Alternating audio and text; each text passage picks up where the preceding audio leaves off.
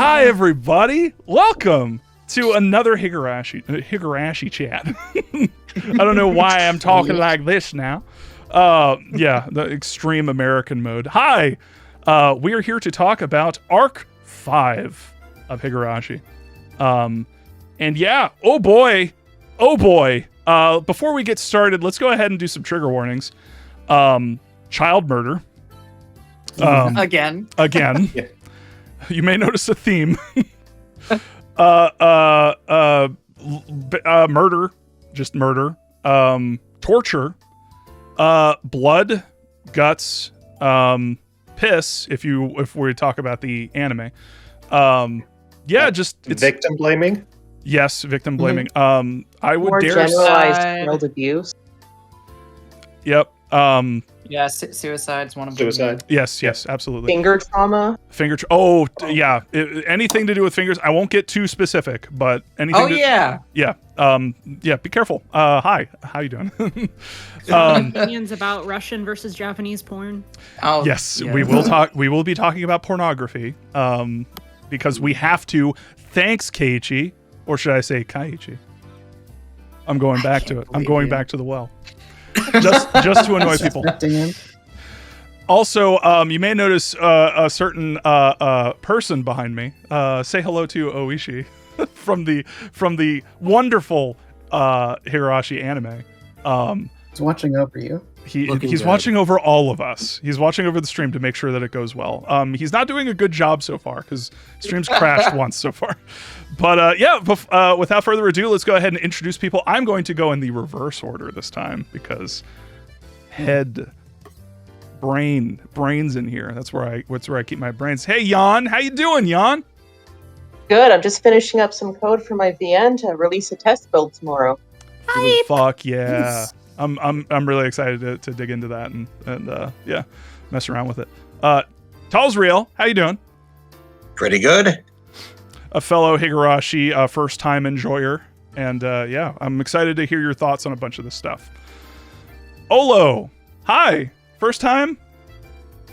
I've been watching the streams. I had class like right at the more or less like an hour before your streams were always scheduled, so I'd missed the beginning. But I finished Higurashi like 6 months ago, and I'm still thinking about it a lot. So nice. Happy to be here. I'm happy you're here. Murder Bear, what's up? Another first timer? Murder is fine and good, actually. I recommend it. Awesome. Meowtroid, not a first timer. Not a first timer. Although this is my first time going through Higurashi, and I will say I finished Meakashi about an hour and a half before stream. You're like me, and with our recording of Goosebumps this week. I read it all and recapped all the chapters in a day, and Nice. I finished the TV episode right before we recorded. So, and I'm in the middle of editing that. So, it's gonna be great. We've got Ludzu. How you doing? This is I've read the VN before, and just excited to talk about how everyone in this chapter died natural deaths and there's no one to blame. I'm excited. You're already right out of the gate with the gaslighting, so I think you'll find a home here. Lara, hi. Hey, hi, Lara, hi. I made that joke before with your name because you've been joining since the beginning, if I remember correctly. Yes, I've been here since the beginning because I have a lot of thoughts and opinions about Higurashi, so might as well share them, I guess. So yeah, I'm excited to see what you thought about Arc 5 and get into it. I'm excited to find out what I thought too. Hey, Jarth Brooks, how you doing? I'm doing all right. I'm coming in blind. Also. Oh hell yeah! Another blind enjoyer. What's up? It's been a ride, my man. Oh man, it's such a ride. Wow. As of this chapter, I knew specific moments coming in. The famous GIF specifically. Yep. So as of this chapter, I'm now officially completely in the woods. It's over. So yeah. Hell yeah. Should be noted, Jarth was originally Hot and Online. I just want to make a note of that for the record. And then they changed their name to Jarth Brooks. And I'm always a coward, sorry. No, I will always associate your little. Is that Goku? Is that your Goku avatar? Yeah, no, that's like the extremely buff Goku Hell that yeah. has like a 16 pack or whatever. Classic. Classic. Oh, Defining Hot and Online right there. We've got ourselves a Gale J.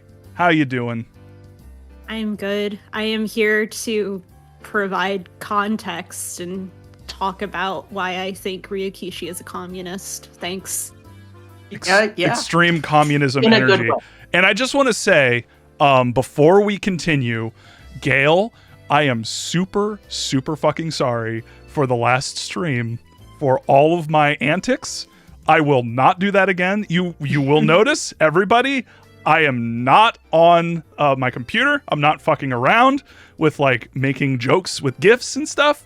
I am going to 100% dedicate all of my attention when you talk to learning about history and appreciating everything you have to say, because it is extremely important and great and awesome. And I love that you're here. And apparently you have a video a video essay that I need to watch as soon as I finish Higurashi. So It's really good. Yeah, I hear really nothing like but good talking things. about the ideal victim, which you can really, really see with Satoko and Satoshi and many other characters. And yeah, I just really like this series and recontextualizing the way that people look at it beyond a mystery story. Absolutely. I really appreciate that you're here to provide that context. It's super important.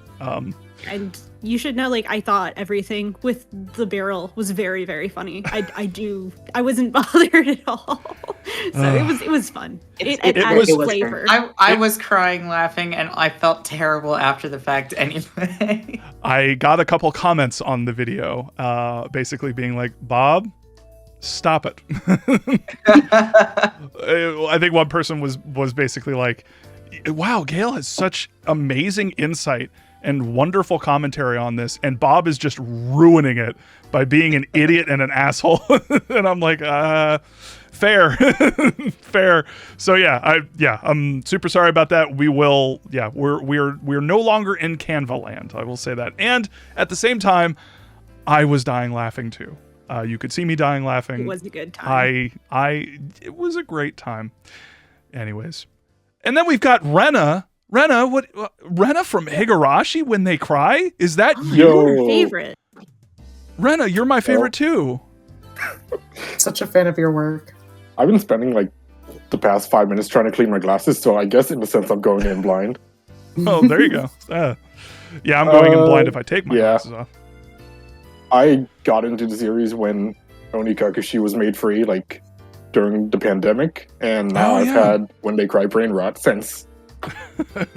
The technical term. Also, I was waiting for you to go Omochikari or something. Is that how you say it? I'm terrible. That's good. I need to do it better. Or at least a how.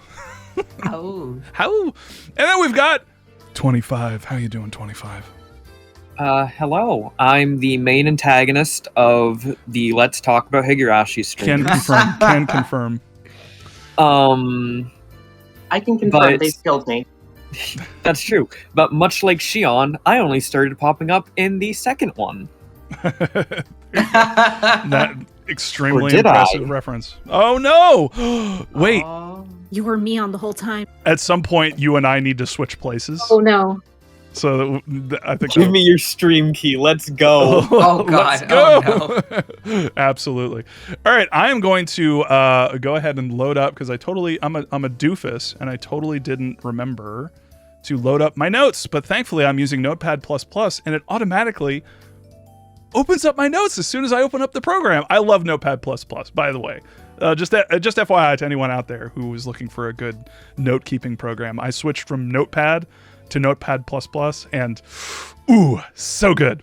Love it. I used to use that during LPs. What's that? Oh, I think I used back when I was text editing screenshot LPs. I used Notepad++.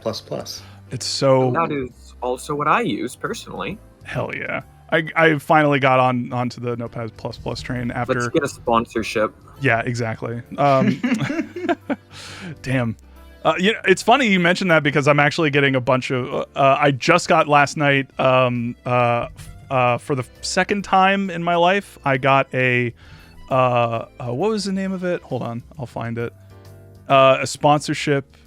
Someone asking for me to sponsor them. Well, I forget the name of it. Oh no, I forgot the name of it. You're a bad sponsor, Bob. NordVPN. Yeah, they're like, hey. Oh yeah. The classic NordVPN. Classic. I'm not going to do it. That's who sponsors the Sonozaki family. There you go. I also shockingly got a Atomic Heart. They want me to do a video for them, and I'm like, I don't do that, but okay. I don't really do that kind of shit. But anyways, it is kind of neat that Atomic Heart wants to do that.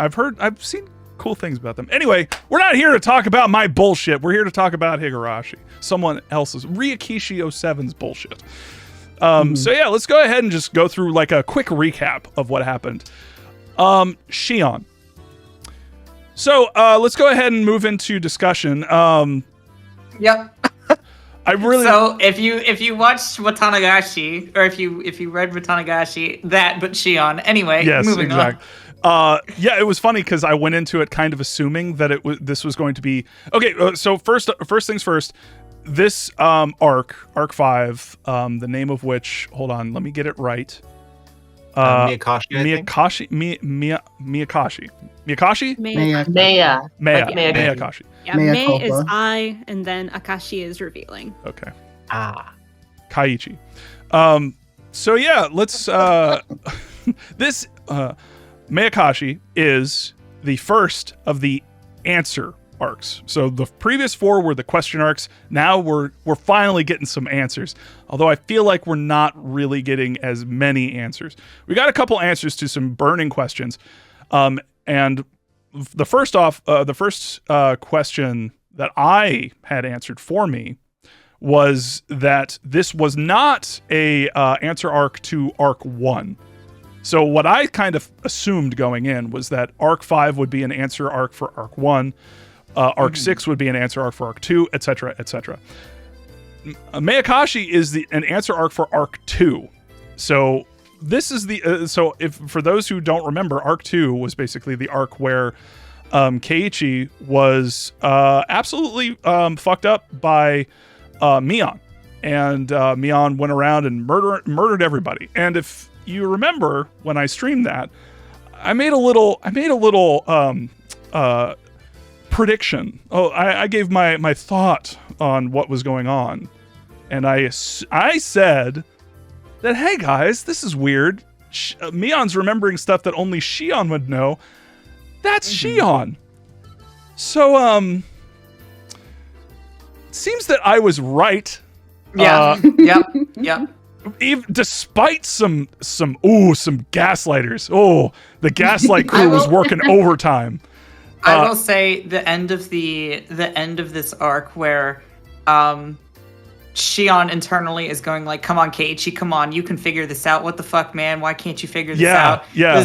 Was incredible. It almost felt like Ryakishi talking through Shion to the players. It literally, yes. It felt like, 100%. I mentioned, like, Ryakishi was really brokenhearted because people just gave up on the mystery at that point, and he was like, how can you not see this? Because it's a really common trope, but unfortunately, he was advertising to otaku.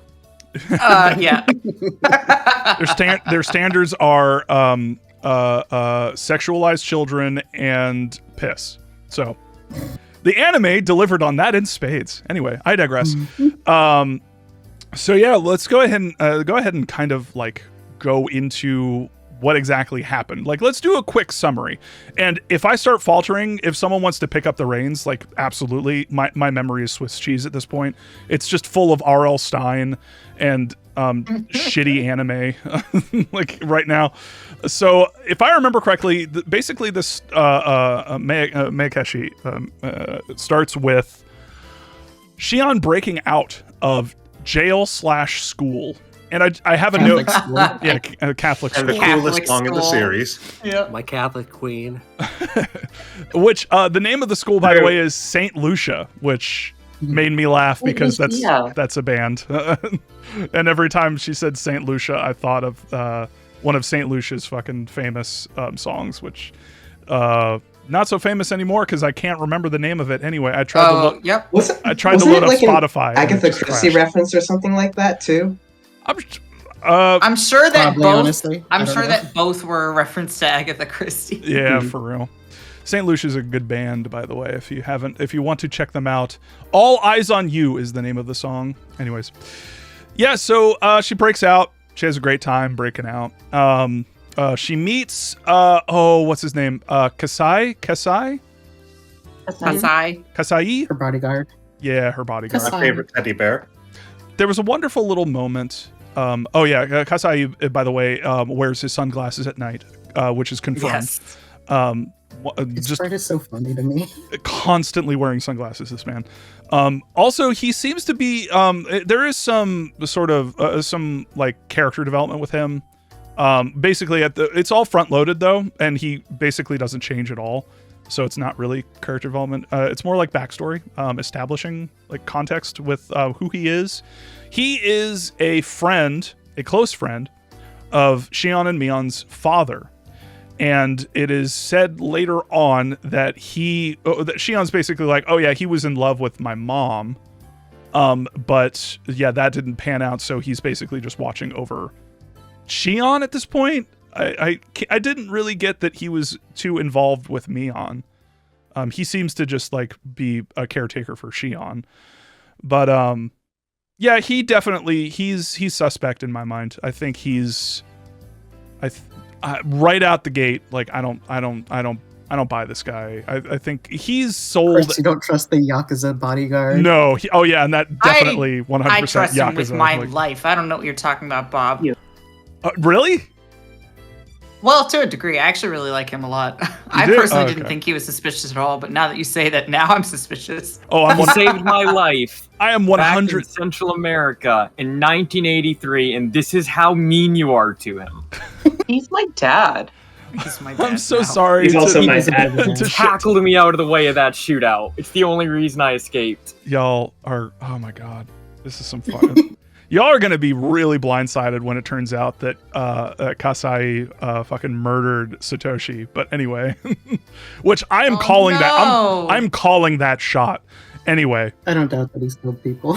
1,000. I'm sure he's killed. I'm sure that the way that they kind of build it up, it makes me think like he did it almost out of, I want to say jealousy. Or maybe like protection, overprotection. That guy has overprotective written all across his body, like in the Yakuza, like fucking. Like actually, that's his Yakuza. Yeah, legitimately. But let's keep blasting through without getting held up too much, and then I'll go through my notes. And but before that, we'll go ahead and just go through everybody and just see how everybody felt about this arc. But yeah, so before you continue, how do you feel about the new song they played? It's good. It's not. Oh man, all the previous ones are really, really good. Like I listen to them every time I load it up. Like Arc 1 through 4. Arc 1 was okay, but I listen to it every time. Arc 2, 3, and 4 are just fucking bangers. Like, oh my god. This one, is pretty good. It's not incredible. You probably. This happens to me a lot where I don't really like a song immediately and then it just grows on me over like this. I feel like you would probably grow on me very like exponentially over time. And yeah. But for right now, like I didn't feel a need to listen to it every single time. But the like crazy thing about these arcs too is like arcs 1 through 4 were all like from music libraries or something like that. They were Yeah. not. That was not composed for Higurashi specifically, and like it just fits it really well somehow. Like every arc from here on has been composed specifically for the sound novel. So yeah. Yeah. And I just want to make a note. I believe in certain contexts, anata or you can be also used to mean like dear, like referring to a loved one. I could Yeah. be wrong, Yeah. but I believe that's the case. Yeah, because it's I've the heard word it used that way. anata, which, like, you know, like in Japanese, you'll have like multiple kinds of way to say I, and there's also multiple kinds of way to say you.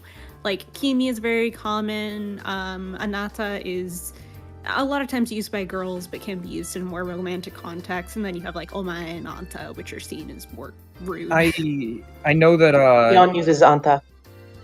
I on love that some for you. on some like official releases, even I believe that song is called "Dear You" in English. Like that Oh. is Correct, an yeah. official English localization. There's a bunch of them. Localization and translation are just fucking fascinating topics. It's really, really like I need to do that. Actually, I need to dust off that video essay I was working on. Need to contact some old. This is the perfect chance. No. No. I've got one video that I need to do anyway. But anyway, Really? What's it called? I've got the tally board right up here. No, I'm ready. no, you will not trick me. Garfield. There. But yeah, so so basically the rest of arc 5 is basically Shion. She goes back home. She's basically hiding out, and she contacts Mion and says, hey, I'm back. And Mion's like, what the fuck? I thought you were in school. And she's like, no, fuck that place. I'm actually kind of fucking badass. Shion's actually kind of fucking badass, guys. I don't know if you know this about her. Just kidding. Everyone who met Shion knows that she's a badass, like, immediately.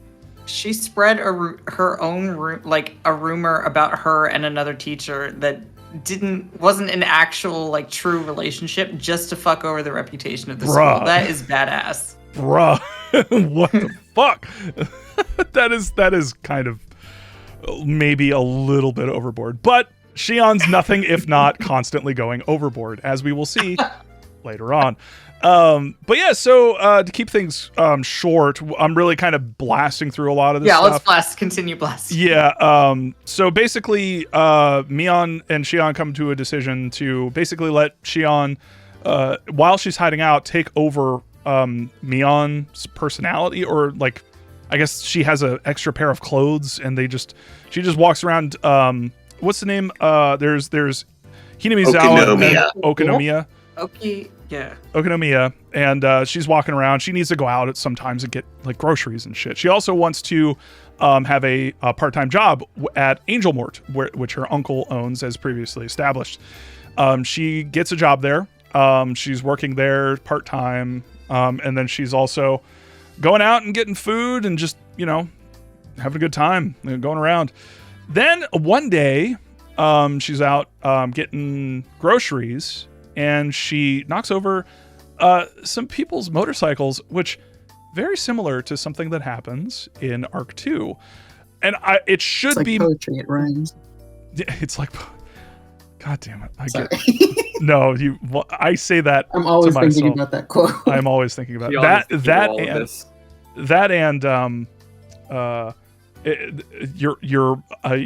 you didn't notice it, but your brain did. Those are the two quotes that I think of. But anyway, so it should be noted that this arc, at least at the beginning, at the start of it, is 1 year before Arc 2, which you don't really know until this moment happens. Well, you can kind of infer, but this is when it's like, oh shit, it's completely fucking different. And also things are happening, like they're repeating themselves. It's weird. So Shion, dressed as Mion, knocks over some hooligans' motorcycles, which, if you watch the anime, one of these dudes has a straight up swastika for a hairdo. Like, oh my god, it's just a swastika. Anyway, I'm not going to show that for reasons. It's relating to something else, I believe. It's like some Shinto other thing. I think original Shinto. Mark. Yeah. I think Gail mentioned mentioned that. Yeah. I'm sorry. Yeah. The thing with like the swastika and Yeah. how it gets referred to as other things. Yeah, like they had to during the most recent Tokyo Olympics, like they had to go and edit like a bunch of maps because tons of Buddhist temples are marked in maps with like the hang cross swastika, which is different from it's basically reverse of what the Nazis used. But the other thing though to keep in mind is Japanese bozozoku, I believe it is, are super heavily influenced by 1950s biker gangs, which are notoriously right wing. So it's a coin flip. Gotcha. Well, so that happens. It's incredibly fucked up. It's funny because next to the dude with the Iron Cross swastika is just a dude with a pompadour, like a really exaggerated like pompadour. Pompadours are the biker haircut. Yeah, those are very common. It's like Yankee culture. Yankees and other stuff like that's super popular. Legitimately looks like a JoJo reference. I was gonna say, is it Josuke? Yeah. Every time I saw him, I was like, is that Josuke sitting next to fucking Biker Hitler? Like, what the fuck? Anyway. Biker Hitler. Biker Hitler. But yeah, what happens is Shion, dressed as Mion, gets in trouble. And then she starts to act. She's like, oh, these guys are idiots. I can't even understand what they're saying. Remember from Arc 2? It's almost like they're the same bikers. But yeah, she's like, oh, I'm just going to pretend to cry. And then they'll fuck off. And then I can maybe, figure out some way of getting out of this situation. Basically, she has it under control. She has the situation under control. And then a little boy shows up, a little tiny boy, a short king shows up by the name of Satoshi. Satoshi! We finally see Satoshi. Satoshi is a short king. He has adorable blonde hair, just like his sister, Satoko. And immediately he's like, hey, unhand her, fiends. I specifically remember him like having a shaky voice, or being described with like a shaky voice. He clearly hasn't done shit like this before, and that kind of makes Shion kind of go like, wow, that's actually really impressive. If he sounds super scared, and he's clearly fucked up and hasn't done this before, and yet he somehow mustered up the courage to do this. So I love him. He's great. And that, like, immediately just like, wow, this guy's kind of cool. And then, he gets his shit kicked in by the fucking Nazi bikers, by the JoJo Nazi bikers. And and then basically they fuck off, if I remember correctly. I don't think anyone like gets back up, or maybe there are some people that show up. Basically, Satoshi runs interference. They focus on him instead of on Shion/Mion. And then when they've had their fill, or when people come, they jet. And then Satoshi gets up and said, hey, you okay, Mion? And Shion's like, oh, right, yeah. I'm good. This must be one of her friends. This must be Satoshi, I think. And then it happens. It happens. The defining thing about this entire arc happens.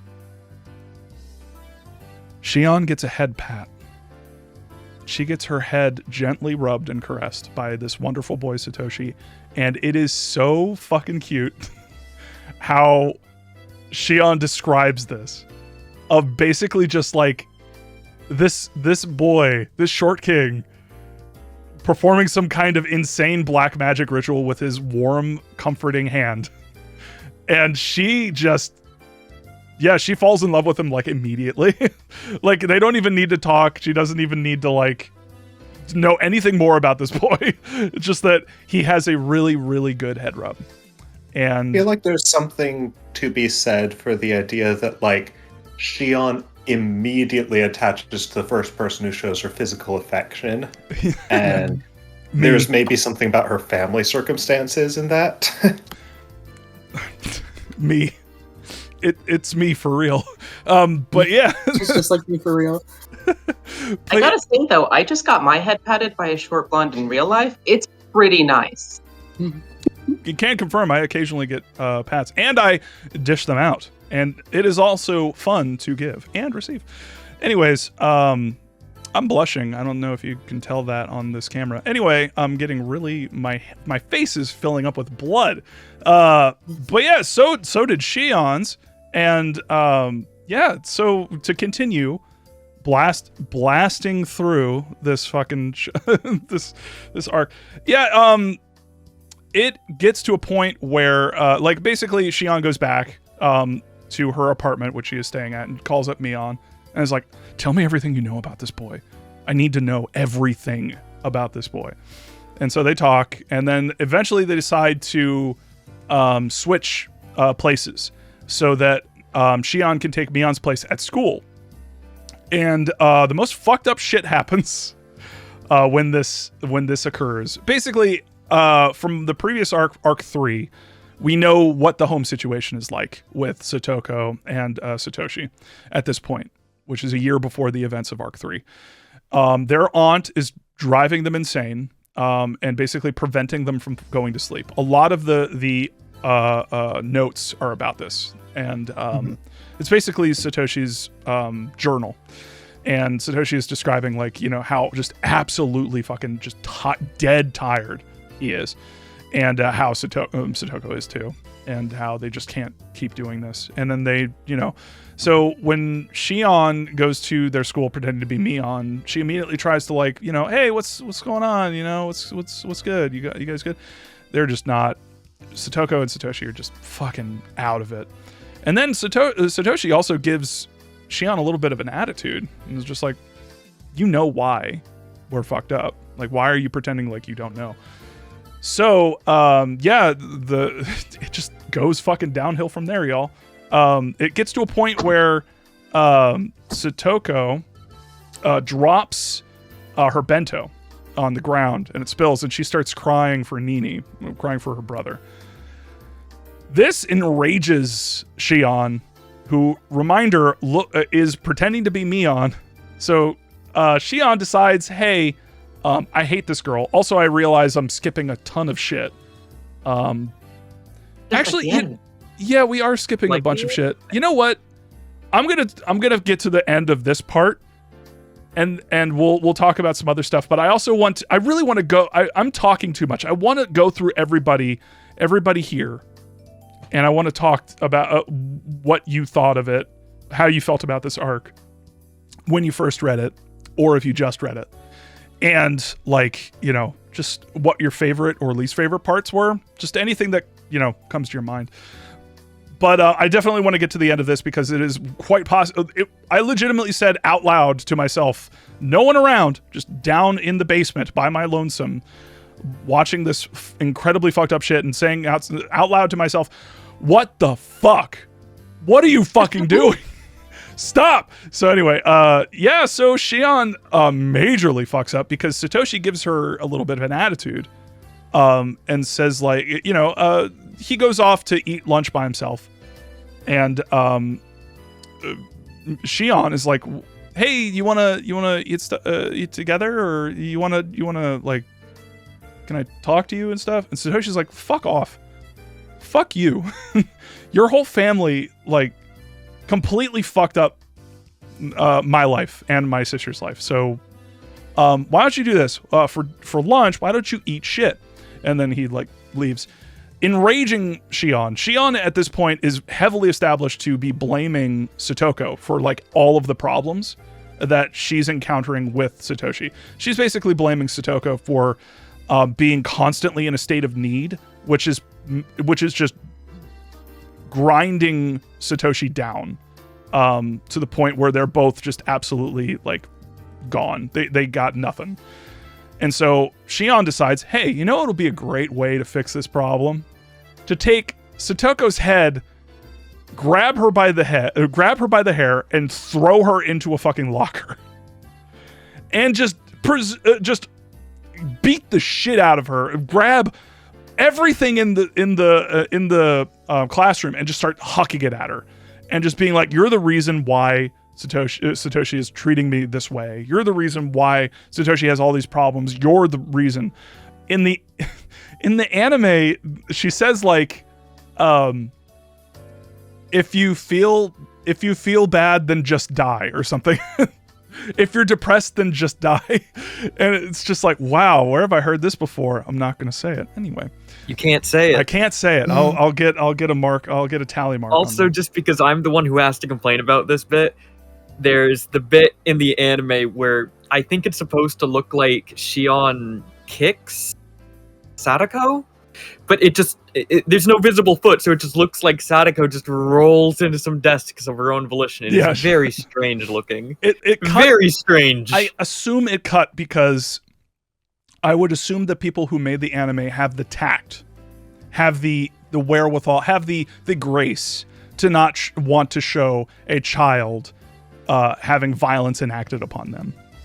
I don't think that's true. I don't.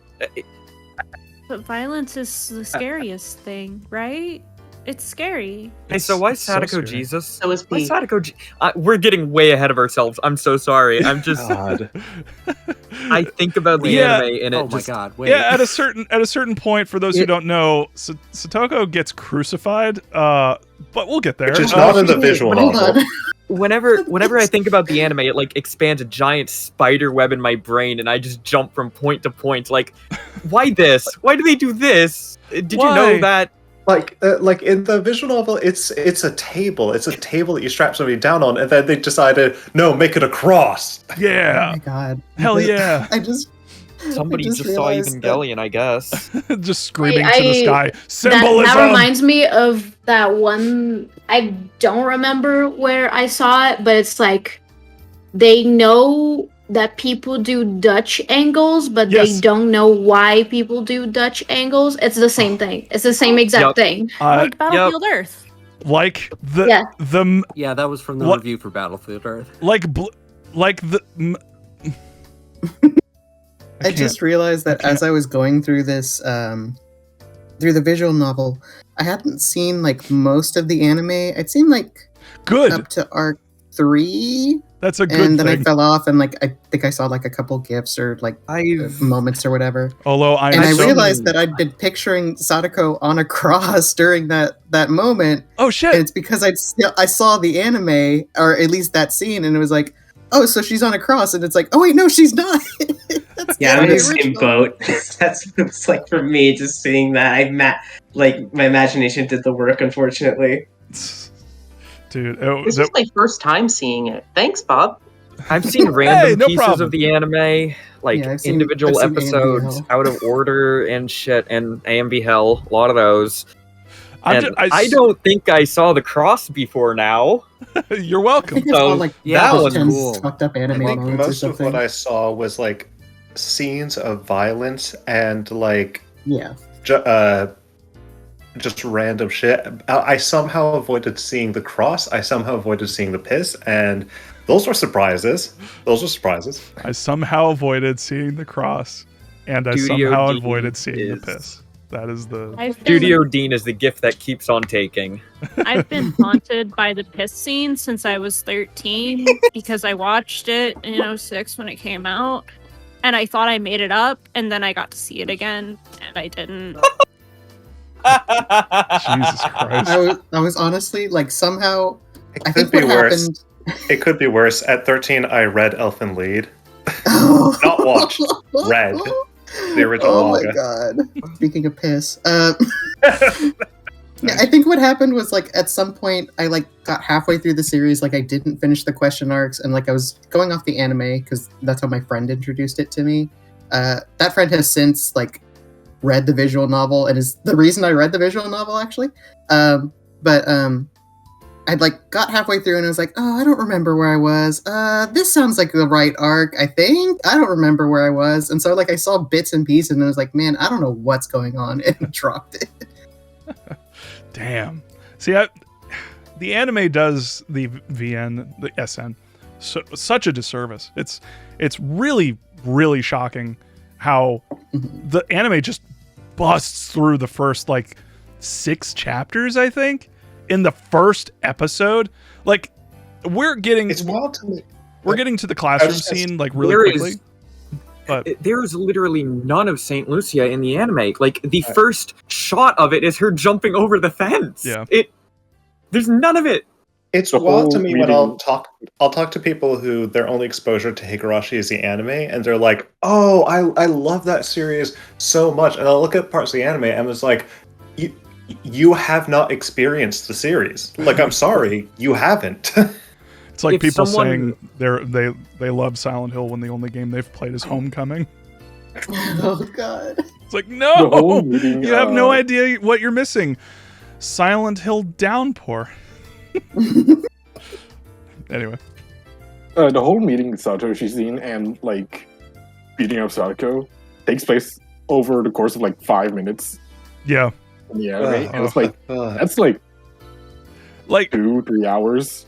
I'm in the end. I'm blasting through a lot of this description, but like the descriptions of Shion, like describing how it felt, like how she feels about Satoshi, are like crucial to understanding her motivations throughout the entire arc, through entire like multiple arcs. Like arc 2 doesn't make any fucking sense if you don't realize that she has been nursing a year-old wound when it comes to Satoshi, and the way she describes how she feels, it's so lovely at the beginning, and then it just tumbles. She just loves this tiny man, this short king, just absolutely head over heels with this little guy, and everything branches out of it. And in the anime, it's just off to the fucking races. They don't, like, she gets her head patted once.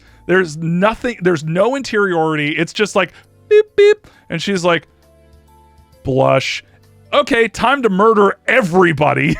Like, god damn, like, holy shit. Anyway, Who hasn't been there before? It's true. It's nothing if not realistic.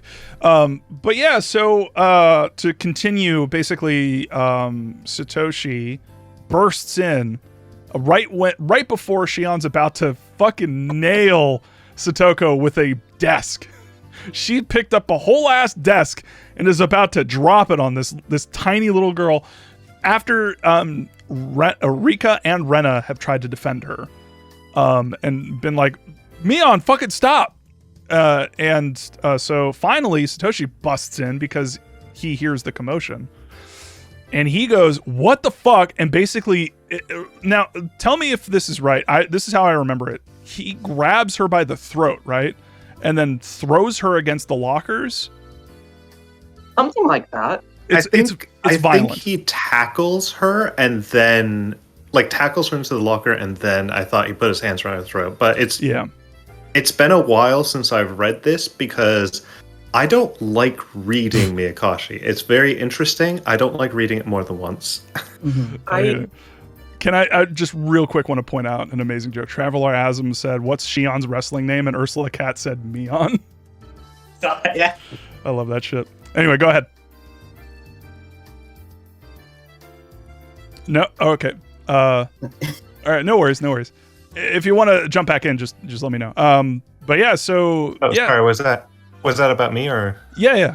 I was just saying that basically that, I really enjoy Meakashi. I don't enjoy reading it more than the first time. Yeah, I can imagine me having it. I really enjoy aspects of Arc 3, but I don't enjoy kind of the I don't know. Going through that's the problem with really effective media. It's that it's like a really good sad movie or a really good depressing movie. Yes, I do want to experience it at a certain point, but past that, it's this is you can be too effective. You can be too good at what you're doing that you can just ruin an entire fucking day or week by, I mean, this is why we have trigger warnings and stuff, because it really is affecting, and that's a good thing. It's good. A friend of mine, I was just gonna say, a friend of mine just finished chapter 2, and he said he literally had nightmares about being stabbed because of the ending. Fuck yeah, hell yeah. But yeah, I was just kind of saying that it's good to be affected. It's good to know that you can be open enough to be affected by media. That is a good thing to focus on and nurture. Anyway, but yeah, so this child is attacking this other child after she attacked a smaller child. Which we'll talk about Ryukishi's musings on this at the very end, but it gets worse. Don't worry, it gets worse. So yes, Satoshi is like, hey, what the fuck? And it's really She's doing all this using her sister's identity too. She's like ruining her image and attacking her sister's friend. Yes, it's crazy. It's like, fucking, what are you doing? Like, it's so amazing when you realize that, like, she's just losing her shit because she really just likes this boy, and she's doing all of this because she just wants to get closer to him. And by trying to get closer to him and trying to help him in the most ass-backwards way, just the most fucked up imaginable way, she accidentally creates a rift, almost an irreparable one, between them. Because at this point, Satoshi is like, what the fuck? Like, fuck you. You know, what is with you and your fucking family? Just trying to make my and my sister's lives like utter shit. Like, fuck off. I don't want to have anything to do with you. You're a piece of shit. I think it might even go just beyond just liking him and more like what he represents in her life and what she has lacked up until that point. Absolutely. Yes, there is that other That was kind of why that's kind of why I mentioned the physical affection, because you kind of get the feeling that Shion has lacked a lot of like emotional intimacy in her life, and as soon as Satoshi shows any, she cannot live without him, you know. Right. Literally.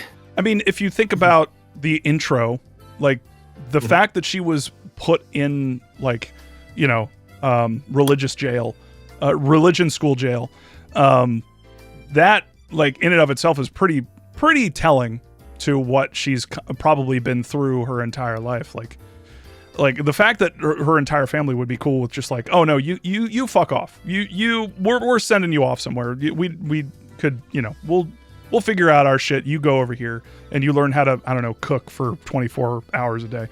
And then she comes back and then she gets, that's the other thing. Like her entire relationship with Mion as well is like, you know, all over the phone. Like it's all kind of metaphorical. Like even if these people in her life really do care about her, like they're either postured or put into a position where they can't really show that affection like overtly.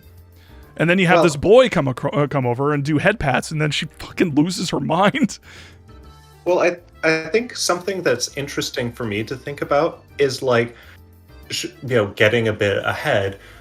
Mion should be the older sister to Shion, you know, but just based on, you know, like the roles they end up being assigned, but she can't be, partly because she has her own emotional vulnerability and partly because of her position. And so, and partly because she's not. Well, I was going to say, you kind of see like, basically, I see a measure of jealousy for Shion, or with Shion and Satoko as well, because you see her go, why doesn't Satoshi show me the same affection that he's showing you? And it's like, because he's Satoko's bit older brother. Right. But she can't process that. It's like, I want a Satoshi in my life. Yeah. Yeah, totally. Like, there's also like, I think she like projects a lot onto Satoshi too, as like, like we're talking about how he's like this innocent boy or whatever. And like, I think she actually sees like this innocence within him, and that he needs to be protected in a way that no one would like protect her from what she was facing, basically. Yeah, there's a lot to sort of read into there. Or just her, I mean, her family relationships are so fascinating. Like every single one of them. The Sonozakis are fucked up. Yeah, no, it's that definitely seems to be. I have a ton of notes on that. I have so many thoughts here. Yeah, my fingers in sympathy pain. You might want to say that the Sonozakis didn't quite nail it. Thanks, God. Anyway, one thing I always like to imagine after that classroom scene, what the phone call with Mion started like. Like, how do you even open that conversation? Like, hey, sis, thanks for letting me take your place at school. I might have fucked things up beyond repair. Your reputation may be irrecoverable. Just yeah, my bad on that one. No, I might have tried to kill a small child in the middle of class. I'm imagining Mion just out there in the middle of her day, and suddenly in her heads-up display, she sees like a vilified reputation report appear, and just, what the fuck happened? I want to see Shion dressed as Mion smashing Satoko with a desk, and then just a little thing in the corner that says, Satoko will remember that. But yeah, so to kind of backtrack a little bit, because basically, yeah, they have a phone call and they kind of figure everything out. And then for some wild reason, Satoshi calls to apologize to I wanted to ask you why you thought that was. What's that? I wanted to ask you why you thought that was. I feel like there is a reason. I don't remember if it's ever specified. I can read into it. I wanted to know what you I think that all right, I'll just do it real quick. I wanted to go back to the Rena and Shion meeting. Sorry. But yeah, no, it's not your fault. It's mine. I totally blanked and skipped over that, which is an incredibly fucking crucial scene, especially to establish Shion's jealousy of Satoko. But no, to answer your question, basically, I read it as Satoshi was basically saying, like, to Shion, who he thought was Mion, that, like, you know, you're the reason. Like, not the Sonozakis, you, as Mion, are the reason. Because he kind of knows, as far as I know, that Mion is kind of the head of the Sonozakis. And so he is basically saying, you, Mion, are the reason why we were treated like shit. Because you are the head, are you not? Like, you're the one who's instigating all this. Like, all of these rules and shit are coming from you. And you, at any moment, could say, like, don't harass the Hojos. Just stop. Everybody stop. But you don't. And we're treated like shit constantly. And basically, fuck you. And so, in saying that, I think that's why. That's my read. That he was calling to apologize for that.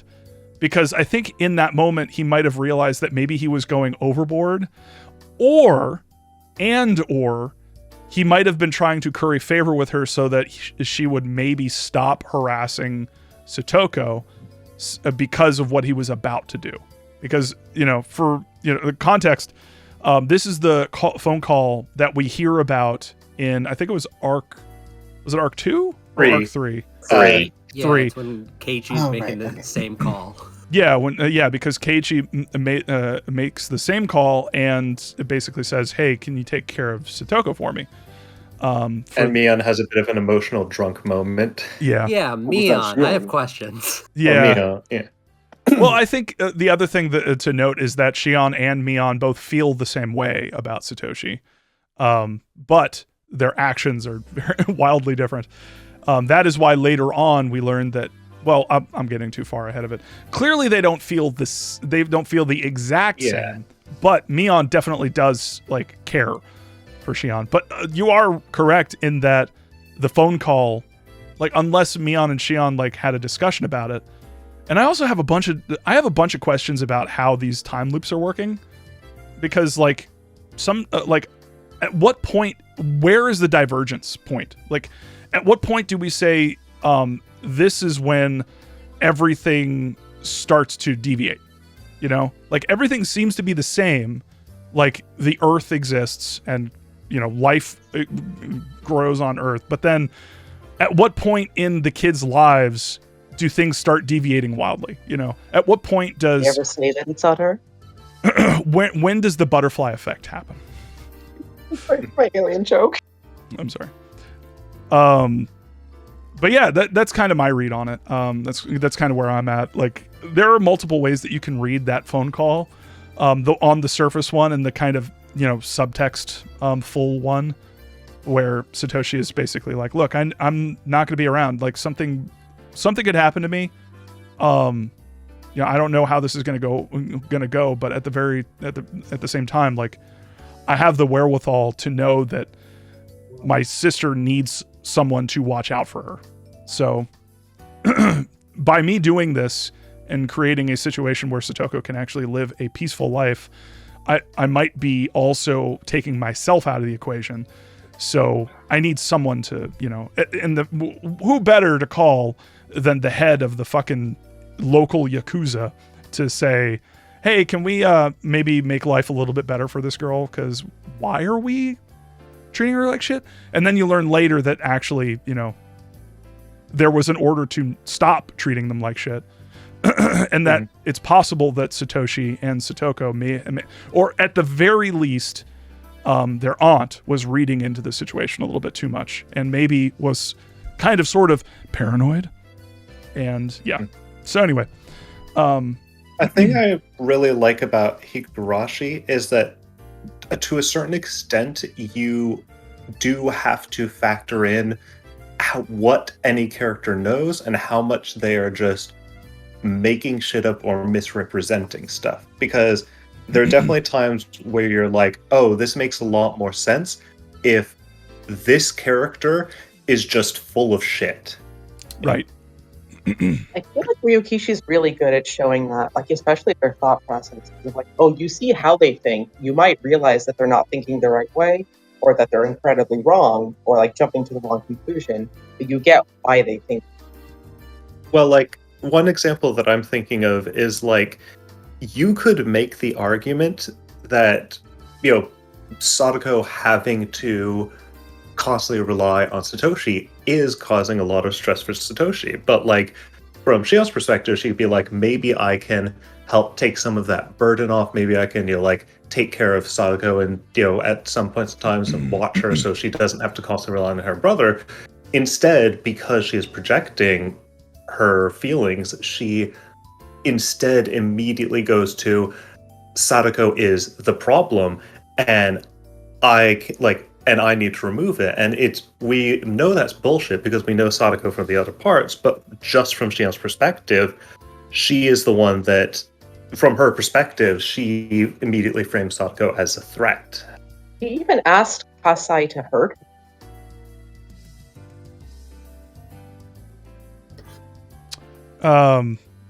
Sorry, I couldn't. What did you say? Sorry. She even asked Kasai to hurt her, to hurt Satoko. Like, she outright asked him at one point early on. I don't remember that. Yeah, I'm not sure I remember that part. It was before Satoshi called. Yeah, it was specifically. And then she plays it off as a joke. Yeah, it was specifically in reference to Satoko and her aunt being the people that would be demoned away. Yeah. I took that more as like a do something about the aunt, but then playing it off as a joke. I didn't really see it as a get rid of Satoko, but yeah, no, you're. She explicitly says Satoko. Oh, okay. Well, that's what you get for not knowing the difference between broccoli and cauliflower. I'm sorry. You just fucking get got. Anyway, but yeah, both siblings don't. How could you not know the difference? Anyway, I think, the fan theory about that is that they're colorblind, possibly. Yeah, I heard a fan theory that both Satoshi and Sadako might be colorblind, and that might explain why they can't tell the two apart. Yes, that is. I actually thought the exact same thing. Yeah. Well, that would explain that. Yeah, you'd have to go through the rest of it to figure it out. But anyway, I've kind of just accepted that one as headcanon at this point. Yeah, same. Yeah. It's explicitly clear that they're colorblind. Wait, is it? Is it? There's like multiple, there's a reason that comes up so often, and I would even say that the Higurashi Go anime has a joke explicitly about that. I haven't seen the Go anime. I've recently gone through all 8 chapters and Higurashi, and I don't recall them ever saying that explicitly or anything like that. I don't think they have to explicitly say it. It's like he doesn't need, like, he explicitly says at one point a certain character has like very specific mental illnesses, but like in Umineka, for instance, there's a character that is basically explicitly autistic, but he doesn't want to call these things out. Right. Especially yeah. things like with color blindness, there's a lot of different kinds. It's like not relevant to the plot really. It's just him wanting to include like struggles that kids go through that they don't get properly diagnosed. Yeah, that totally makes He has a sense. specific intent in mind, but doesn't label it. Mm-hmm. Which is, I guess that's why I felt so sure of it. Okay. Yeah. which is a really, I appreciate that so much.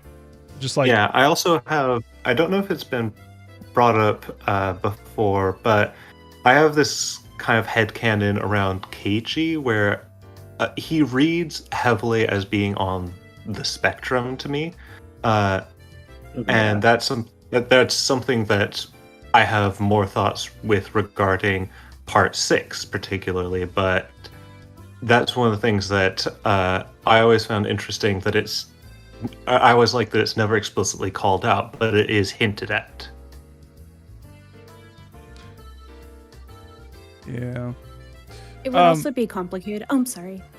No worries. Yeah, I just wanted to kind of go through. I want to talk about the Renaissance, but I also want to hear more. I want to talk to y'all. I want to actually call everybody out like individually and just kind of get your vibe check for this arc and see how everyone's feeling. If we're feeling good, if we're feeling eh.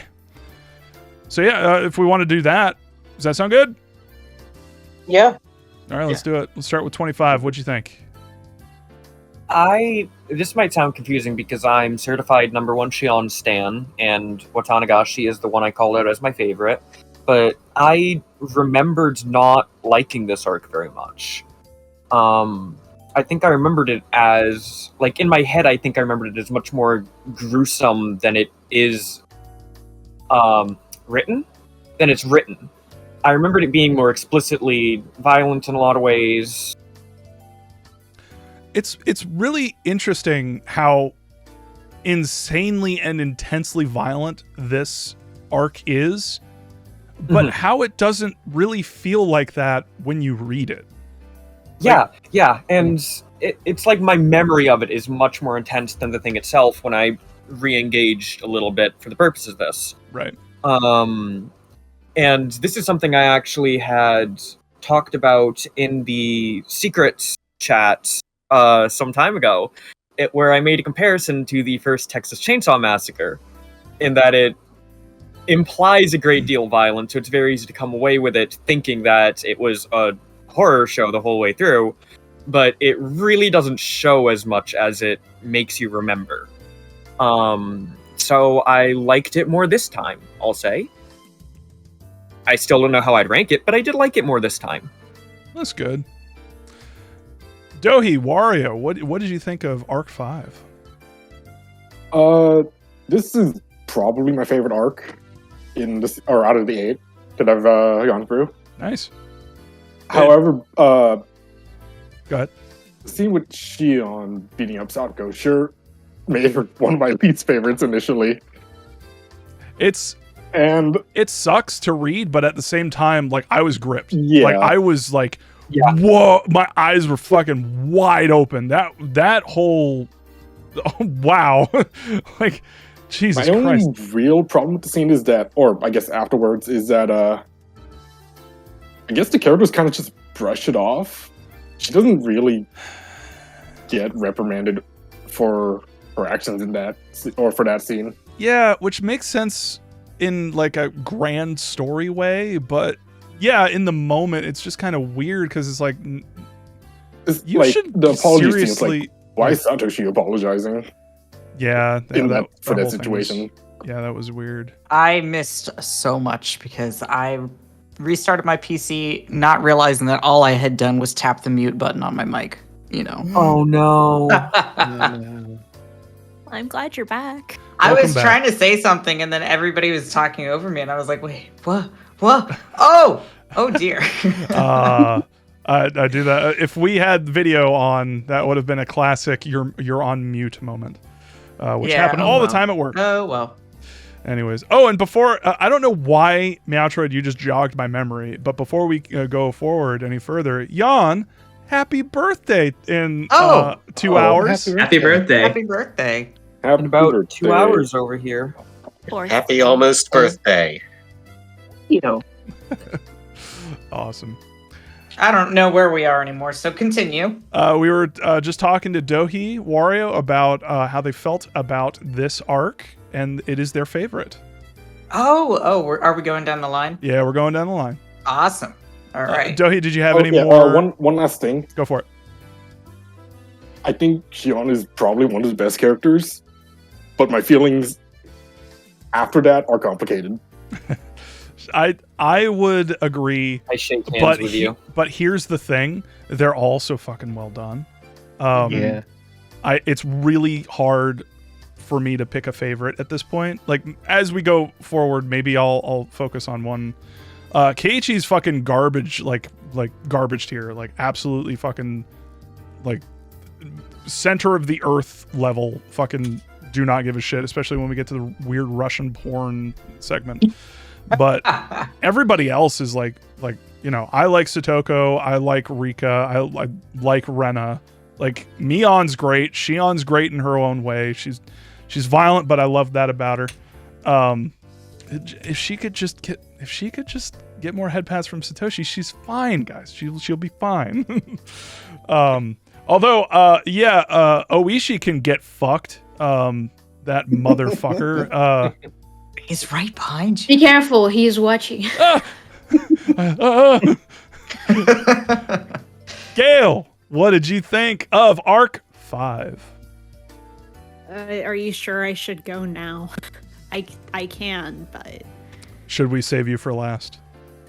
I mean I'll go ahead. I think Arc 5 is very good. I think it is the best written in terms of how concise it is. I think that the longer time that he took to write this one gives it an incredibly... It gives it a very good mouthfeel, we'll say. Right from the start, you can feel an intense difference from anything with Keiichi and Akasaka. Shion has an incredibly defined internal world that is soaked in melancholy at all times, and every single aspect of how she processes the world and how we have to engage with her as a reader to try to untangle her twisted perceptions. Fantastic.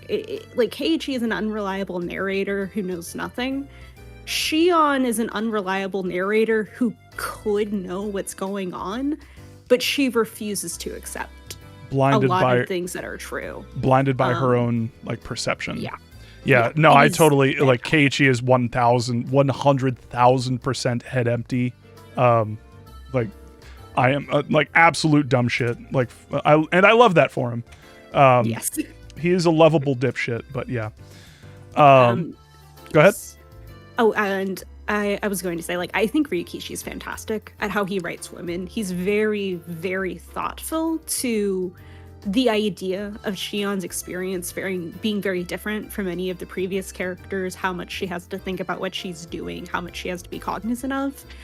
And it's not in a way of like, oh, girls and boys are different, but rather like different priorities in many ways. And I think he even captures that with Satoshi, who's like in a system of intense victimhood without any privilege, whereas Keiichi has a ton of privilege. He has parents with money. Satoshi has none of that. So it's I find all of that very interesting. And the best part of how Keiichi is described is he doesn't even realize at a certain point how people view him as rich. Like he's like at a certain point, I think it was like in arc 1 or 2. Arc 3 when they were talking about Arc 3, Satoko. yeah. Yeah, and he's just like, wait, what? And they're like, dude, you live in a mansion. And he's like, oh, I guess I do. Yeah, you fucking idiot. Anyway. Like a very new house, a very modern house, one that has fucking central heating and air conditioning. That is like a big thing in Japan is like a lot of households don't have like ovens still, and other things like are not super common. That's why kotatsus and like you know, like the heated table with the blanket, that's why those are so popular. And it's like more and more housing has that. It's just kind of like the structure of it was never really centered around that. And then Keiichi moves in with a super modern place and is like shitting on Mion, even though she has an incredibly complicated situation in terms of like the cultural implications to their town of what she can and can't do. And so that's like another thing that you see coming out with Shion, where you do see Mion has to control herself. I would describe Shion as like the id, and Mion is like the super ego, and together they can be very consistent, very vital. But when they're alone and separate, like Mion doesn't take action, and Shion takes too much action. Shion is incapable of holding herself back, whereas Mion holds herself back too much. She's too invested in that idea of reading the room. She's too invested in that idea of needing to know her responsibilities, even though as a person, day-to-day life, she is constantly acting out. She acts like a boy. She acts very tomboyish, while Shion speaks very politely and acts like a proper girl. In reality, like, everyone around them views them the opposite of how they act.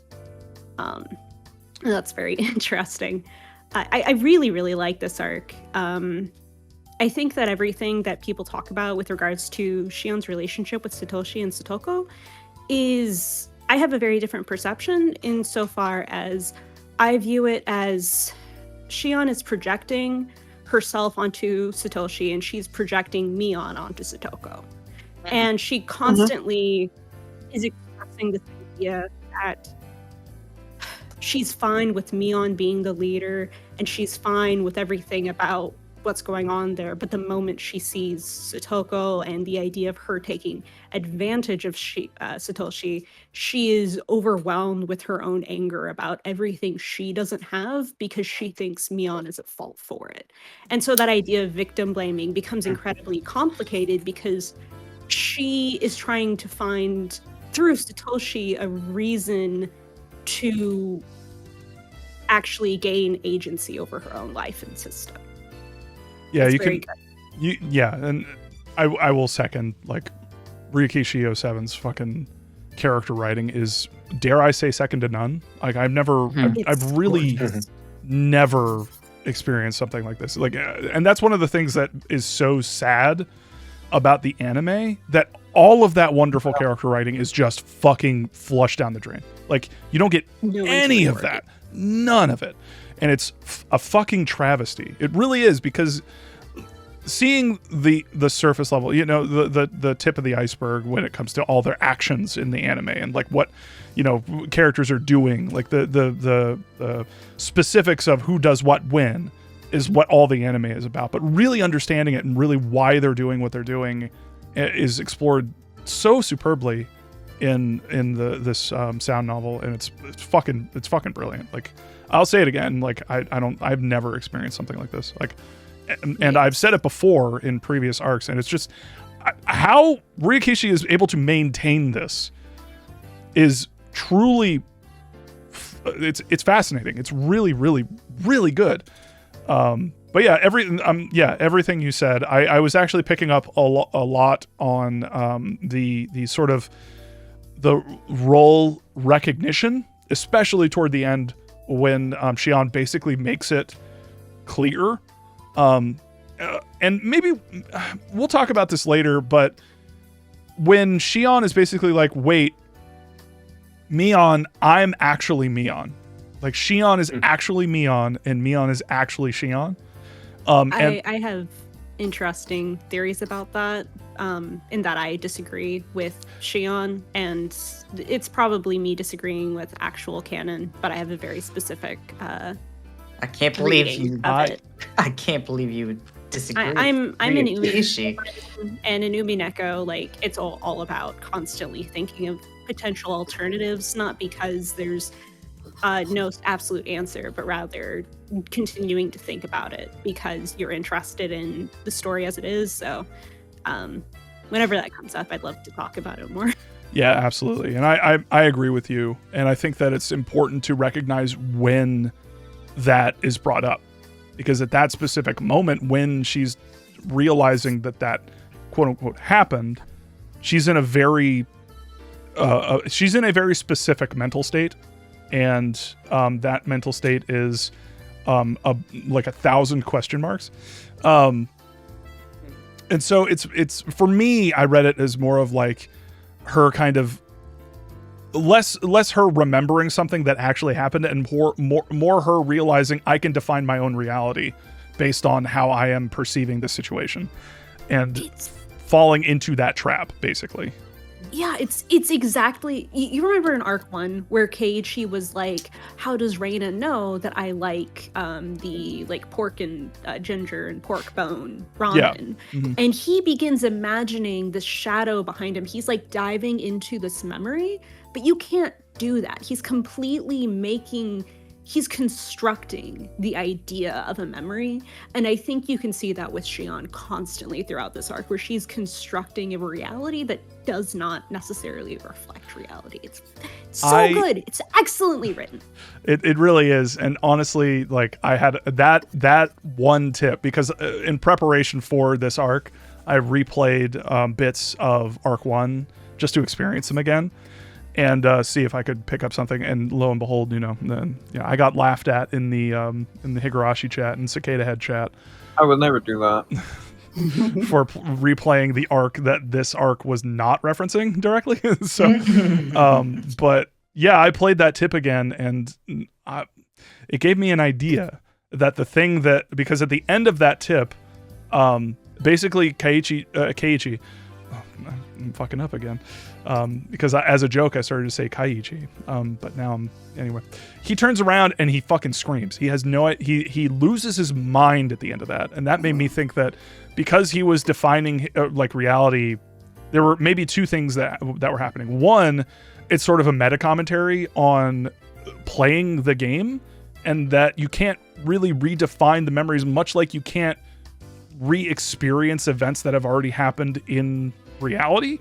But we're doing that in the game, so maybe this was like a microcosm of that, and that in Keiichi's like sort of dying moments, he was able to sort of tap into that, and by doing that, when he turned around, because he was creating reality like in this dream state, and when he turned around, he actually saw us, the player, like playing the game. Like he somehow he managed to see past the fourth wall and into the fact that everything that he's experiencing is like sort of a gamified version of a reality.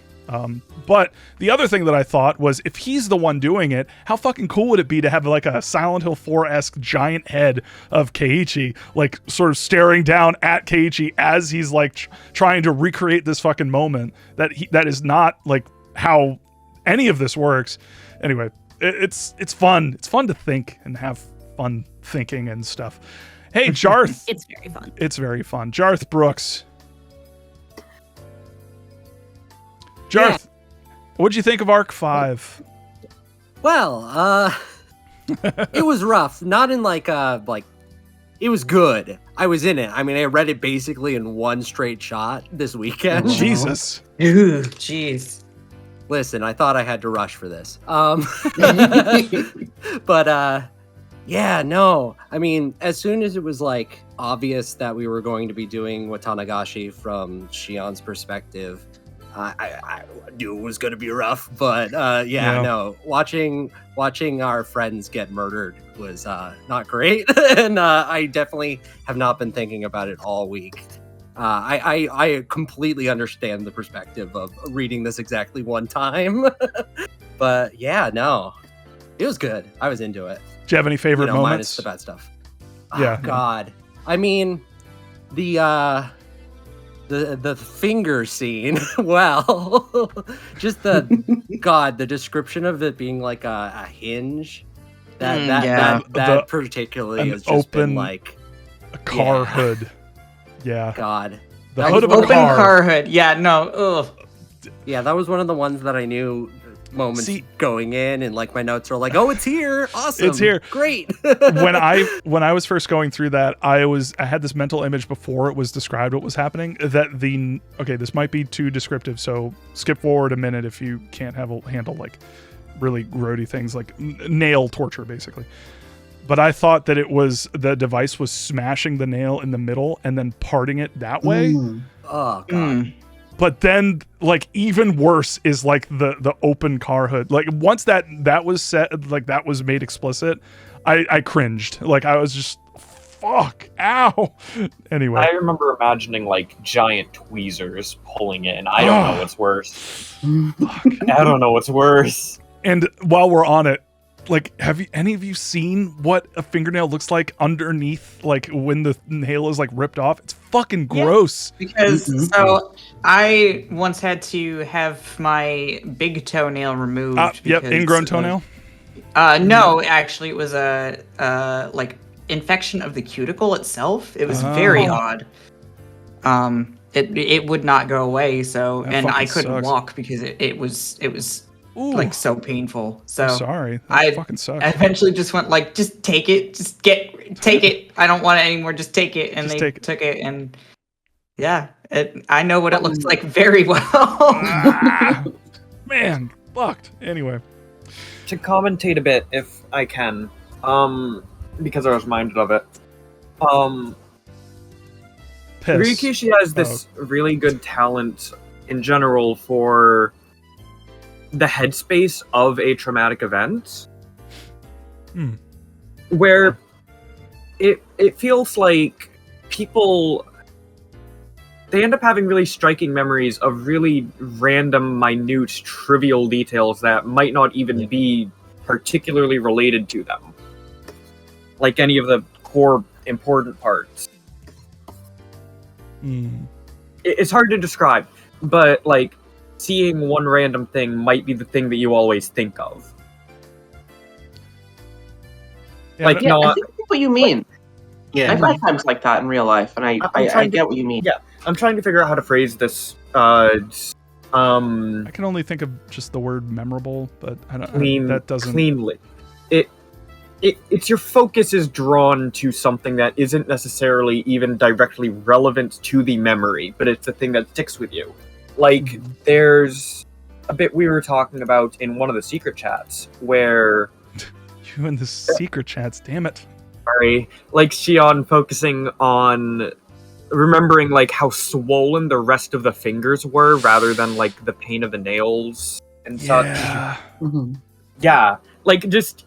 Like, you think about weird shit. You remember weird shit more than anything else. How do you fucking write like that? Like, is it just a bunch? Is it just like a shit ton of research? Is it just? I mean, like when I was hit by a car when I was younger, I remember like watching it leave because they just fucking left the scene, and I remember they wrote like like teenagers write on the back window of the car.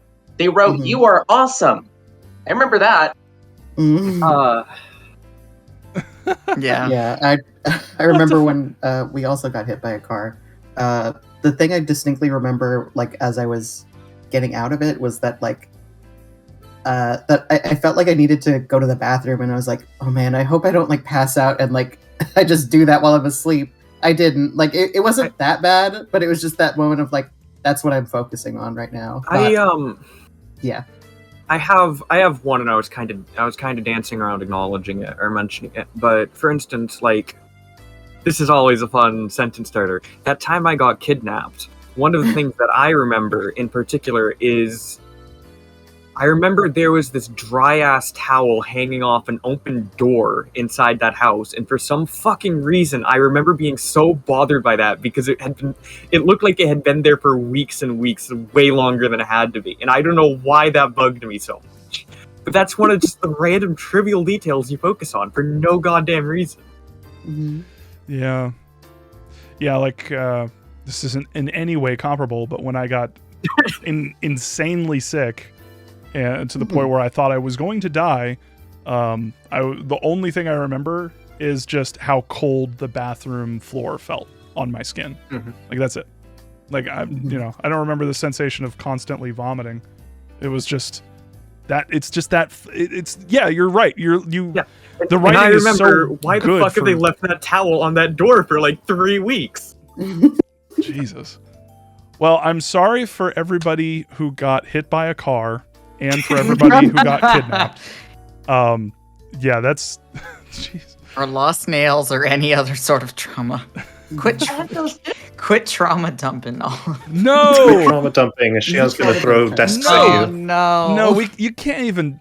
Like, let's not even joke about that shit. No. 25, absolutely not. No, let's trauma jump. Trauma jump, yes. Trauma jump to conclusions. I don't Who's know. next on the list? We've got ourselves a Lara High. All right, what'd you think of Arc Yeah. 5? Yeah, so I think in general, I believe Arc 5 is pretty much one of the best in terms of writing. Because I feel like none of the arcs are bad, but this arc is just like so tight in terms of advancing what happens. It's like you don't have like literally a second to stop. You can stop if you like save and quit the game, I guess, but if you just continue on and on, it's like it really goes in a straight line and it just speeds up until the very end, which I think is just really fantastic for the first answer arc, of course, because you get very antsy about finding out what the fuck is going on. So yeah, it's very satisfying in that way, but also there's a lot of, in terms of like, it's very deliberate with the way it introduces Xion, and I think it really, really helps to give her the interiority that she deserves. And, you know, Gail mentioned this, but like, it's very, very, like, it's very understandable. You immediately understand Xion, even if you've never been inside her head, quote unquote, before. So it's like, she is immediately relatable to you. Not in a way that it's like, oh, I know exactly what she's been through, but she's like, she's a person. You might know someone like her because she just feels very real from the first moment she's introduced. And then I wrote some notes here. I just wrote Rika rules with a Z because she does. We'll get to more specifics about how she Satoko rules. has a worse time and Keiichi has a bad time because Satoko can't get a single second of rest in this goddamn city. Poor Satoko, goddamn it. Satoko. And yeah, and I think just like the relationship between Mion and Xion is just one of the most interesting things I've ever seen. It's like, it's so well developed because you get to know Mion a lot through the beginning of Higurashi, and then you get to Xion and it's like, wow, holy shit. It's like there's this other part of this world of the Sonozakis that you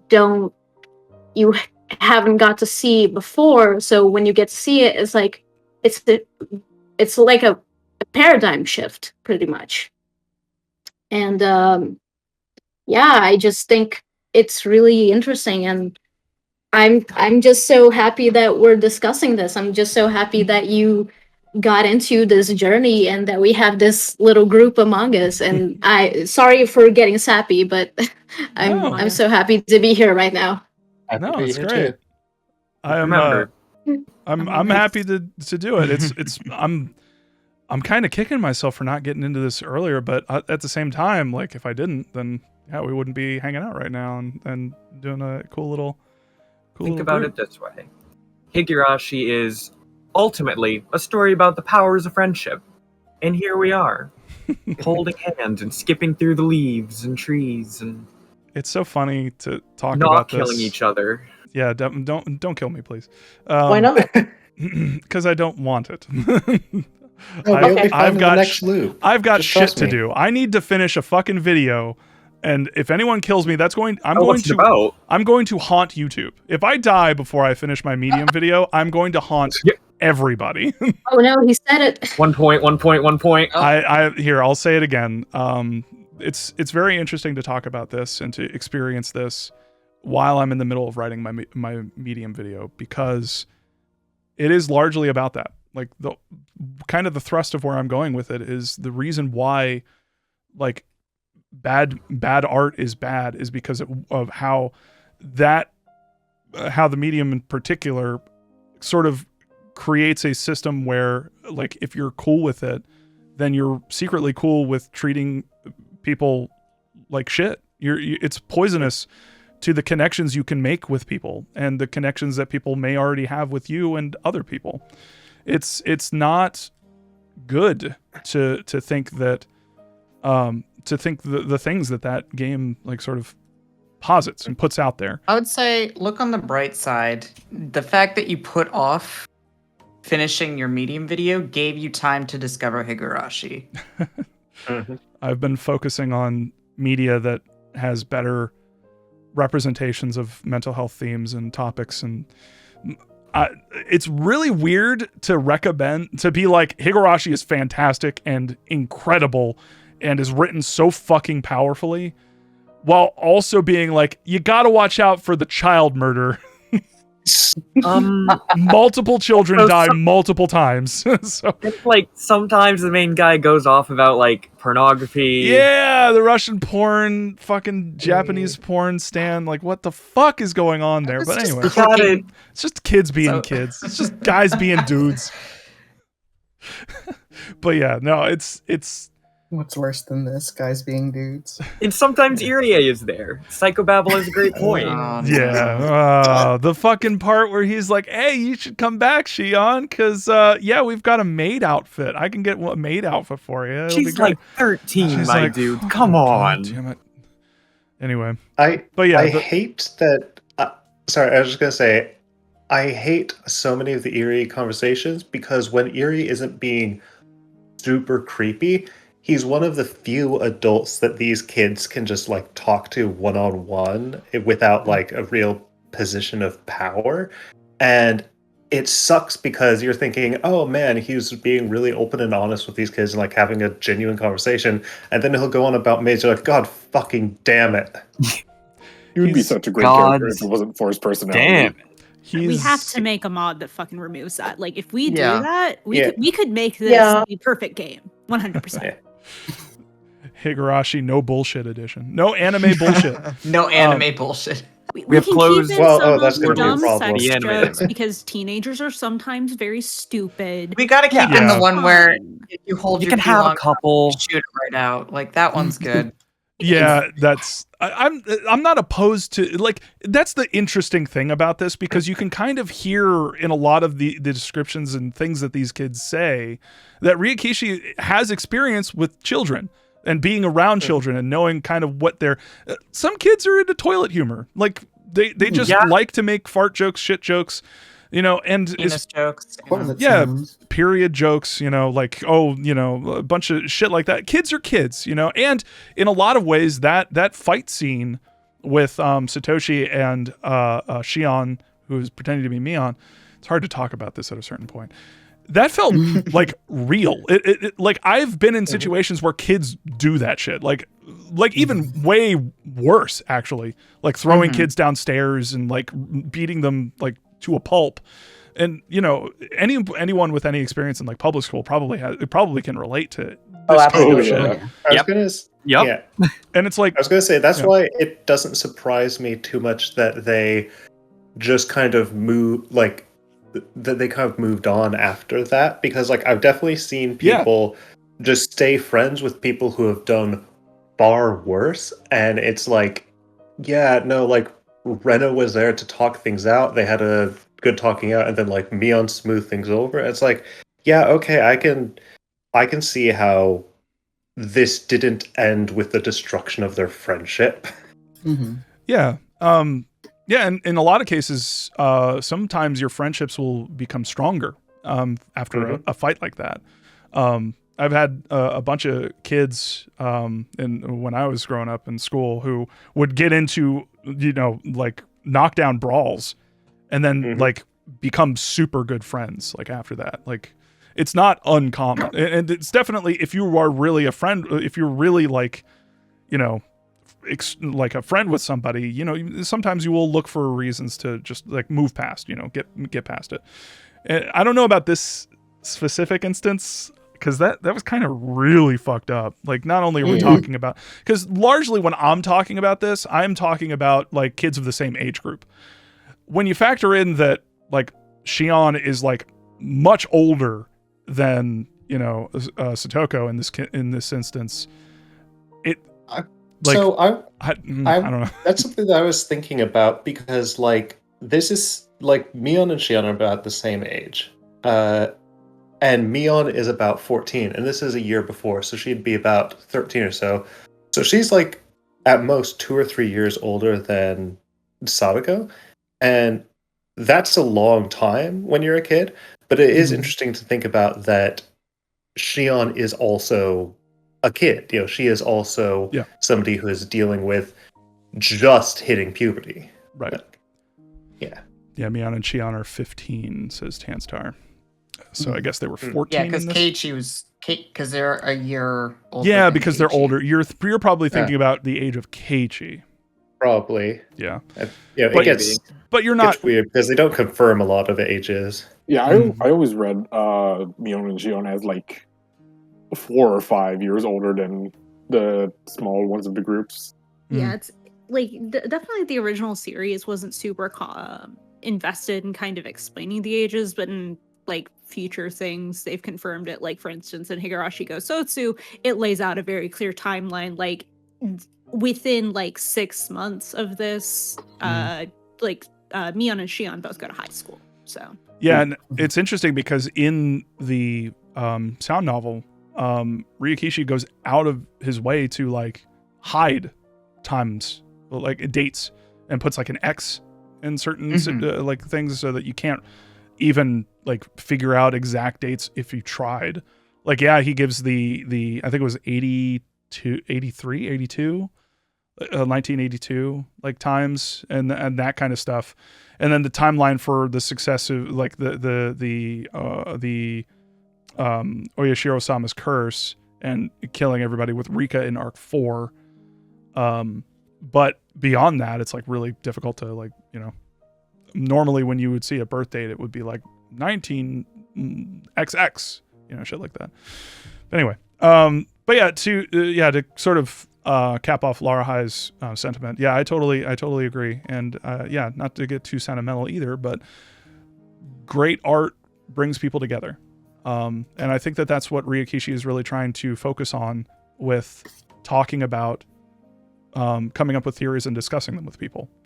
This series is doing everything that I always wanted Silent Hill to do, which is bring people together by discussing their theories, discussing what's important to them, and having people come together through the experience of playing it. And I love that Ryukishi is kind of doing that, like by saying, hey, come up with an idea, throw it against the wall, see what sticks, you know, and talk to people about it, you know, have a conversation and, you know, sync up with other people. Because that's the point, you know. I've said it multiple fucking times at this point. I don't need to repeat it, but it bears repeating. The whole point of this is to fucking interact with people. Is the whole point of like fucking feeling something with this art, which is what it is. This is fucking art. I feel like I need to, whenever a game's involved, I need to be like, guys, this is art. It's fucking, you know, come on. It's not just some fucking snack or something to pass the time. But anyway, but yeah, it bears repeating. The whole point of this is to feel something and, you know, find other people who feel similar or different and have a conversation, develop connections. So yeah, I'm very happy that we're doing this. It care about people, you fucking coward. Have emotions, you fucking idiot. Anyway, and with that, let's move on to Ludzu. Ludzu, how would you so Ludzu, do you enjoy developing meaningful connections with people across the internet? Sometimes it's nice, I guess. Sometimes. Not all the time. Sorry. Not all the time. You do that more securely with NordVPN. Oh my god. By the way, I know I mentioned that earlier on as like, I don't know if I meant to sound like, oh, isn't it cool they hit me up? Don't fucking use NordVPN. Don't use them. Yeah, I've heard. Like it's a scam. It's bullshit. Don't use them. Anyway, you can get a free VPN with fucking Google. Anyway, I digress. Yeah. An anti-advertisement. Yes, I'm kidding. They didn't pay me enough to lie about that. I'm kidding. I'm lying. No one can ever pay me any amount of money to lie about that shit.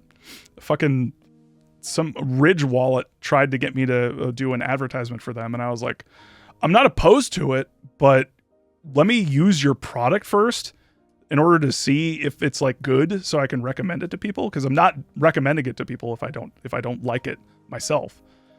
And then they ghosted me. So anyway, Great sign.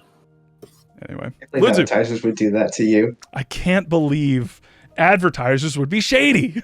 I can't believe this. If people are dumping all their money into getting YouTubers and shit to advertise for them, they're probably not putting much money into the development of their product. Yeah. Because otherwise, it might speak for itself. We're gonna let poor Ludzu talk. No, we're going to make. So sorry. We're going to switch into a Ray-Ban commercial. No, what was it? What's the shitty fucking earphone? Raycon. Raycon, yeah, Raycons. It's garbage. Don't buy them. Anyway. Ludzu. Yeah. So, Meakashi. Yes. So, there's 3 different chapters I call my favorite in Higurashi. Like, this is one of them. I like Tarigoroshi just because it's like, I don't know, like, the impact of it is so horrifying, and like, it's kind of the part where I knew I was like going to be hopelessly obsessed with it. The one coming up too is also a favorite, which I'm just gonna say it has its issues, but it has like so much fucking heart. Like, I was gonna say I will hold off on mentioning it because I have many thoughts about it. Yeah, we'll get to it if I'm around for that one. But yeah, this is one of them because I mean, what people say, like, it's the most like it just has the best pound for pound writing. I think like it's very lean. It doesn't like Ryukishi's a guy that wastes time, and I love when he wastes time a lot of the time. But this is like has the least amount of that in Higurashi, I think. But second, more importantly, Shion is my favorite character in this thing. So many Shion fans. Keiichi's a very close second. I want to say I was being very nice and very patient when I was being so quiet when I heard the slander about my boy. Fucking what? How can you like this? What is wrong with this? The things I like about Keiichi come in upcoming chapters, I will say. Yeah, that's fair. Like, I don't know. He's just like basically both him and Shion are very good protagonists. Like, just in the sense of like you're actually so good in like getting in their heads and just like I think that's all. It's just gonna endear me to them immediately. Like I love hearing them think. But also like the reason like she's like just barely edges out Keiichi is because she's like the best example of something a friend of mine coined for like what Rikishi's sort of doing with when they cry. Like she called like empathy games essentially, and basically a lot of like how this ties in with the mystery and stuff. Like I don't want to get too into that, but it's basically like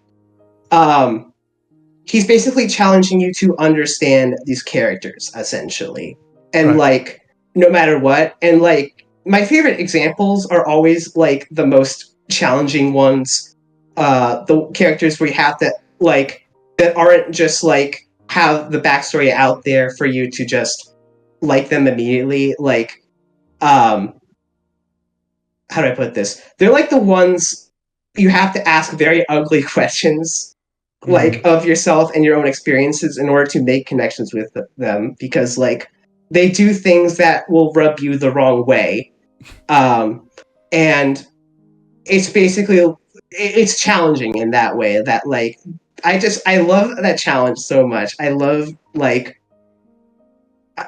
it's just upfront like that. Like Satoko's actually kind of like an example of that in the early arcs, because like you know you see her as like this brat or whatever that's just like playing pranks or whatever, but like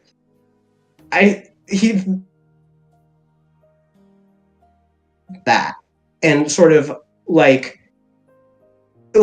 not just with what you learn about her from Tatori Goroshi and stuff like that, but like just come to some understanding of her. And Shion is basically that, but the ante's up where like thinking about that scene in the classroom too and stuff like that, where she's sort of beating on her. That always comes with the questions of like that Ryukishi's asking that, like, he wants you to stare this in the face and ask, like, where is this coming from? Like, even, and like what 25 brought before about how, like, how the writing seems less like scary or like gruesome this time. I think it's because this chapter has like such a tragic tone to it more than anything. Like even the violence has like a cathartic sadness to it. I don't know, like even in her worst moments, it really just wants you to like feel for Shion and like in even some sense like understand why she feels like or why she gets to the point she gets to, essentially. It could this whole arc could have been fucked up so badly if Ryukishi didn't like write Shion empathetically. Like if you don't, which is the mistake that the anime makes. If you go into this and just kind of assume, oh, Shion's the bad person, she's doing the murders, and you don't empathize, it's just like that's the entire like kind of thrust of this entire arc. And then yeah, to your point, like when Satoko dies, and then Shion's imagining like her going to heaven with Satoshi, and it's just like her thinking all of these things, all of these awful things, doing all of these awful things, and then her kind of realizing what she's doing and the mistake she made, and then falling further into despair is so fucking sad. And it really kind of helps you understand why she falls so far. And then to cap everything off with that fucking Ryukishi, you motherfucker. You end this goddamn arc with that wonderful scene of all of the kids, including Shion, and Shion learning her lesson and becoming like a bigger sister to Satoko. Yeah. Fucking shit. God damn it. Like once again, not in the fucking anime. Just kicking you in the teeth while you're down. That is terrible. They didn't have that in the anime. It is. I think it's really important that the writing of her is. You're not meant. You're not meant to either agree with her or think that she's like inherently evil. You're supposed to understand why she is the way that she is, and care about her without giving her excuses. Right. You're meant to understand why she behaves the way she does without saying, and that's okay.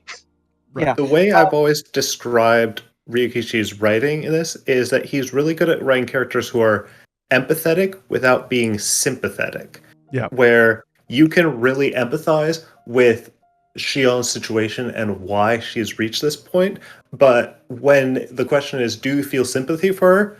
Not one bit. Like, she's murdering a child. She's torturing a child to death. Absolutely not. But I can feel empathetic to why she reached this point. Yeah, it's definitely like, and in the moment, it's not played up as like, oh, this is a bad thing that's happening to a good character. It's more like we're watching a person slip. We're watching a person just fall and fall and fall. And it's just, yeah, how do you not like empathize? Like that is the thing for me when with Ryukishi's writing. It's just like you kind of are put into a position where it's just like, how can you not feel something for this person? How can you, like, they're written so well, and like everything about them just, god damn it. Shion, I don't know, maybe not my favorite character, and definitely don't condone child death, but that's not the point. It's separating the actions of a character versus what their motivations are. And it's a really useful lesson, a life lesson to learn. You can have empathy without making the actions of the person, like, without having sympathy for those, actions. I was going to say, I feel like Ryukishi really wants to get across the idea that there aren't good and bad people. There are just people who make good and bad decisions, and everybody is capable of redemption and like doing the right thing, and everybody's capable of doing the wrong thing. And that's why it's so important that like you see Shion as this monster over the course of this arc, and then at the end you see what she could have been if she just channeled that, her grief into a healthier outlet of caring for Sadako. And it's like, oh, this is a much better future, but it's not the one that this Shion embarked upon. And this kind of ties back in chapter 4, the whole red box, blue box thing of like, you can open one of these boxes, but you don't know what's in the other one. You can never see the future that you didn't create. Right. You can just live with the decisions that you have made. Right. And that's, I think that at a certain point, is it in the Ryukishi chat at the end of this arc where he basically says, or maybe another character says this, where it's just like, you can only move forward. Like what's done is done. And yeah, you can only keep, do the best that you can with who you are as you are now, and then just keep moving forward with that. And that's impressive to be, to use that as kind of, to talk about that, to have a piece of work, a piece of art like this that is focused so much on understanding people, and, kind of getting in their head, and then also understanding that these have life lessons for you to learn. Like, really important shit happens in this series. Like, it's so, this whole fucking thing is full of life lessons and really, really powerful stuff that does the amazing thing of not browbeating you with them. It's all inferred. It's all like, what is the mistake happening? What is the mistake here? What was the problem here? Well, Shion made a few miscalculations and misread some situations, and, didn't maybe care about people when she should have. And what happened after that, and just being like, wow, maybe that has some bearing on my fucking life. Anyway. But yeah, that's kind of how I take it. All right. Go ahead. Oh, I was just going to say, if we're talking about life lessons, I'm literally looking into volunteering for an abuse shelter purely because I went through Arc 3, and I was so disgusted knowing that stuff like this happens that I couldn't not do something. Couldn't not try to put something out into the world. And I feel like Higurashi is one of the only works that's really affected me like that. Absolutely. Yeah. Fucking good on you. That is impressive. And not only impressive from Ryukishi to be able to inspire you to do that, but for you to do that, for you to actually like recognize that about yourself and the world that we're in. Like that's awesome. That's really fucking cool. But yeah, how the fuck do I move on from that? Murder Bear's a genuinely good person. Meowtroid, hey. What'd you think? Was Ludzu done? Ludzu, are you done? I always have more to say, but I think I'm going to cut it off there for now. Okay. All right. Well, we'll definitely, if you have any things you want to talk about, definitely like start, write them down so that we, you not only do you remember them, but also we can bring them up as they happen as we continue through the story. Meowtroid. Will do. As a fellow Higurashi enjoyer, first time playthrough, although not necessarily because some spoilery stuff. I have, yes. Some spoilers were told to me. The main spoiler that I had known from the very get-go was that Mion and Shion had at some point in their lives braided places, and so that's where I had assumed a lot of the when I first read with Tanagashi, I had assumed a lot of the dislike, the disdain from Shion towards Mion was because Mion basically like took that from her or for some reason. So also, I'm sorry, as much as I love and we have loved on Ryukishi 07's writing, you introduce a twin that looks exactly the same in Arc 2. And my mind immediately goes like, oh, so they're gonna do the old switcheroo. The switcheroo thing. I know, yeah, I know. So funny. It is funny. Like, he knew. He was like, "This is a really easy one, guys. You can get this." This Well, is a yeah, great one." he And marked he did he marked that mystery specifically as like it's hard, but it's still like much easier than the first one. He overestimates. Yeah, he overestimated his audience. I think that nowadays, I think that in like the audience with that he found. Higurashi. Yeah. Yeah. With Umi and Echo, even after people like reading all of Higurashi and like getting like learning how to do a mystery, people gave up by the second episode. For Umi Neko? Yeah. Oh. It's like, oh wow, same thing happened again. Oh no. Oh no. I can't wait to read Umi Neko. I Anyway, see why but it took him Y'all like can 10 figure it years to write another one of them. this no, I really enjoyed this arc a lot. Some of the spoilery stuff that I know about is finally kind of coming to light. None of it has except for the Mion and Shion thing, none of it has actually come out explicitly, but we're starting to get into the point where it's like, oh, I know the answer to this little mystery and this little mystery, but there's still so much that I don't know. I really actually to look at the more utilitarian aspect of this arc, because obviously there's all the heart and soul that everybody else has been talking about, but I feel like another like very blunt utility purpose of this arc, in terms of the overarching mystery, was to take the easiest conclusion to come to about the answer for the mystery, and to kind of present that and be like, yes, this makes a lot of sense. This answers a lot of questions. Also, it's completely not correct. So I feel like it was very much just taking the Sonozakis are behind everything, answer, and then going, except they're not. Right at the very end, too. Right at the very end, which I honestly, I was extremely happy because I was honestly feeling, okay, I'll be honest, when all of that stuff was kind of coming out and I was like, is it really just going to be that the Sonozakis are behind everything? Because that, like, I was feeling really let down, honestly. They're behind some stuff. They're behind a few things, but not like overarching. No. Yeah, I was really upset over Shion presenting it as all just the curse dynamics just being like, the curse is that her grandma wants something to happen and then somebody in the town makes it happen, and that's how the curse works. Like, I was like, if that's it, that's really underwhelming, honestly. Like, I really wanted there to be some like bigger overarching motive that links everything together, and not just like a series of essentially coincidences that are based on the whims of one person. So I was extremely happy with the ending of this, just basically taking that theory and being like, and into the shredder it goes.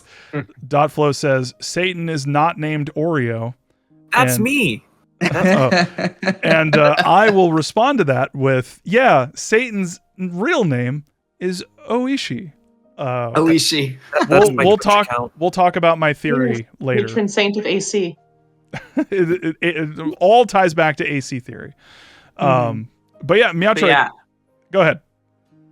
I'm excited to see I definitely am excited to hear some of your theories, because I think that at this point now we're finally getting into the meat of some questions, like what were the footsteps that were following Shion? Were they on her head? But she heard like that loud thumping coming down, but also Tomitake also heard the thumping, so clearly it wasn't just like all in her head. So Tomitake heard the thumping? Yeah, he did. In Watanagashi, he explicitly said, I heard all of this ruckus going on in there. I thought we were going to get caught. What was all that? Oh. And was that brought Keiichi up was like, Meikashi? No, it was not. It explicitly was not. That's something that you had to remember from Watanagashi. Interesting. Because the people who should have heard it didn't. But the people, Shion and Tomitake, who was on the outside, heard it. That's interesting. Yeah, Tomitake was on the outside and he heard all of this loud banging, and he thought like that they had, knocked something over, that they were being really rowdy. Yeah, probably had like some uncautious, and that's why he went in. Yeah, it's probably Oishi's air conditioner. Like yeah, that's what it is. All comes back. All right. Do you have anything else to add, or you want to move on to Murder Bear? I think that let's move on because I just want to get into the theory crafting part. We'll get there. We'll get there. Murder Bear. What did you think of Arc 5? So I said earlier that Meakashi is something that I really like. I think it's incredibly well written. It's also something I never want to read through again because I find it like, I think this is the point, and I think gets it across well, but I find it very unpleasant being in Shion's headspace because she is always trying to frame, understandably so, she's always trying to frame everything in the light of how it affects her and how it hurts her, and this leads her to some conclusions like, I should brutally beat up this child in the middle of a classroom, or torture and murder are okay. But I also think that Shion is really interesting as a protagonist figure because she's where you really start to see the unreliable narrator come through. And going back to what we were talking about with the Sonozakis as kind of a red herring, I mentioned before that sometimes you just have to assume that people are like 100% full of shit. And one of my favorite examples of that is Mayor Kimiyoshi, who says some things that make Shion think, oh, this curse system is at work, and that's why Satoshi disappeared, and all these things. And then you realize, no, he's actually an old man who's really prejudiced and full of shit, and he just assumed that the third fingernail was for Shion. He had no basis to think that. And I find stuff like that interesting because it really makes you pay attention to not just like who's speaking the truth and who's lying, but also like when people tell you something definitively as a first person account versus when they tell you something that they think they heard or think they know about. And I find that dynamic super interesting. One of the things that I really do like about Meakashi is how it kind of reframes Shion and Mion's relationship and just their characters in general, because Botanagashi kind of frames it as them having this very antagonistic relationship as being like, I say this as somebody who has an older sibling of my own, and we have something of an antagonistic relationship, like as being, like bickering and all that. But then you see this side of Shion where she can only show this very emotionally vulnerable side of herself, or this side of Mion to Shion as like as somebody who knows her personally, and it's super interesting, especially when you realize that like Mion wants to make good with Shion to the point where she looks the other way when Shion is literally choking her out, like ready to kill her, because she's like, I'm sorry that things got this way. And I find that so interesting in light of how much Uishi tries to paint Mion as being like, oh, this, mastermind behind everything, and you're like leader of the leader of the village and all that, and you realize, no, she's a scared young girl as much as anybody, and she's just trying her best with the role she was handed that she didn't even want, which I'm interested to hear Gail's theory, but like I find it super interesting, the idea of Mion actually being Shion and being the younger sister who never wanted the responsibility of the head and just had to live with this accident that just changed her entire life.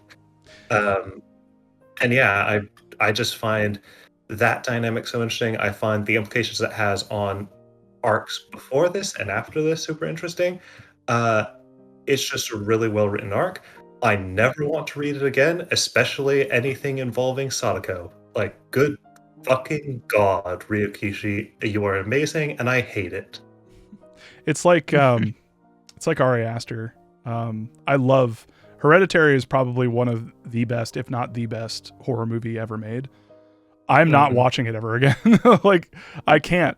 Like the dread is so well done that it legitimately makes me nauseous when I watch that movie. It was like nauseatingly tense. And no, I'm good. Like, yeah, I can totally see that. I think there's a scene, like, I can never get this out of my head. There's a scene that Shion describes where she's like literally dragging the knife up Satoko's arm, and I'm just like, I can never get that mental image out of my head. Thanks, Ryukishi. I hate it.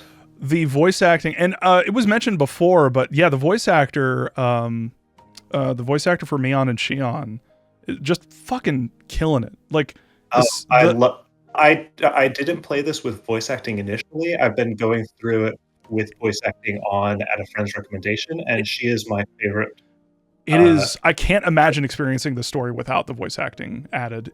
Like, it is so fucking well done, and you can tell, like, when Shion is turning into Mion, and like just through the cadence of like the speech, it's just they have their clear personalities purely through how they speak to each other, like purely through how they speak to themselves and others. It's that voice actor killed it. Oh my god, she killed it. Yeah, just not only that, I do not envy the work that a voice actor actress has to do when they have to act as twins, like two entirely different personalities. I hope she got paid extra for that. I hope she got paid a lot extra for that. Me too.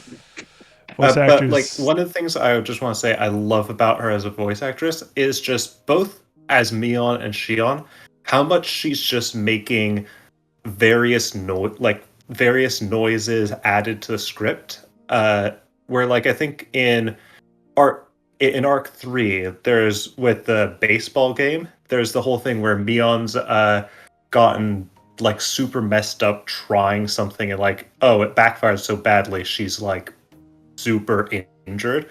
And she's like having a laugh about something and then immediately just goes, and I was like, oh, I love this voice actress. She just sells it so well. Yeah. I will say one thing that's bugged me about 7th Mod and 7th Mod modders, if you're listening to this, it's not a big deal, but it throws me off every single time. All of the audio has been EQ'd in a way, and I don't know if this is just a problem that was brought over from the voice acting that was in the PlayStation version, but all of the voice acting has been EQ'd. So it's been equalized. It's been normalized and equalized. So all of the loud stuff is brought down and all the low stuff is brought up. So everything is roughly at an even level.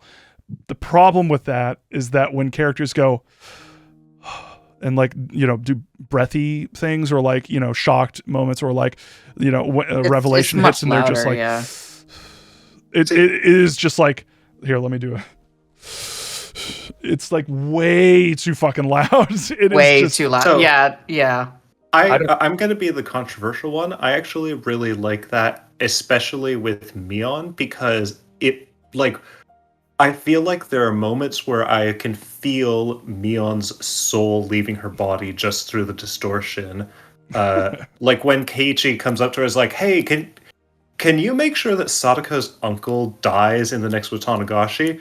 And just the sheer exhaustion that comes through that, I think having it clip like that helped for me. Yeah. It's definitely it's got a brutalism to it. That's fun. Mm-hmm. Yeah. But also remind me to talk about, and we definitely need to talk about it. I can't imagine why we wouldn't, but something that we haven't been discussing too much at the during our discussion so far is how Shion kind of directs her hatred at herself, which really comes to a head later on, and basically in her journal, and how she's basically saying like, "I wish I was never born" and stuff like that. Yeah. And one, super relatable.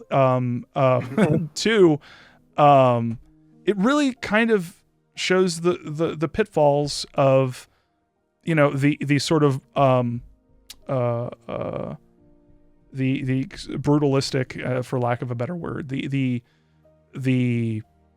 contrasty way of viewing like how you view your actions. Like we have this tendency of being like, oh, I'm a fuck up, or oh, I did fantastic. And Shion like sort of exemplifies this. And then when she realizes that she made a huge mistake with how she treated Satoko, she kind of doubles down on her hatred of herself and kind of uses that as an excuse.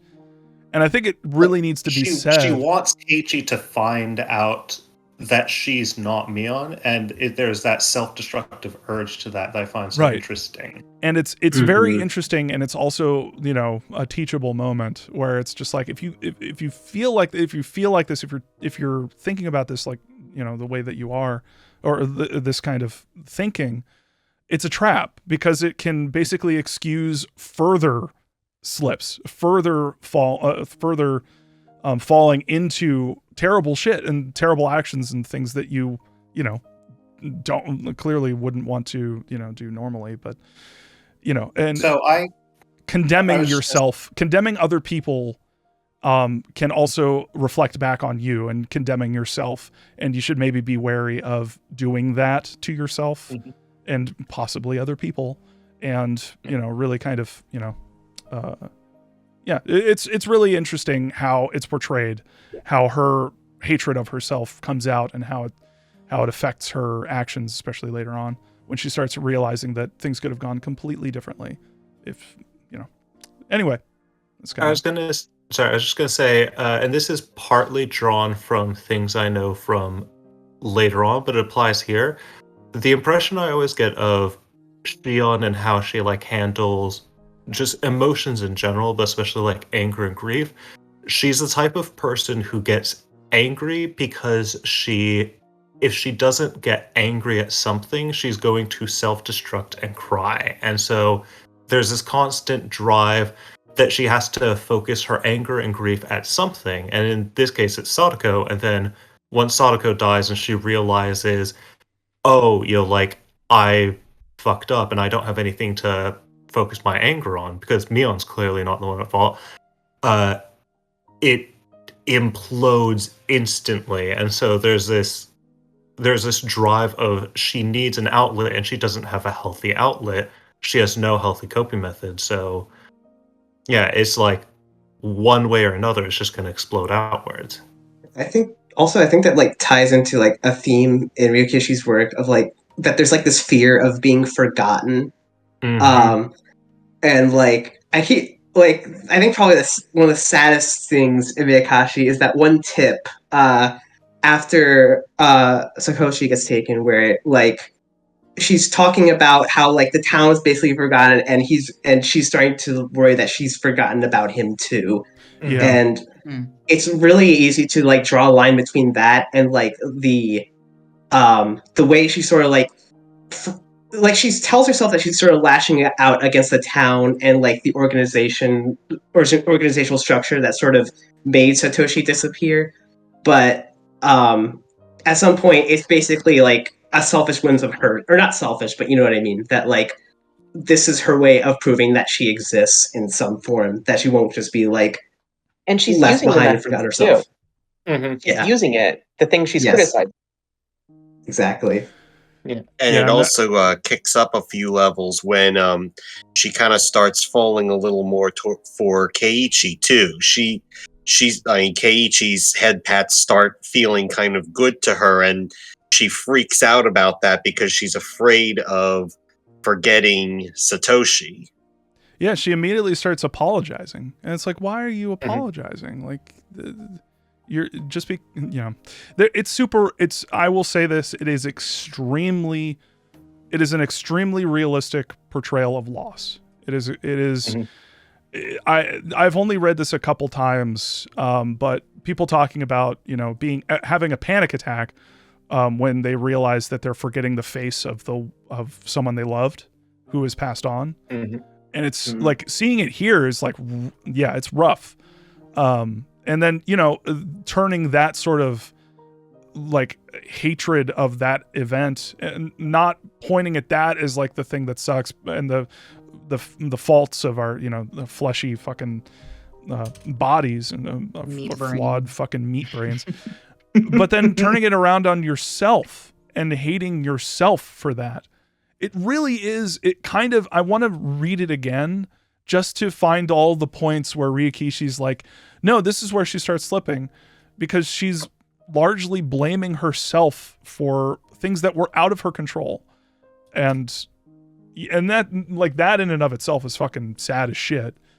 But then, you know, the depths at which, you know, that sadness brings her to do terrible shit. It's fucking, it's brutal. It's so fucking sad. Anyways. I think, I was just going to say, on the note of things outside of her control, one thing I find super interesting about Higurashi as an entire thing is how much of it works because it is from a child's perspective. And this is coming from what you talked earlier about Ryukishi gets children. That, like, so much of... I was thinking about this with regards to, like, Sadako and how, like, Shion... It's easy to just condemn Shion for blaming Sadako because, oh, you know, like, as an adult, we can understand that the situation with Sadako, Satoshi, their, you know, aunt and uncle and all that is just a really unfortunate set of circumstances. But from the child's perspective, she just sees Sadako as a burden upon Satoshi, and it makes sense to the child mind that, oh, you know, like, this is something that Sadako has the power to affect by just not relying on Satoshi as much. Sorry, was that? Oh, sorry, I thought I heard something. But just that, like, that she sees, oh, you know, like, Sadako can do something to affect this, and this is important to her because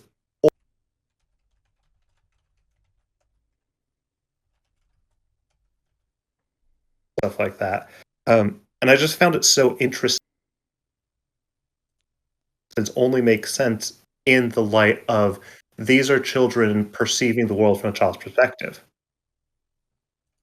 Yeah, I definitely agree that I think that Shion, especially the way that she thinks, the way that she acts, especially the way that she views Satoko, is really just from a child's perspective of just not understanding how things not necessarily understanding how abuse dynamics work, not understanding how family dynamics play out and stuff like that, how you really, you know, the blame can't really be put all on one person. It's really a lot more complicated than that, but she, you know, wants to reduce it down because that's just the childish way of viewing it. I feel like there's also an element of, like, because while the nature of Shion's upbringing is nothing like Sadako's upbringing, she is herself a product of emotional abuse and neglect, you know, from her family.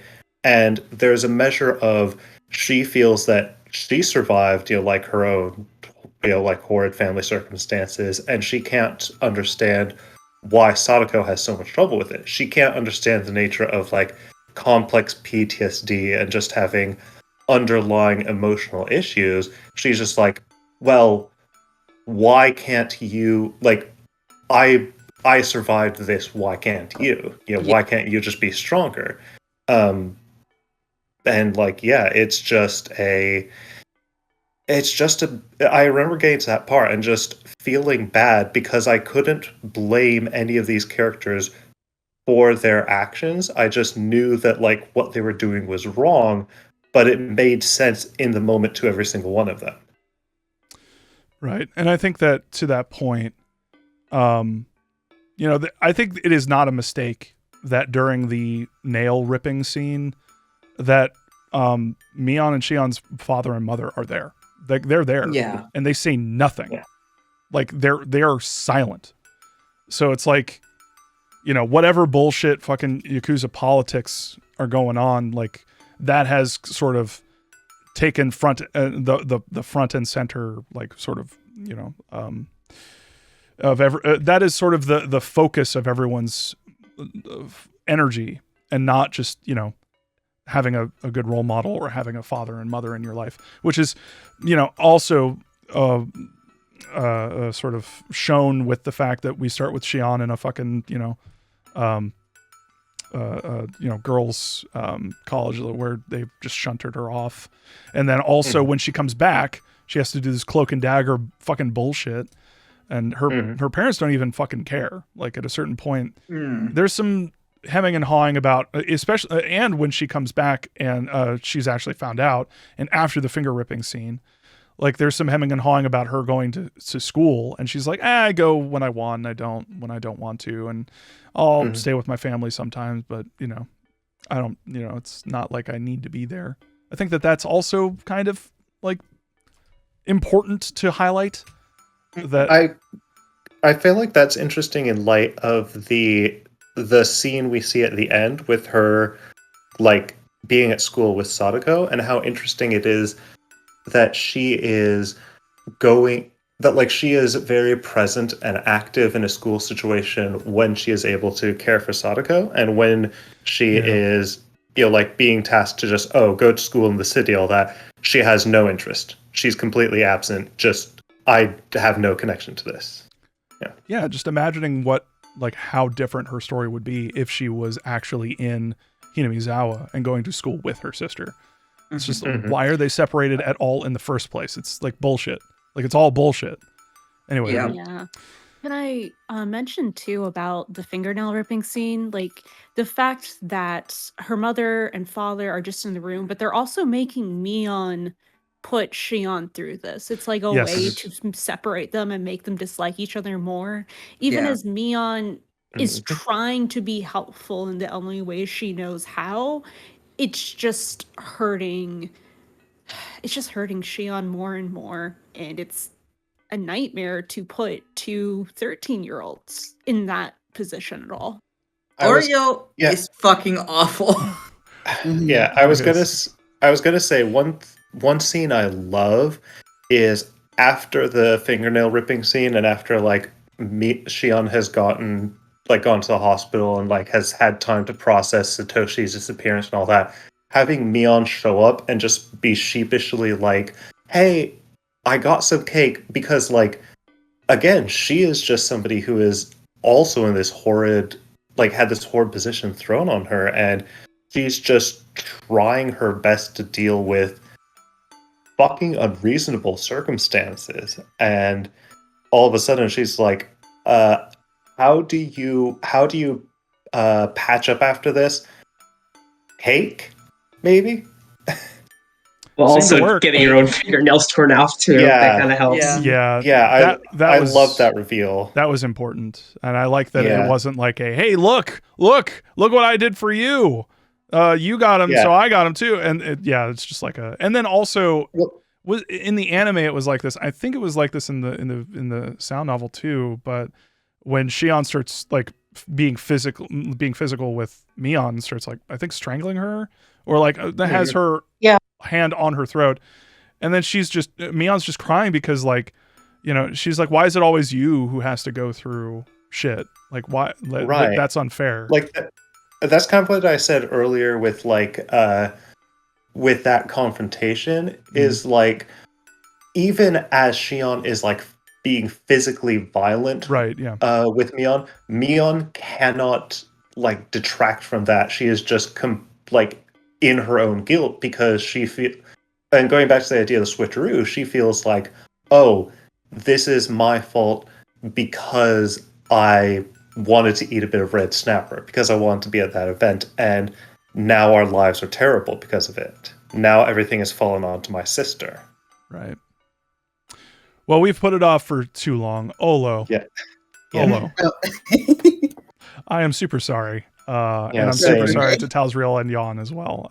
This is why I try to switch up like the order, because some people have to wait a long time to get their word in. But Olo, what did you think of Arc 5?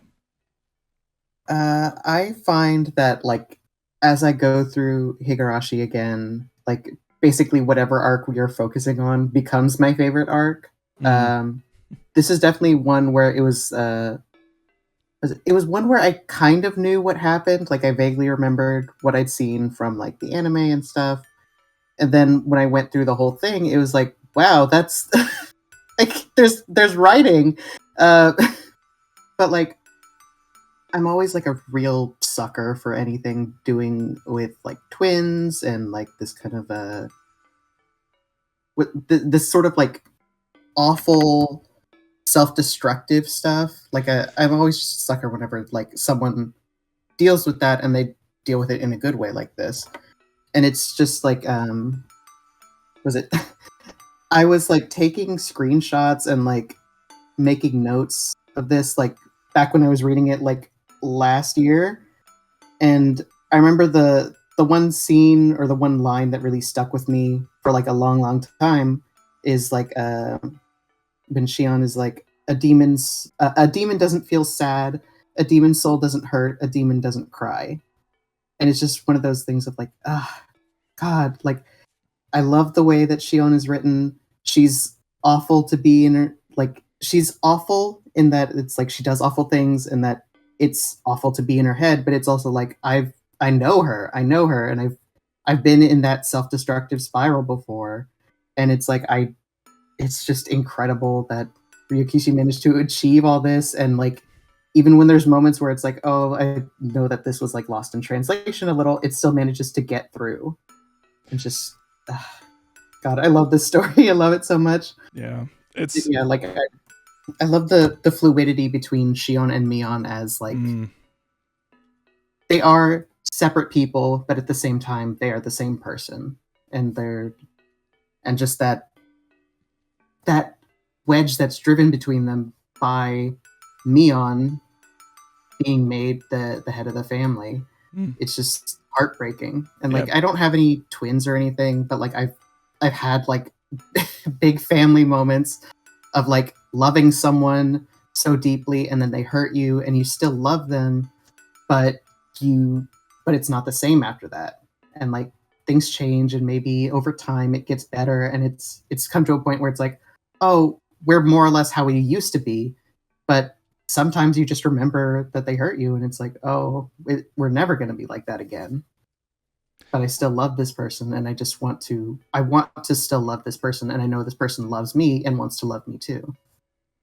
Just this tragedy of like the tragic condition of family and all that stuff.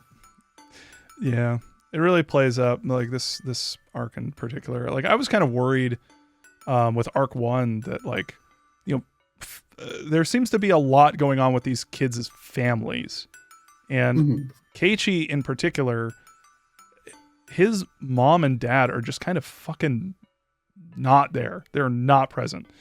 And that's kind of brought to a head in Arc 1 when Keiichi is like, hey, if I die, can you bury me with my clock? And the fact that the parents didn't stop what the fuck they were doing right then and been like, Keiichi, sit down. What the fuck did you just say? Yeah. What? Hold on.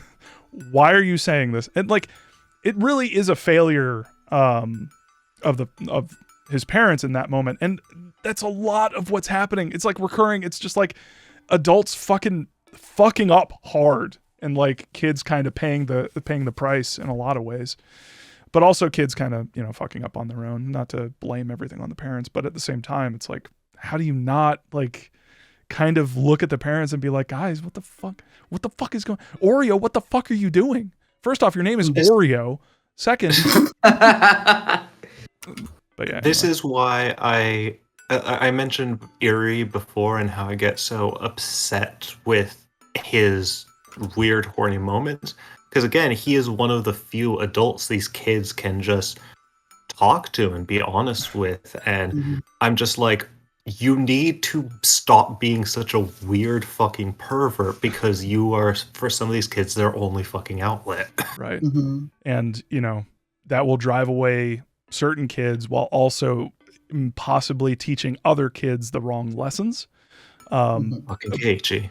Fucking Keiichi and his Russian fucking porn. Also, I made a joke in my notes about how,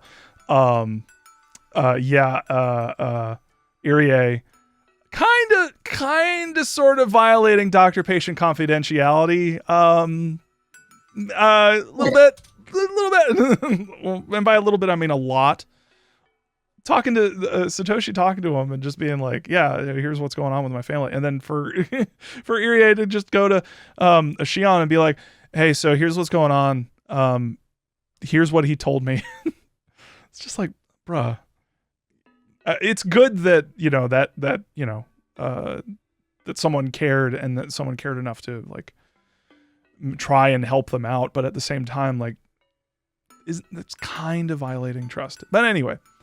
So yeah, Talsrail, what did you think? A fellow Higurashi first time enjoyer, what did you think about learning that your theory was wrong? I mean, so I said it in the Discord and I'll repeat it here. I mean, I kind of faded back to being only barely on the side of Mion did it by the time Arc 4 happened. And I also call out that pretty much as soon as Arc 5 starts, it's not long before Shion starts an anecdote about how she hates canned food. And Kasai told her that scary story about the canned food and it messed her up and Mion doesn't have it. And that's the part where I said, oh, okay, Shion did it. Yeah. That was interesting how that story played into her making up the stories about, the Onigafuchi town and how they would eat like people and like can them, and there was that whole story. Turns out that was all bullshit. If we have time later, that's actually something that would be really fun to break into some cultural context about Japanese caste systems and the Barakumin. I'm not saying we have to talk about it now, but if we have time, I'd love to talk about that in that context. Yeah, absolutely. Remind me if we have time later on. I would love to learn about cultural cannibalism and the differences between our take on cannibalism versus other cultures. It's less fantastic. Cannibalism and more, like social caste systems in India where there are people who are seen as like lesser because they work with meat and whatnot. That also exists in Japan and is even a huge issue today.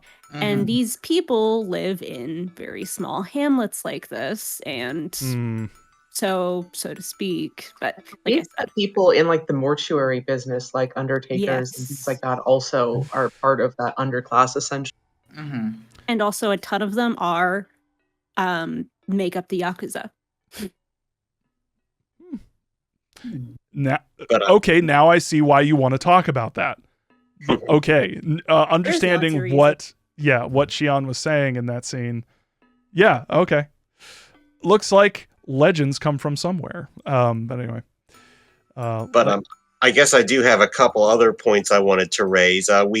We've talked previously about how Shion has been projecting on other people like Satoko for her issues, but I think I noticed that Mion is kind of projecting her issues onto Oishi, I think. Because I think I see a lot of parallels between Oishi and Shion and some of the worst things Shion does, like explicitly dangling Keiichi out as bait for the conspiracy is something that Oishi does in previous arcs, and Shion explicitly does it here. I think there is a reason why Ryukishi writes Shion and Oishi getting along at a certain point in Shion's sort of, fugue state, if that's what we want to call it. I think there's a reason there. Also, I just remembered when we were talking about how amazing Ryukishi's writing is, and when we were also talking about how it was really fucking terrible with Shion sort of, having to deal with loss and all this stuff. There's an amazing quote that I wrote down I keep doing this every now and then, like for Irie, the quote, Irie has this habit for sexual harassment, is an amazing, I remember that is an quote, amazing and I was quote. just like, yeah, it's fucking terrible. ugh. But the quote that I'm talking about is when Shion was basically talking to the mental image of Satoshi in her head, and she has this amazing quote. She says, you're leaking out of the small cracks in my heart." And that is just, it's so good at capturing exactly like that kind of feeling of what's happening in this sort of desperation to try and patch those leaks, because that's what she's doing. She's trying to do it. But anyway, also I love the phrase illegal stun gun. I am going to name my fucking hair metal band Illegal Stun Gun. So anyways, did you have anything else to add, Tazriel? I did have one other thing I wanted to highlight, and it kind of goes back to what you were just talking about with the cracks in the heart. But there was very near the end, there's the kind of a long segment after Satoko dies, and when Keiichi is captured and on the table, there's a lot of talk about preserving the Mion in his heart and preserving the friends in your heart, and a lot of attention to how Keiichi rejects the idea that Mion's the bad one, even when quote unquote Mion is standing over him ready to torture him.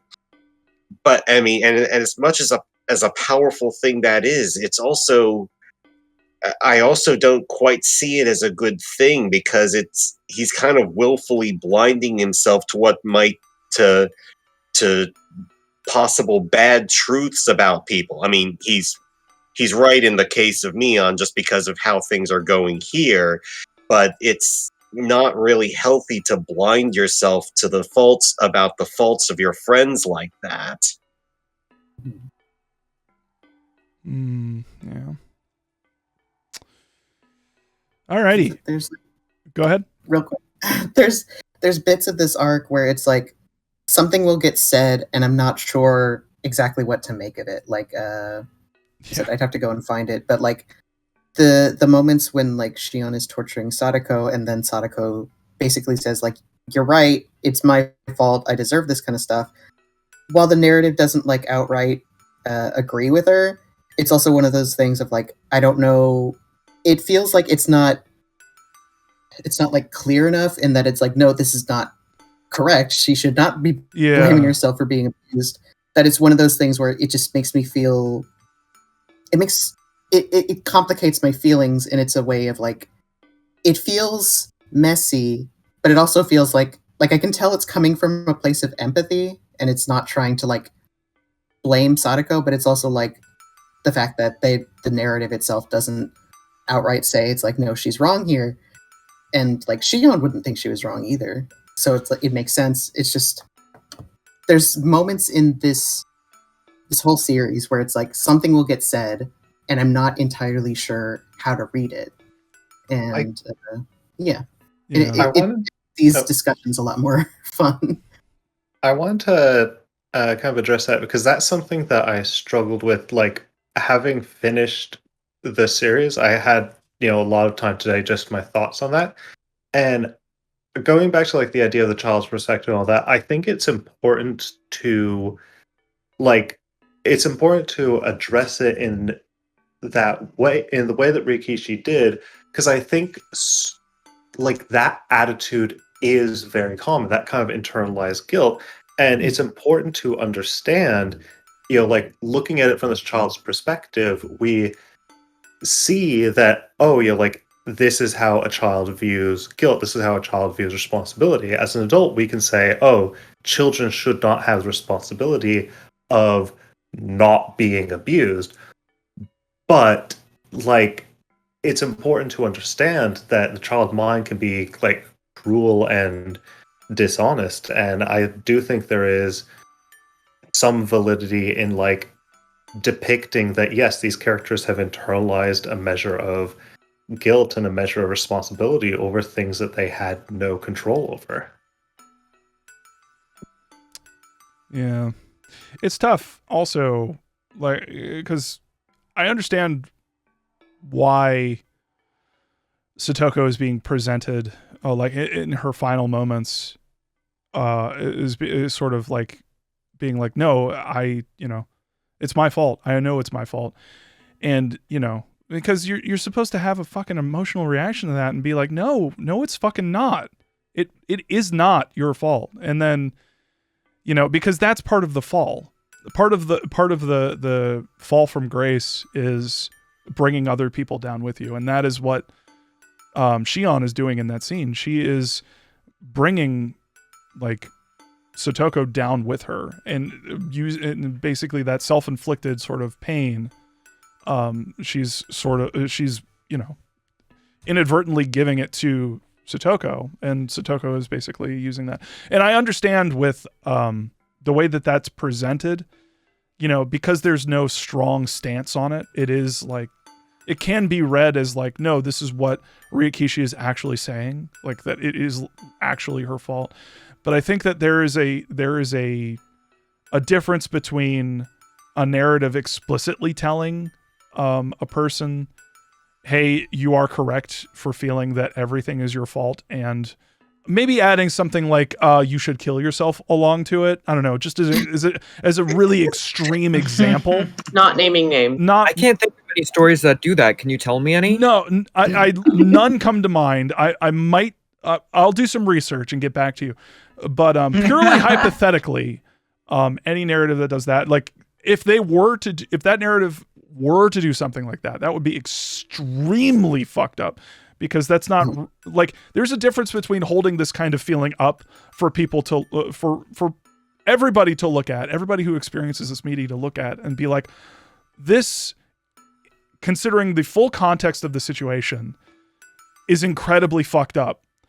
Not from a, like, someone holding something up and being like, this is the moral that I'm trying to impart, but more like, this is a thing that people really feel. This is a feel, like self-hatred for people who have gone through trauma is a real thing. It is a thing that exists. It is one of the most fucked up things about childhood trauma, is that people will blame themselves for what happened. And in a lot of other traumas too, like that happens. And I feel like Ryukishi really handles it well, because I don't feel like he's necessarily holding it up and being like, no, they're right to think like this. That, like, if they ask for a knife, give it to them, which again, purely hypothetically, if a narrative were to do that, that's the most fucked up thing you could possibly ever fucking do. But anyway, in this instance, it's so helpful to acknowledge the existence of this feeling, to understand that this is a thing that exists, that people, it's not illogical, that it makes sense that you would feel this way. You're not crazy to feel this way. You are feeling, you are in it's hard. It's so fucking hard to talk about this, because it's hard to talk in absolutes. But the one absolute I will say that, if you are feeling like that's like it's wrong. Like, you are not the fault. Like, that is not your fault. It is not. God damn it. It's so fucking infuriating to me that I don't know. Anyway, I'm getting heated. But yeah. I guess. I'm sorry. I was just gonna say, like, part of my feelings are informed by parts that I can't talk about yet.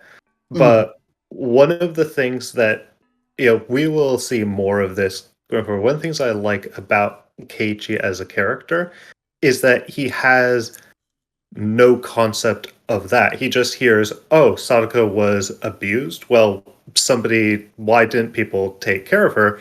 And he just cannot process the idea of, oh, well, maybe if she had stood up for herself. He's like, what? No, that's stupid. Yeah. Like, she's a child. And I love Keiichi for that the simplicity that makes Keiichi so infuriating at times is also what makes him so endearing, because he approaches every situation with the same mindset of, why the fuck would you why the fuck wouldn't you just help? Like, why the fuck wouldn't you just help out? You know, Right. and I love Keiichi for that. Yeah, and I do too. Like, if I just have a problem with the Russian porn shit, but Yeah, you know. for me, the control button exists for a reason. Skip that shit. Yeah, true. But yeah, anyway.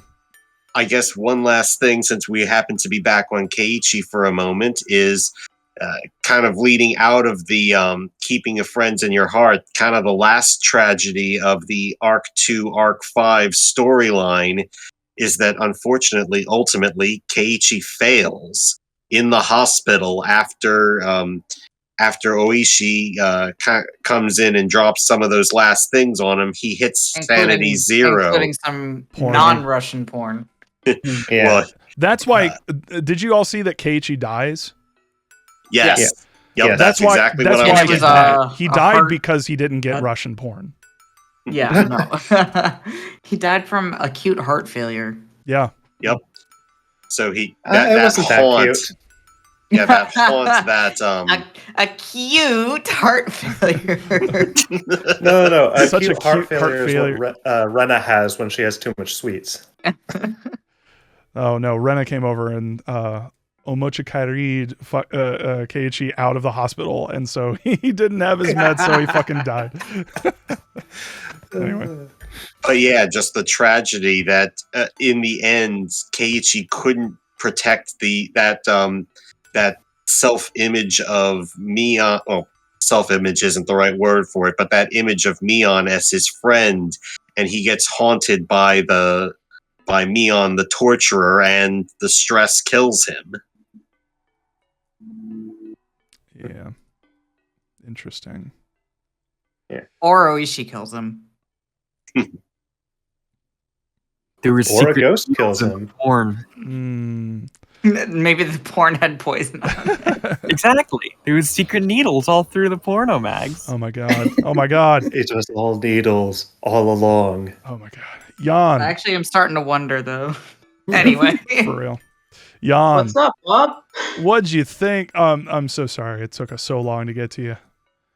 It's fine. People had their thoughts. It's a trick on my part to get us to midnight so we can officially give you a birthday cheer. Thank you. But tell me, while we kill time until your birthday, what did you think of Arc 5?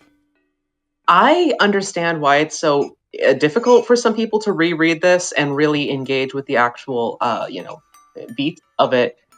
I honestly find the intensity of it very cathartic. I don't know. I really love intense stuff that's done right, and I feel like Ryokishi really does stuff right. There's a lot of stuff in Umineko that I really like for that reason. It feels just so cathartic, at least for me personally. And like Absolutely. maybe it's because I'm coming on into it that from a position that maybe not a lot of other people have. Like my brain just literally does not work the same way. But I love characters like losing their mind and showing them like descend into awful behaviors, awful decisions, and knowing and being shown why this is not the right behavior. It's very clear, but they're doing it anyway. Like that tragedy. I love tragedy. I'm a tragedy enjoyer.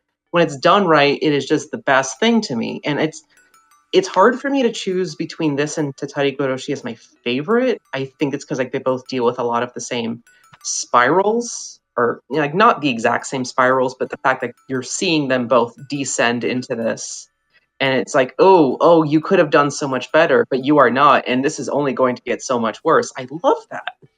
I mean, another part of why I've really enjoyed this one specifically is because rereading through Higurashi, and this one in particular has been really good for my own work, creating my own VN. I don't want to talk too much about it, but the themes in play in this one specifically about like, making bad choices and family relationships and difficulty and a lot of these little things. Like it's really it helps me like kind of look at my own work and like like polish it some more, or go like, oh, that's how he did this thing. I can maybe think about my own thing in a different way, or approach it in this way, or oh, that like the way he did this scene, that shows me that this scene of mine really could, take another pass and like put more into that or add this other perspective or something like that. And it just I don't know, I really want to be able to express things in a way that is done here, like focusing on empathy, focusing on characters being empathized with but not sympathized with necessarily, maybe showing things that people aren't familiar with and trying to get them to understand and respect that. And it's just really it's just one of my favorite things. I also love how we spend the vast majority of these discussions talking about themes and very little about actual factual plot points. Because I feel like I'm kind of joking, but also like I do feel like it's important and it's good that we are focusing on these emotional beats and character beats and overarching themes, because I feel like that's really where the emphasis is. Yeah. Like that's really what we should be taking away from it. Not that the actual, plot elements and logical things aren't important. I shit ton of notes that we haven't even touched on yet. Yeah. But I really like that this is first and foremost in these discussions. Yeah. Yeah, I think it like ties into the mystery really well in that way. Like just the fact that there is this focus on just like the thematics and characters like this. Also, I 100% agree. I was saying it in a roundabout way, but I love toxic, tragic characters so much. I was trying to get at that with why I love Shion in this one. Yeah. Yeah, there's something really to be said about, just catharsis in media like this. Just seeing, like Jan was saying, like extreme examples of it and how it's just like, you can do this kind of like story. You can have a story where like kids are killing kids and make it not like fucking weird and like gross. And it feels like this one does it. At least the sound novel does.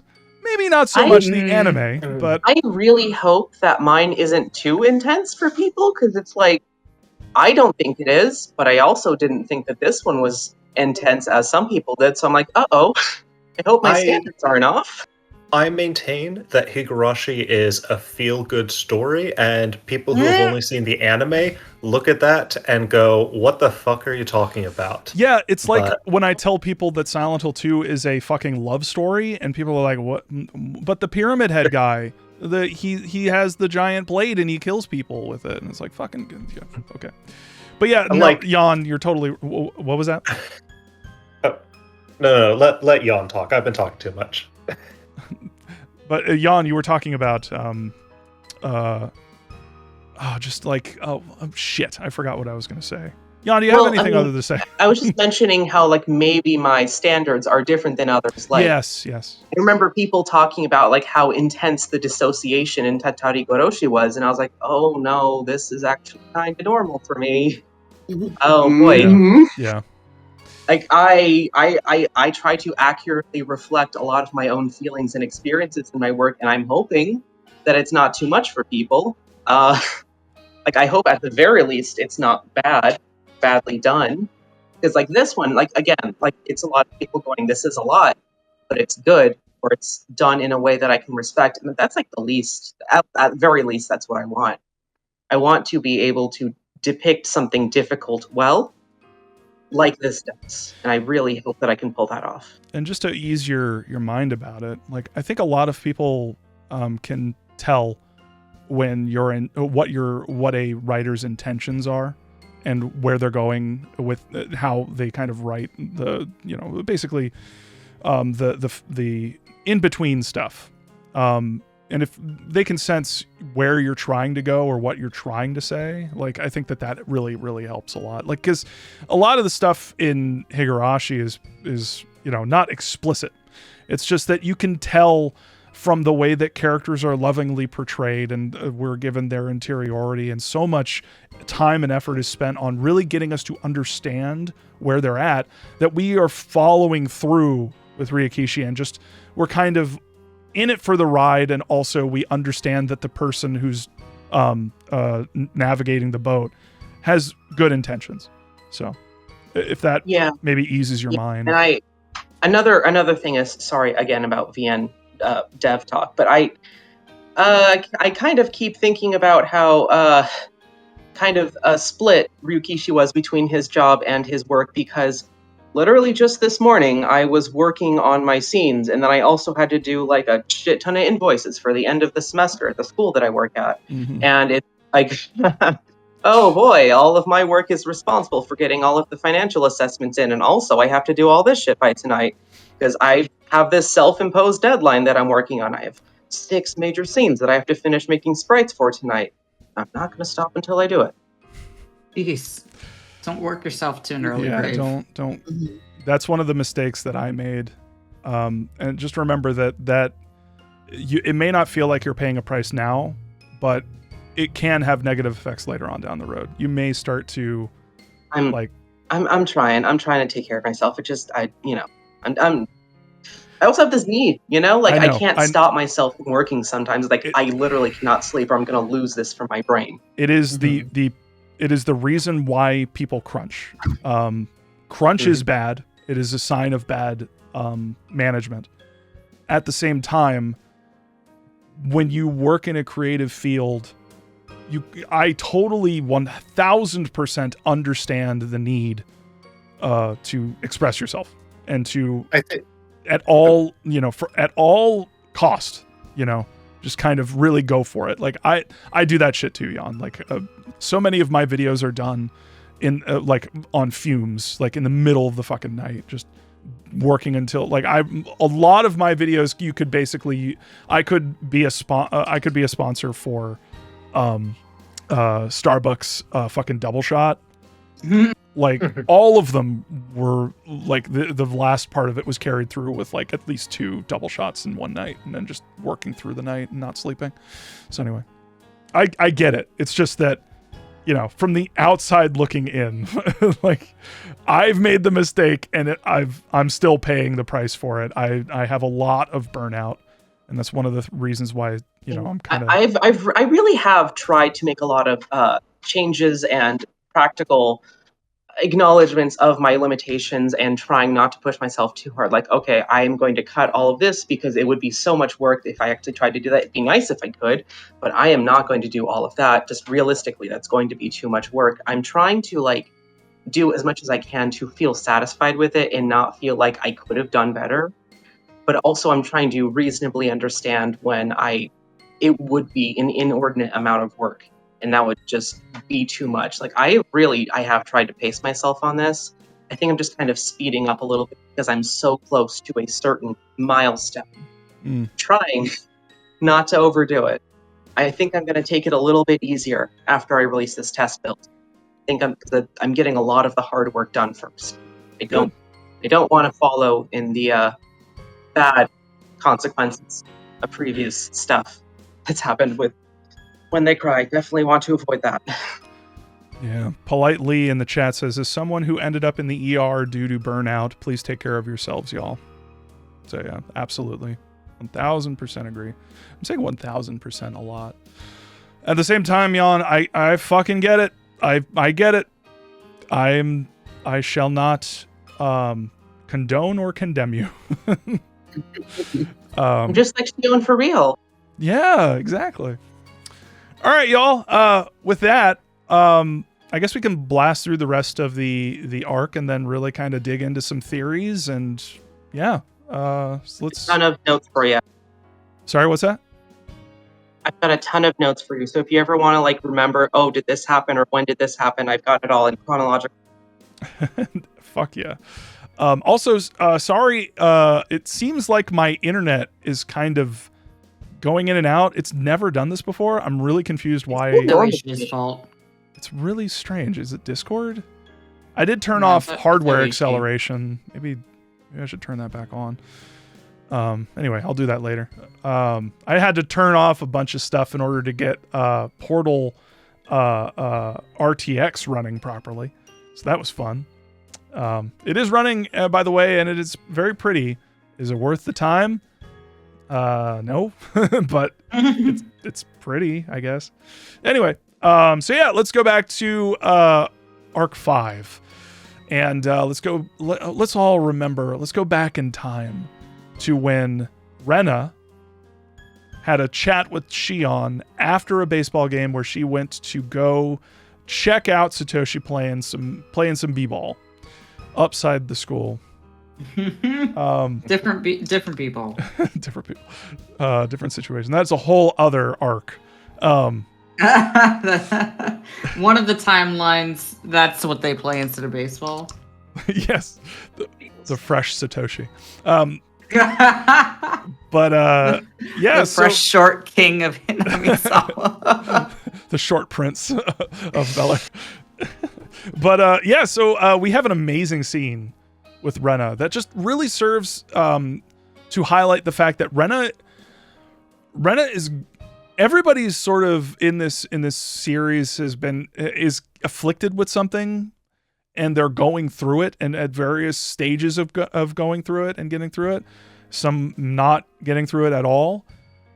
This scene really highlights the fact that Rena has this entire time been going through it. She is hearing shit. She's possibly seeing shit. Ever since she left Hinamizawa and then came back, something has been happening with her, and she has somehow been just powering through it. And this scene, yeah, it's basically with oh god, why'd you post that fucking picture in the? You have to post it on the Twitch now, so people, for FYI, it's Rena with her hazy eyes, sort of staring like full screen staring at you. It's incredible. Like, yeah, it cuts right over to her, and it's yeah, it's just like basically a jump scare. Yeah, it's fantastic. But yeah, so basically, Rena, who thinks Shion is Mion, is they're going home. It looks like it's going to rain from the baseball game. They get on. It starts raining.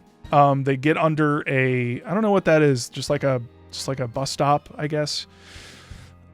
And immediately they start talking about Satoshi, and Rena just comes out and says like, "Hey, do you like Satoshi?" And Shion's like, yeah, I do. And then, I forget exactly how this comes about, but basically Rena says, hey, yeah, Satoshi's hearing shit. He's hearing the footsteps from Oyashiro's curse. And Shion's like, what the fuck? So yeah, it turns out, Rena has a lot of inside information on the specifics of how Oyashiro-sama's curse works.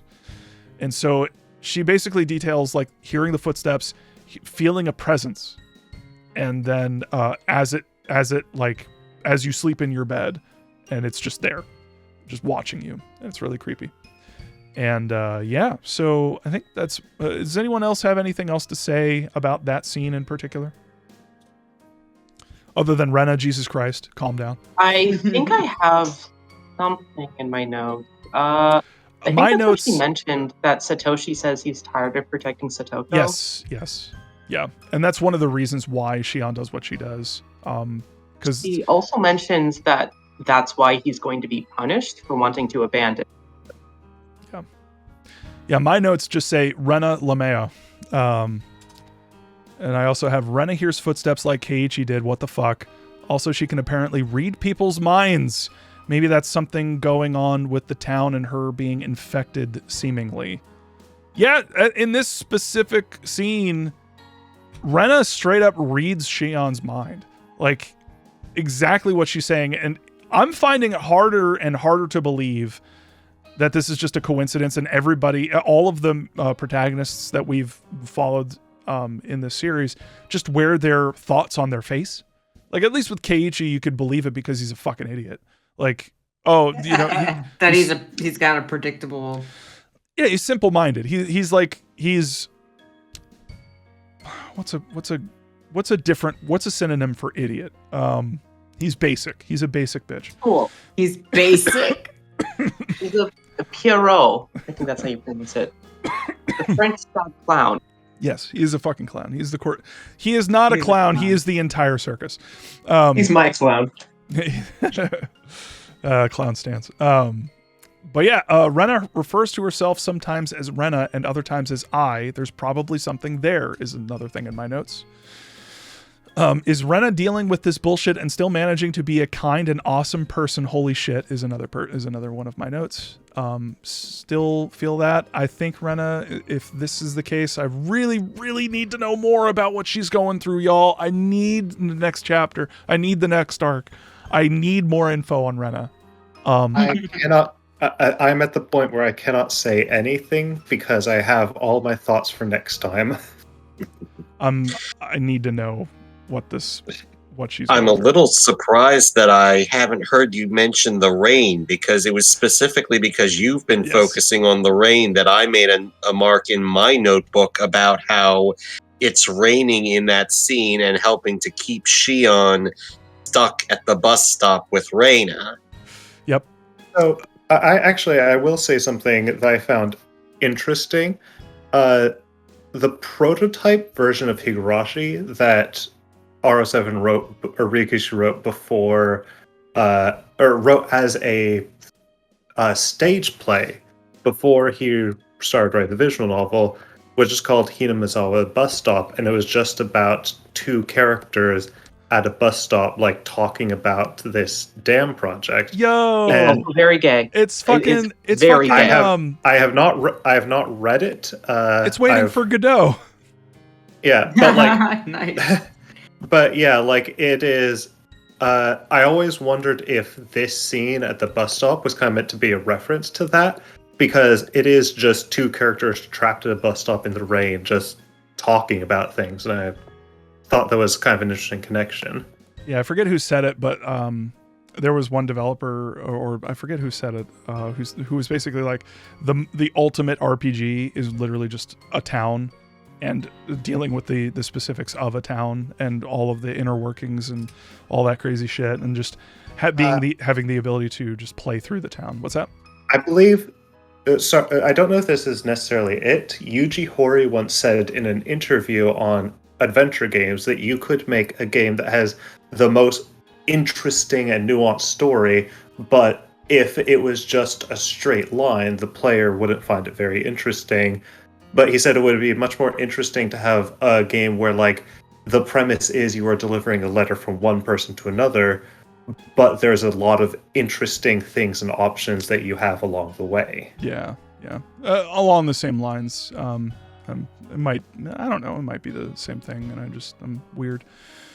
But yeah, going through my notes, another thing that I have here is, quote, Oishi's on the fucking Sonozaki payroll. Just realized when Shion saved Keiichi from the bikers, she glared at Oishi, who then basically evicted them from the fucking town with some pretty crazy bad cop maneuvering that seemed out of character in that moment.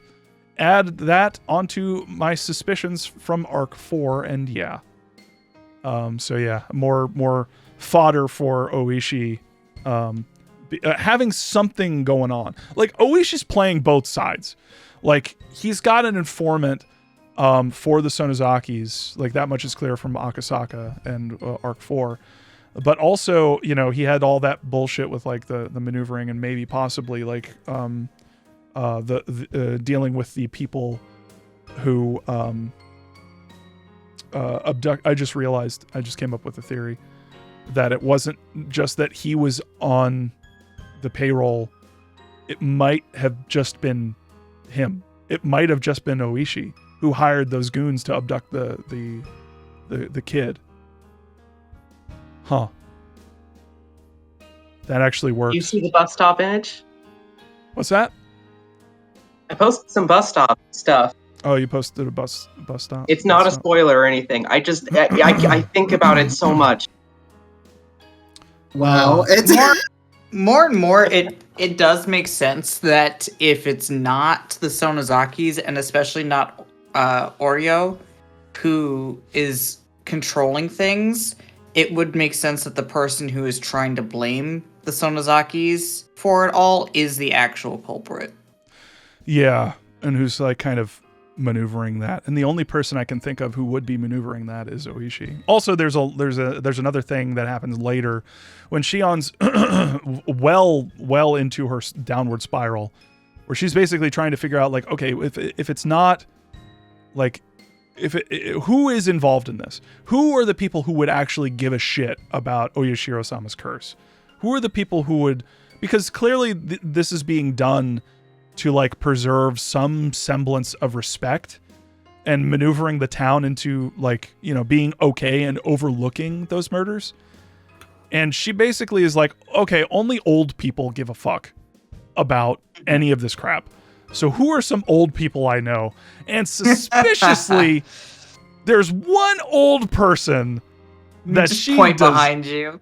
just this one guy who did not make the cut for some reason. But yeah, she like goes after. She even points the finger at Irie at one point and is like, could Irie be behind all this? No, he's an idiot. And then she kind of thinks about what's his name? Old man Kimiyoshi. Yeah, the mayor. Yeah, the mayor. The mayor. But anyway. So yeah, that scene happens and then the school scene happens. I think it would be actually quite it is starting to make more and more sense that Oishi at the very least has some level of guilt because, and I'm saying this as somebody who is also blind to like the true intentions, but it definitely seems like with the way that the information we have doesn't add up, that some of the information we're getting. Well, I think another important part about this arc was that seeing that a lot of the information we were introduced to wasn't necessarily reliable or even necessarily true. So I think that we could also start to see that, because previously I feel like a lot of the police information was kind of given as the solid foundation of stuff to work off of. Like, this is what definitely happened, this is what definitely happened, that kind of thing. But if we take into consideration maybe Oishi isn't telling the truth, a lot of that evidence could be false or suspect, misleading, or just straight up a lie. Like, you know, and we don't even know if we have to rely on Oishi to say that Takano is the one who was in the fucking barrel. Like, it might not have been her because, like, you know, who knows? He could have fucking fucked around with some dental records for all we know. Yep, that's my thing. Like, there is a specific note, but at the same time, why would Oishi? See, this is where I'm kind of tripped up. Wait a minute. He would do that. He would do that. That son of a bitch. That piece of shit. I was just thinking, why would he tell Keiichi that? He didn't need to. He wanted him to die. Yeah. He wanted him to succumb to paranoia. He wanted him to do that the entire fucking time. Yeah. Why? Yeah. What does Keiichi know? Well, I mean, it was like, I think in the Watanagashi discussion, it was brought up that, like, just thinking along the same lines of Shion was kind of going through the same stuff that Keiichi was going through in the first arc. And just thinking along those lines, like, Oishi just kind of feeds Shion his, like, conspiracy theory, essentially. Yeah. As fact, in the same way that he was like, yeah, all your friends are all connected to these murders, you know, tangentially, kind of. And Keiichi completely lost it. Yeah, I mean, like, what is he doing otherwise? Yeah, quite literally, like, replaying Arc 1 again, and it's just brutally fucking obvious that he's got some ulterior motives going on. And I also, in my notes, I did some mad person scribblings because the whole who would give a fuck. Just like Shion. Just like Shion. Absolutely like Shion, which we need to talk about that. That's another mark against Oishi, by the way. Also, I'm sorry for anyone who got fucked up by me doing this and then my autofocus. It makes Oishi very intimidating. Yeah, no, he's a fucking nightmare. Why do you think this shit keeps going on? Why do you think this shit keeps happening? Is because there is not an obvious, like, person pulling the strings here. It's the person who's in charge. Fucking, it's Dexter, y'all. It's Dexter. It's fucking Oishi is fucking Dexter, except way less likable. Anyway, I mean, He's gonna get shot at by a kid and get The one who just never gets shot? yes. Oh, that's so sus. That Oishi is one sussy baka. Like fucking ridiculous. Like, okay, the so towns. go ahead. The townsfolk have explicitly been calling him Oyashiro's servant, calling him the herald of the curse. And Even of course the it's town very knows. easy. Even the Of town course, knows. It's very easy as a reader to say, "Oh, they're getting cause and effect tripped up because he's investigating," and of course he's on the ball enough that he's investigating ahead of time enough. Right. Unless he's actually doing it. Right. And the it that he's doing is the thing. Like, clearly something's happening here where people are succumbing to paranoia. And that paranoia is absolutely, like, you know, it's like they say, paranoia, it will destroy you. So that's what's happening here. Like, paranoia is absolutely fucking people up, and why and how and the specifics of it are very interesting. Also, I just realized in the scene where Rena reads Shion's mind, it's raining, and the scene where Rena reads Keiichi's mind, it's raining. What the fuck is up with that? Because remember when Keiichi answered the door for Rena, and Rena was like, "What you cooking? You cooking your ramen that you got?" And he's like, "What? No, my mom's here." And she's like, "Yeah, well, fucking no, you're a liar. Shut up. Let me in. Let me in. Let me in." She read his mind. He specifically says he doesn't remember her being there and that she was like looking out. But I think if you take that scene and then merge it with this other scene with Shion, where she specifically reads his mind, what the fuck is going on? Eric Andre, let me in. Let me in. Why y'all booing? I'm right. Me thinking, Oishi did it all. Why y'all booing? I'm right. Bird up. Cicada up.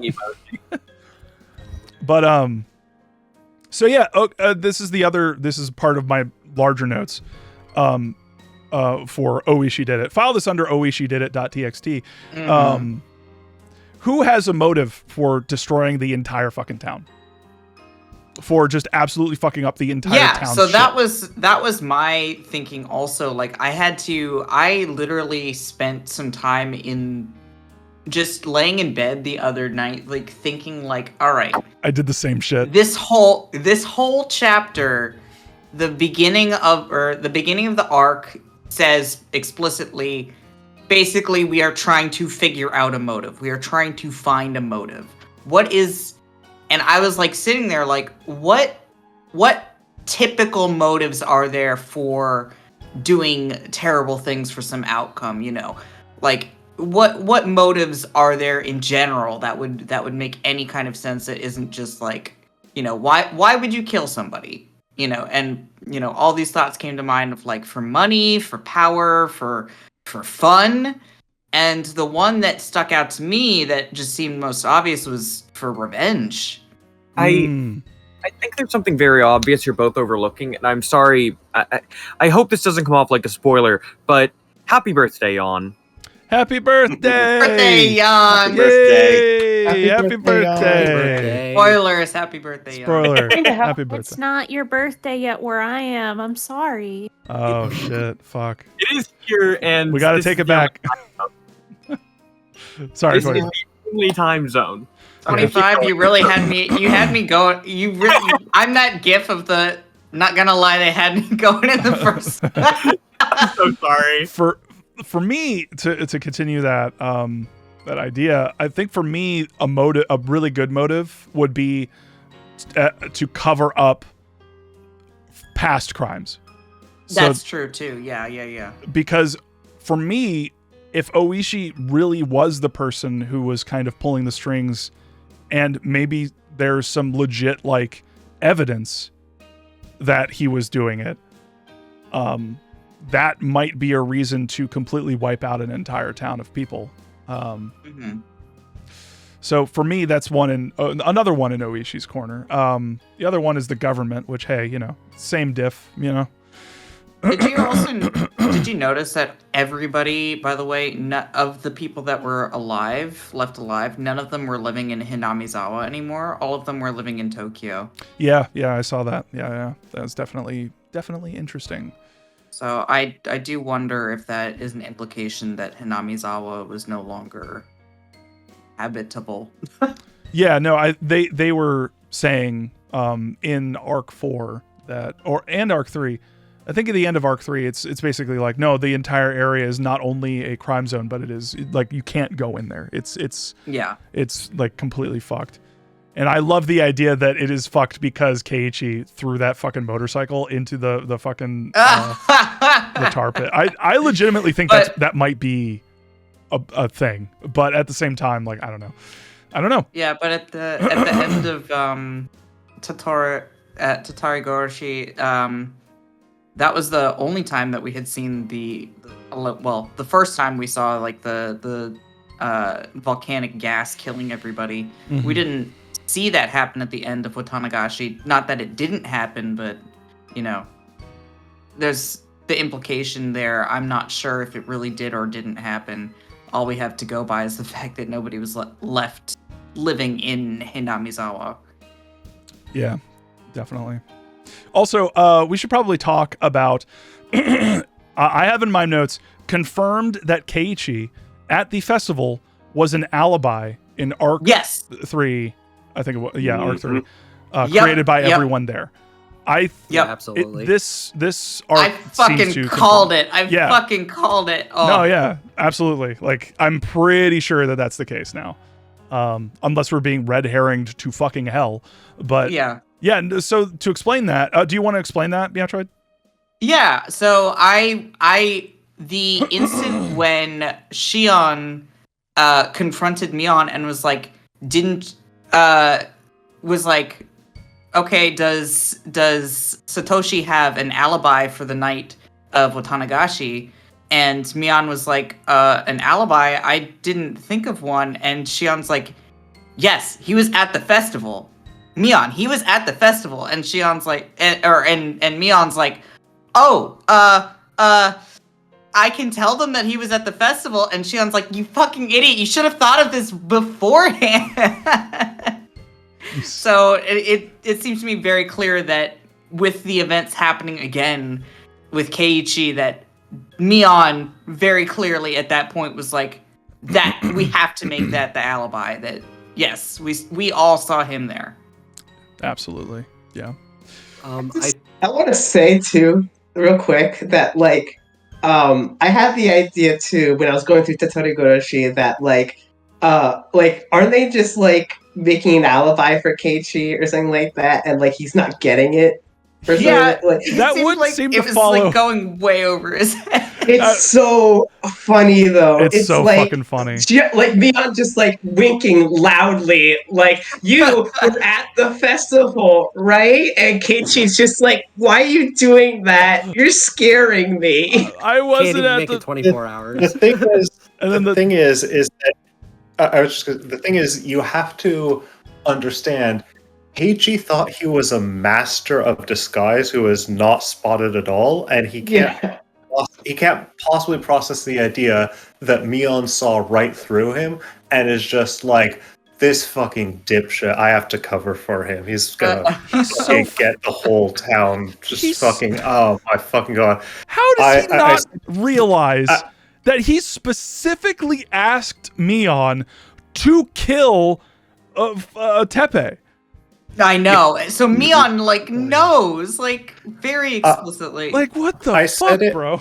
I said it earlier in the channel. I maintain that Mion is morosexual because that is the only way to explain her crush on Keiichi. If she is just absolutely attracted to idiots.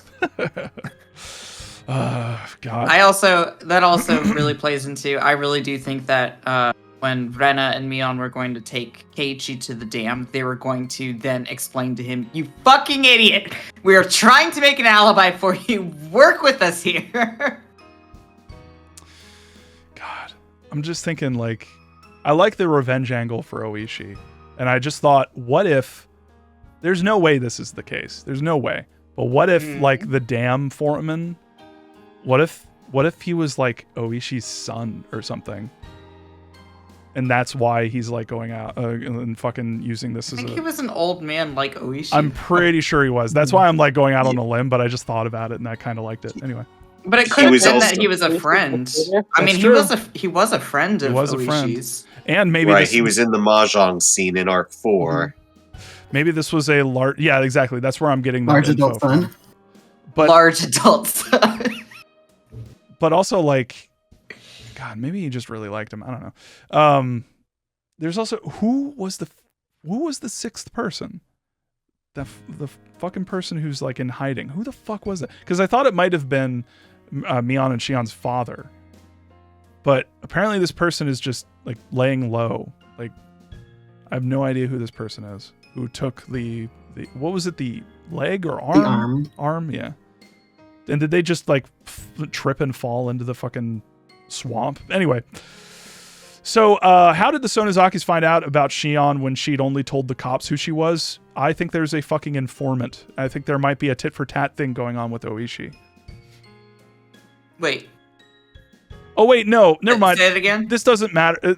Sorry, it doesn't matter because it's actually confirmed later that the Sonozaki clan has a informant in the cops, and that is evidenced by when Shion reveals herself to Oishi and the other cops, that immediately, as soon as she gets out of the cop farm, forget the word for police station. The police station? Yeah, the cop farm. The cop farm where they grow the cops. Good crop of cops this year. Ah, What, yes. pigs?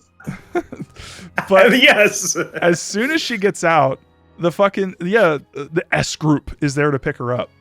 And it's like, how the fuck would they have known when the only people who knew that it was Shion were the cops? So someone in that group of cops must have told. But anyway,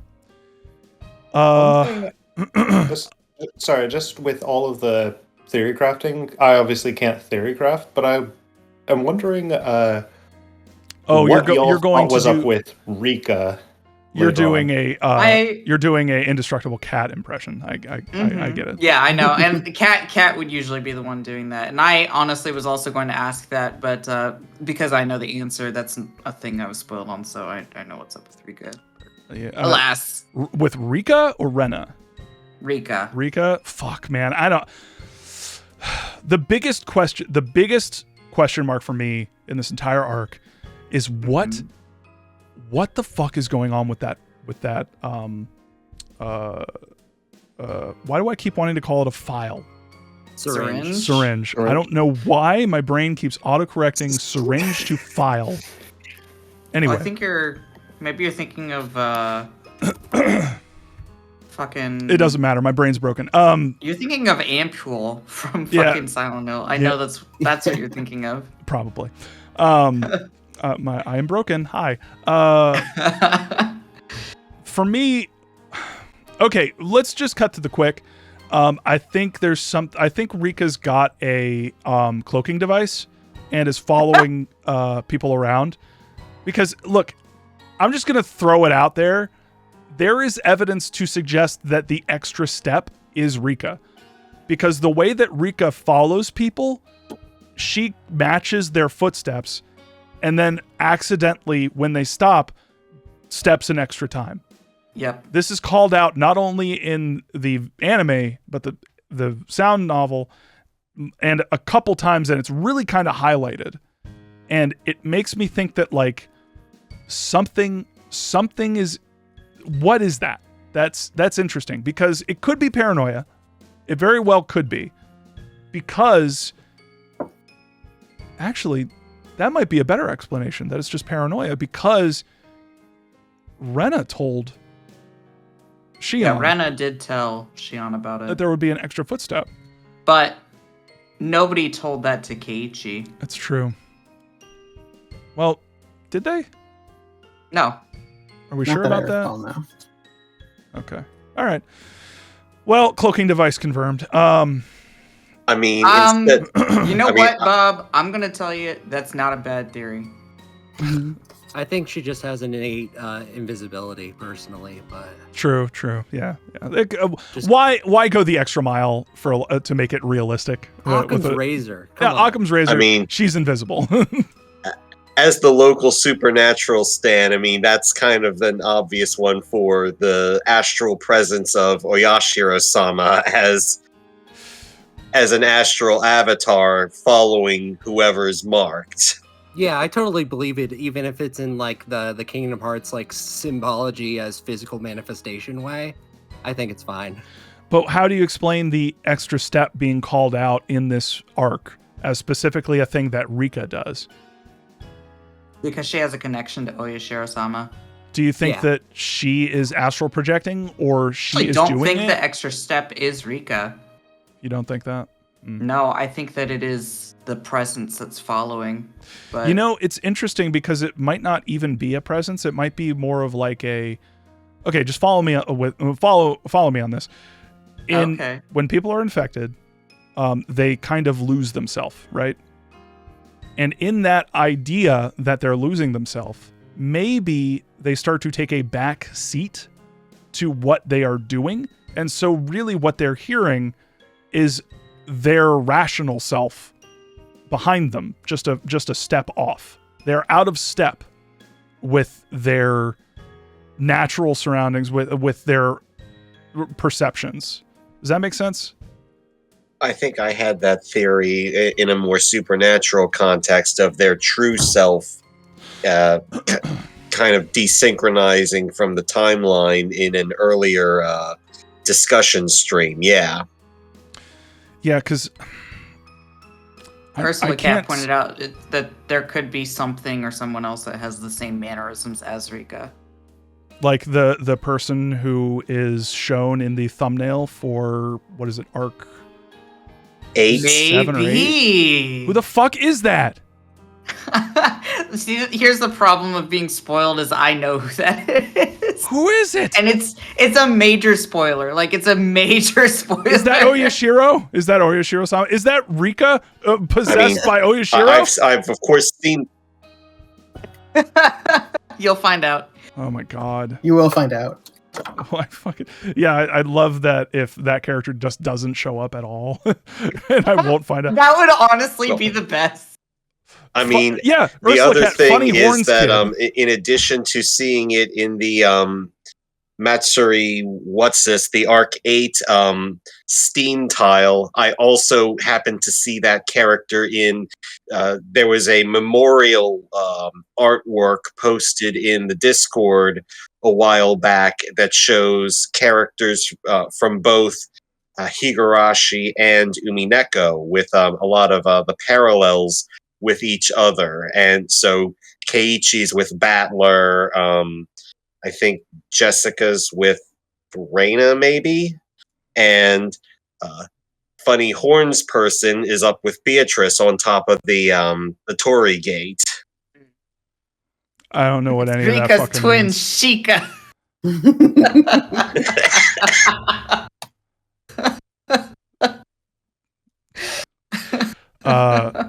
So yeah, I cannot rule out that there are not.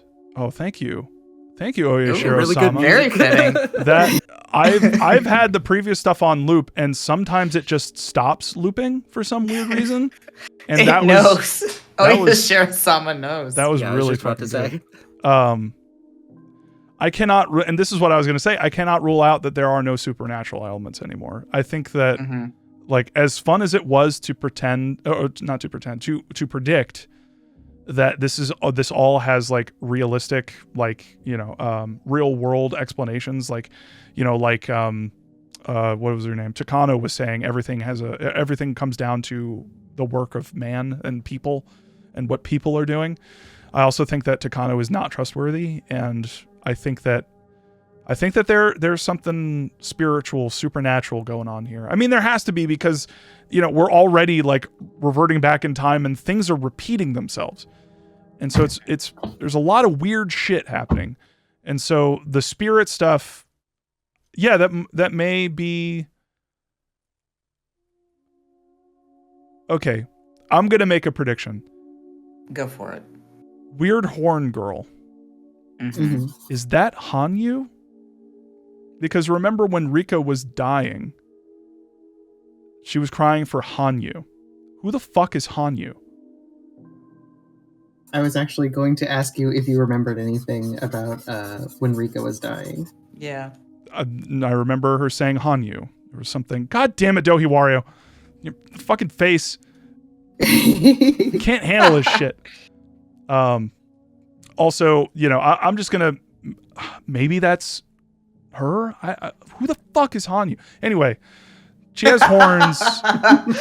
You've definitely got me at a disadvantage on that one. I think I must have assumed that was some kind of onomatopoeia or something. Mm-hmm. No, dude, we've seen so many, like How and Umuchkari, Meep. Yeah, the H was capitalized, so it was definitely something it's proper. a name. It's a proper name of some sort. I thought that maybe it was like a spirit of some kind that she's talking to. I also think that it's possible if this Hanyu person is a spirit, is it possible that it's the person who's possessing Rika? Because Rika is changing her, like, her voice is completely changing at certain points. Like, she is becoming a different person. If we are to trust what we are seeing and not that it's Shion and Akasaka who are kind of... But that would be super weird. Well, for we both of know them for to see sure the that same Rika shit. had a syringe on her. Yeah, and here's the thing for me, too. The syringe seems to have killed her by making her rip out her own throat. I don't know if I buy that. Or did it, though? I think that's bullshit because she killed herself by stabbing herself like multiple times. Like she was going to die. In the throat. Yeah, whether she, tore open her throat or not. It might have been, she might have been even have done that on purpose to throw off like any kind of investigation, maybe, possibly. I have no fucking idea. I maintain that whatever's in that syringe is beneficial to people who are infected. I cannot believe that Rika would just want to cold-heartedly fucking off Shion/Mion. Shion in reality, Mion to her. I think that what happened when she got roughed up by Shion, that she thought, oh, Mion's really in trouble. I need to help her. I need to figure out what to do. I'll create an alibi to go over there and help her out. I'll distract her with the soy sauce bullshit, which LeMayo, Shion, you fell for that. Fucking great job. Anyway, great job being paranoid. Looks like you need to do that harder. But like, I was also half expecting Rika to like kick Shion into the soy sauce. But the mace was an even better touch, I must say. The mace. Yeah, the mace. Oh god, mace was so fucking good. Mace was so good. Also, I seem to have lost a certain someone from looking over my... There we go. Perfect. Oh no, he's back. He's back. I will say though, if that were truly Mace, there's no way that Shion would have been able to recover that easily with Mace in her eyes. No fucking way. And in that enclosed space, you better fucking believe that Rika should have ran out of there, or else she would be feeling the same effects, like immediately. Yeah. If it's like bear mace, oh my god. There's no fucking way. There's no fucking way. Yeah, unrealistic. Well, I will say, ding. It's probably not full mace, because assumedly the reason why Rika has this is that it is a most likely an spiritual effectively thing? Like a protective device, somebody's given to her in case somebody tries to kidnap her or anything like that. So it's probably not powerful enough that it could actually hurt her. So yeah, I kind of assume the standards for mace are in Japan too. Yeah, because I know that in America we have like crazy high shit that you can just buy. You got that orange shit. A fucking bear mace. Yeah, oh my god. Bear mace that makes Bear spray. Yeah. The people that think that bear spray is what you put on yourself to keep away bears. I don't know. Like bug spray. I put a little bit. I squirt a little bit of it on my steak. You know. I like that pepper. Dr. Pepper. Anyway, so yeah, after all of that conversation, that large conversation about everything, I have in my notes, quote, I am laughing because apparently there is no word in Japanese for spork. Nope. There is a description. And that, you know what? Fair. Yeah. Why spork? Why? The reason I say that is because one of the person who was captured for killing Satoshi's aunt, Walter Sullivan. Yes, 1,100,000,000% a plant by the. Wait a minute. Could have been a plant by Oishi. Or it could have been a plant by the police department trying to solve the crime, because they're like, we have too many unsolved crimes, which is a fucking thing that happens in America. Or it could be the Sonozakis, maybe trying to, cover that up. But why would they do that? They wouldn't stick their necks out like that. Are from the police. We know that there's at least one Sonozaki in there, or someone who's like deeply tied, but we don't know how many. Yeah. And why would the Sonozaki stick their neck out for some fucking kid? Just because? Yeah, but like what? Shion likes him. The other question is just like what actually happened to Satoshi? That is the other question. Yeah. It wasn't the Sonozakis that disappeared him. Yeah, where is he? Solution. All in one. Ready? Yeah. Sunglasses guy did it because he thought no one had the guts to do it, to kill Satoshi, because he saw him as a threat or a liability to the Sonozaki the clan, the Yakuza. And so he did it, possibly maybe at the behest of the father. Because remember, this all happens after Shion professes her love and gets her fingernails ripped off. So is it possible that looking, quote unquote, looking out for her, they offed him and then found someone to take... Wait, why would they do that though? That doesn't make sense. Why would they create a alibi? I'm sorry. Why would they create a fall guy when the person who did it is dead? Why would that happen? It is a little confusing to because Oishi at least plays up very much that he believes that it's Satoshi and he's really going after Satoshi. That's a good... Oh my god, have I been a dick? Oh no, Kasai, I'm so sorry. Kasai, are you being a real one, and are you protecting Satoshi? That's my dad, man. Oh no, sunglasses man. He wears his sunglasses at night so he can save Satoshi and rescue Shion's precious little heart. Oh my god. I actually think that you're right on the That's money got to there. be it. I think that Kasai was the one that basically got Satoshi to skip town. Fuck. That actually makes a lot of sense. That makes sense for why he hasn't come back, because Oishi's still looking out. Like the heat hasn't still gone looking down. for him, yeah. Mm-hmm. Interesting. Kasai, did I read you all wrong? So you can't blame me. It's the sunglasses. Anyway.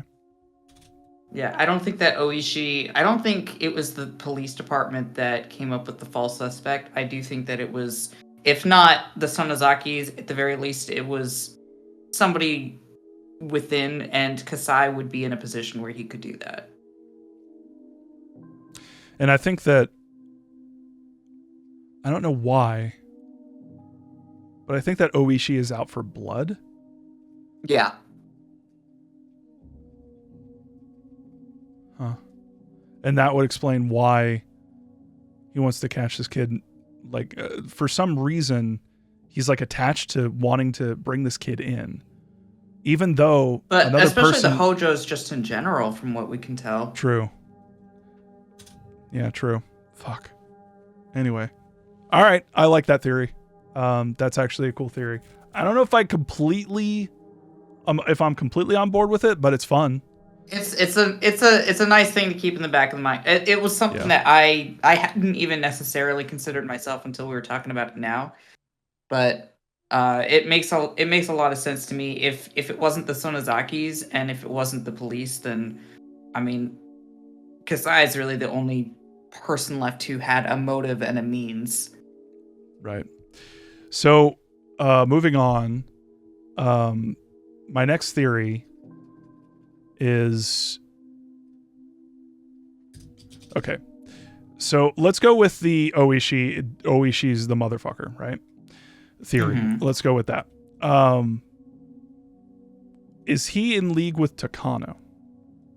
Because Takano also expresses a very specific want to kind of maintain, or at least investigate, possibly maintain the history of Hinamizawa and its dark past and kind of bring it to the surface. That would make sense to me, especially if we take into the idea that the only way that Takano could be alive while also burned up dead in a barrel is if the police were lying about something. So it would make sense that he would be in league with Takano, yes.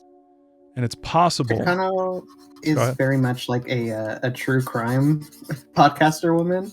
Yes. At least in my eyes. Yes, she is. So it's like, she could be in league with the police. I don't know. She could be. I guess something very interesting that popped up in Arc 5, and it goes a long way to disprove itself, but Shion spends a lot of time thinking about the curse in terms of stochastic terrorism. That that someone like Oreo in particular, but that the idea goes around that someone needs to die and that the town kind of reacts as a mass to do it. And that there's an idea that the killing can happen at Watanagashi that spreads around and helps make it to happen. And in that context, who do we know that spreads the idea that killings happen at Watanagashi? Takano. Mm-hmm. I think Takano also mentioned that she believes that there's like a cult in Hinamizawa. I start to wonder if she literally like is a member of that cult, if she like is a cult member and is telling on herself there. If she's a member of the cult, then it's definitely her and Oishi at the very least. Mm-hmm. Like, yeah, it might be a misdirect to think that, you know, everything's being done by the Yakuza. But imagine time, a cult in a town doing some terrible shit. I don't know why, but I'm getting some like deja vu. I can't put my finger on it. Anyway, oh yeah, before we keep going, can we talk about Russian porno? Oh my god! So, what do you want to know, man? Ever since the fall of the Soviet Union, it's just everywhere now. It's just everywhere. So Berlin Wall came down, and there's just been nothing but Russian porn. That's why they tore it down. I'm telling you. Hi, Giop. How you doing, Giop? You really enjoy jumping into the stream right now, huh? So let's set the stage. Let's set the scene of. Okay, so in all of the question arcs, we have been following our boy Keiichi, right? Keiichi, the invisible protagonist, the simple, dumb, shithead, moron, idiot little kid who just does what he feels, man, and he feels horny. The spiritless boy. So much of this has been building up. Actually seeing Keiichi for the first time. Ryukishi also like hyped it up in I think it was arc 3 or 4, the post party scene where it's like, oh yeah, he's gonna not be on the phone all the time. Keiichi's actually gonna show up. He's gonna get character art. Here we go. And so imagine in this scene where someone comes to save Shion from these horrible, awful thugs. Someone shows up looking exactly like Satoshi. Backlit, looks just like Satoshi. And then, it's revealed. The sunlight, he comes into view. It's Keiichi. Wow. I have the quote. Look like, at I him. have the screenshots if you want me to give the exact quotes for this intro. Go for it. Keiichi says, "You don't got a clue, idiots. This is what the delinquents and the bikes and such." And then they respond, "What the fuck are you on about?" And this is Keiichi's big line. "There's nothing arousing about stark nakedness. Leave her socks on at least, no matter what. That is an ironclad rule." God. So I completely blocked this out. Good. I have the whole thing screenshotted. It's fucking terrible. It's one of the only things you can say that's good about the anime is that they didn't include this fucking bullshit. I can't even call it anime bullshit because, well, I guess I can. Nationalistic bullshit, I guess. Weird porn. Fuck it. Okay, so this is all couched. He was trying to do mental warfare. I think he was trying to destroy them from the inside. No, and Keiichi does this stuff where he tries to ingratiate himself with his opponents, and he did this with the kids too, where he was like, "Hey, don't you want the baseball player?" Yeah, like he does this. This is kind of a Keiichi move. Like he's such a simpleton, idiot, moron that but he's a manipulative one. He can get on your side. He can level with you, and he can, hey, tit for tat, buddy. Give a little, get a little, give a little, give a little.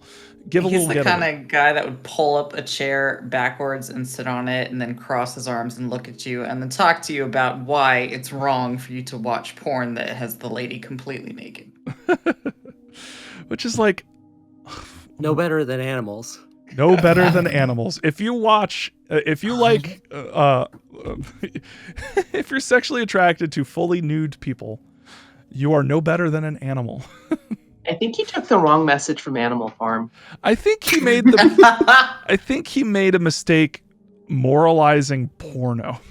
Anyway, so Keiichi shows up and it's supposed to be this, oh shit, it's our boy. He's rendered. Look, he's got art. Oh, this is what he looks like. Wow. And just imagine the series is a line, right? We're just like right here. Oh, Keiichi. Oh, here he is. And then, everything just, I can't even, the whole fucking scene nosedives to Keiichi's here. Hooray. Oh, now we're getting rapey. Oh no, Keiichi's here. The thugs are getting rapey, and they're saying shit like, "Oh, we want to see stuff, and we're gonna."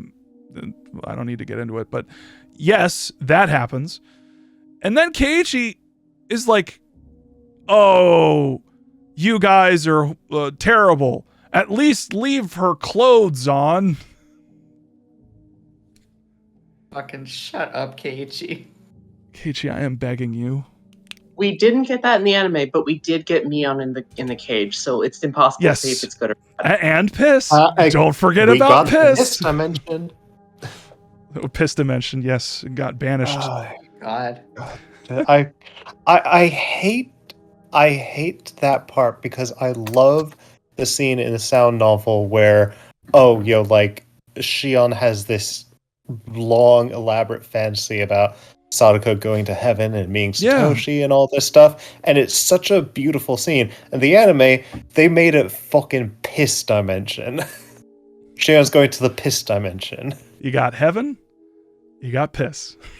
Where are you going when you die? I described the anime like when somebody was asking me, what's the anime like? Having seen the bits I've seen, I'm like, faint hints of Riona, and some gore porn. Not my type of thing. Nope. God.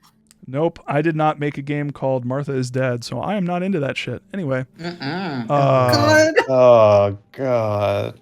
I forget about that game, and then it comes back and it just hits me like a fucking brick. I try not to think about that game. it's I don't know how you could do. I won't. Whatever. I won't say it. I'm going to say a banned word.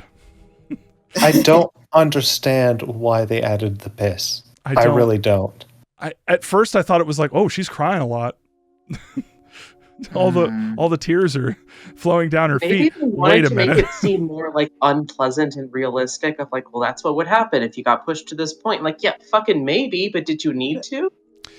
But that's also the thing is like what I like about Higurashi is that it's not really gritty like that. Like a lot of times when violence is happening, it's about the emotion somebody's experiencing in the moment. Like going back to arc 3 for a second, and when Keiichi discovers Rika's body. Literally what the I was emphasis thinking about, yeah. is not on the gore and violence. They describe the gore and violence, but the emphasis is not on that. The emphasis is on this person's world falling inward as he's just not able to process what he's seeing, and just like he's like, I don't understand this on any fundamental level. And then like the anime is like, no, we got to make everything super gritty and gory and gruesome and all. And it's like, that's not what it's about. That's not what it's about. Yeah, the in Umineko, no spoilers. The first thing that happens like that, it was just so impactful to me. It was like just it had so much impact on me. I was like, holy shit, there's such a good way to go about this. I had no idea. So I will say, just as somebody who is, like just starting Umineko now, I'm just barely into the second part. It is weird to me that Higurashi gets this reputation as being this super violent and gory thing, when I think Umineko might just be way more violent, like in terms of descriptions and things that happen. And that was kind of surprising to me, because I feel like Higurashi gets the reputation as being, the super violent, gory one. And I wonder how much of that is just the anime. I'm almost positive it's the anime. Like by and large, I think that a lot of the reputation that Higurashi has in general is from the anime, from GIFs, from memes and stuff like that. But the anime was Without going into like spoilers, this isn't like spoiling anything, but there is one sentence I remember from when I was reading Umineko that read something along the lines of, it looked like meat when the butcher has, or leftovers when the butcher has stripped all the good meat off a body. And I read that line, I was like, nothing in Higurashi is anywhere near as gory as that image. And it's kind of abstract too, but like it allows you to fill in enough yourself to go, oh fuck. Well, that's the thing, is that it's relying on your ability to construct a mental image. I'm like, I have seen slaughterhouses, I've seen butchers, I've seen what courses look like. Jesus fucking Christ, that is horrendous to think about. I want Silent Hill F to be a visual novel or I novel so bad. I would love Silent Hill F to just be a sound novel. If Silent Hill, oh my god, if Silent Hill F is a sound novel or a visual novel, you have no idea how many people are going to fucking just scream and shout and just bitch. My favorite thing. Yeah, it would be fantastic. I think we had this chat last time that if it's a fucking visual novel, it will be many people's least favorite game ever made in my game of the year. It will hit super well with When They Cry fans, and it will land terribly with traditional Silent Hill fans. They're cowards. Yeah, traditional Silent Hill fans are cowards. Yes, you are absolutely. Skill issue. But yeah, like just kind of getting back to the original point, like I just don't understand the anime's obsession with making everything gritty and gruesome when, again, the emphasis is on the emotion somebody's feeling in this moment. Like what people said about the fingernail scene, about how Shion isn't even focusing on the fingernail. She's focusing on like random objects, random things in the environment, anything to distract her from the unbearable pain of Jesus did somebody rip out my fingernail? Maybe it's because so much of it is from the internal monologue and the narration. That's like they just didn't know how to replicate that through a purely visual means without like constantly having her talking in her head. And they just didn't know what else to do. I don't think that, and Higurashi is an example of this. I don't think that it is impossible to translate what Ryukishi is doing with the sound novel into a visual. Yeah, I think that yes, I think they didn't know how, but I also think that they are the type of horror fans who took the wrong lesson and of horror. Some horror fans, and they're out there. Trust me. I'm doing a video on some of them. They look at horror, and it's a really, really fucking bad problem when it's psychological horror. They look at horror as like, well, what do people like about this stuff? Oh, they like to see fucked up shit. People like to see fucked up stuff. And so what's fucked up about, this story? Oh, how do we plus that up, make it more fucked up? Because that's what they think people are here for. Why else would you read Higurashi? Like, why would you read this wonderful story about people just wanting to fucking live and be friends and have a cool, chill time and say cute shit? Why else would you want to do that if not for like seeing a girl piss herself in out of insanity or sexualizing shit? It's like fingernail scene in the anime. I felt nothing. Yeah. When I read it, I was physically recoiling and laughing at the same time. It was awesome. I loved it. That's good horror. I felt nothing in the anime. So on the topic of what Bob was talking about with trying to depict something that would be an internal monologue in a sound novel.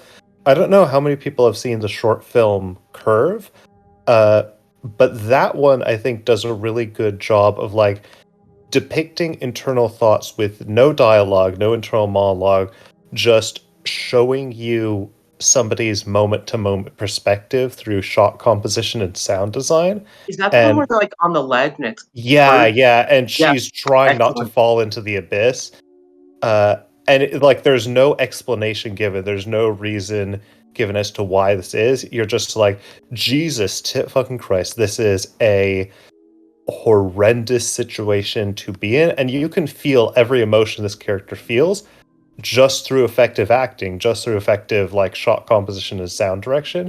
And they could have easily done, they could have done something like that with Higurashi, but it feels like they wanted to take the easy way out of let's just make it really gory and fucked up. That level of honest hard work to get like a good creative thing out there to represent a specific feeling. It's just that's their fucking anime studio that's not trying to do some high quality shit. Yeah, they're putting out questionable promotional shit. That's their priorities. Yeah, right. And that's a problem. Even just think about, I was just gonna say, even just think about stuff like John Carpenter's The Thing and how like so much of what was effective in that was not the brutal gore, but was like the suspense of people just not being able to comprehend what the hell is going on. Right, and the overarching fear not being one that is visual. John Carpenter's The Thing is wonderful. It's one of my favorite horror films, one of my favorite films. And the thing that I love about it is that it evokes a fear that is not something that you can visually represent. It is the fear of paranoia, the fear of the other, and the other is not, something that is easily done. But at the same time, it does so well with the visual representation of the alien creature with the stop motion and just the practical effects. It's just such a fucking good movie. But yeah, I think that the sorry. No worries. I think that the problem is that you have some companies and some people who the priorities are different for their version of horror. And in this case, I'm assuming that Studio Dean's priorities were fucked up stuff because that gets eyeballs. People look at that shit. People want to see that shit. Apparently, they think this is their, Higurashi's all about empathy, so let's empathize with Studio Dean. They want people to see fucked up shit because that's what they think it gets eyeballs and makes money. And how else do you make money? Fucking bring that quality standard down to the fucking floor. Just absolute fucking whatever the fuck this is. Just do that for episode upon episode. Like, and that's kind of the Oishi is, yeah, it is a Oishi facsimile. And this is the problem that a lot of horror companies run into, which or horror, it's one that what is the name of them? Blumhouse has or had. They run into this occasionally, where it's they're the expectation, or they want to create really high quality horror, butts against the real world need to maintain profitability, and it takes time, it takes effort, it takes talent, quite frankly, to do good horror well, to do good horror right, and that doesn't necessarily jive with capitalism, and I think that a lot of companies run into this issue of well, we could do good horror, or we could do horror, and then it's hard. I will say, it's hard for me to say that they did wrong, because while I don't think the Higurashi anime is good, I know so many people who got into Higurashi because of that anime, because of the things that it did manage to do right, almost accidentally. And it's interesting how many people have a fondness for that because that was the version they saw. And then, we have the perspective of it's a failure because we're coming from the sound novel where it was handled much better. You're talking to a Silent Hill fan who has had the Silent Hill HD collection. Looking forward to that movie. I love. It's so gonna be so good. It's gonna be even better. The Silent Hill 2 remake. Way, yay! That's my Bloober team. You're not excited for that? What else have they done? I'm sorry. I should stop keeping the score. I was just gonna say, back on when we were talking about The Thing. Sorry. One thing I really like about, or one thing somebody pointed out to me about one scene, kind of tying into what you said about what can't be visually depicted, is the first time they're burning the Bennett thing, where they just dump this load of gasoline on it and just toss the signal flare onto it. Someone pointed out that the way they just stand around it is like apes that have just discovered fire for the first time. They're trying to comprehend something that is so far beyond what humanity is capable of understanding that they simply can't, and so they just stare in a circle, almost hypnotically, because they can't process something that should not exist. And I feel like Higurashi kind of taps into that as well at some points, where the characters are losing their minds because they're like, I don't understand how this works, how this all can function. Yeah. Right. They're looking at a game board, the game of which is unclear to everybody involved. Yeah, are we playing checkers? Are we playing chess? Are we playing mousetrap? Are we playing Hungry Hungry Hippos? What the fuck is going on? Yeah, Keiichi in Arc 3 thought he had it figured out, and the next thing he knew, the entire town was dead, and he was the only survivor. And he's like, I don't understand what happened, what went wrong. Yeah.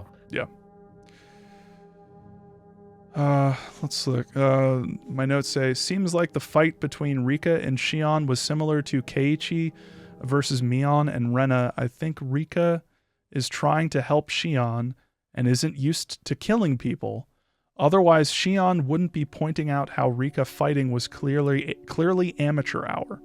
So that's another reason why I think Rika has good intentions here, and doesn't want to just overtly fucking kill who she thinks is Mion.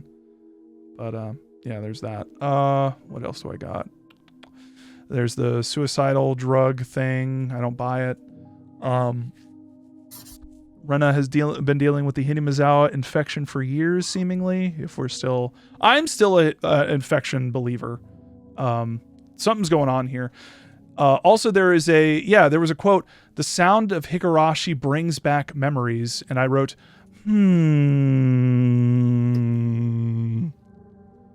that means something. I don't know what. What else do I got? Yeah, another quote that raised some eyebrows. "Why was it hot and humid in June?" Question mark. That is, I believe that's Shion questioning things.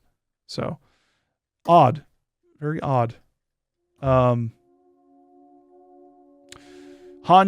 don't know who the fuck that is. I'm assuming it's the little demon girl. Oh,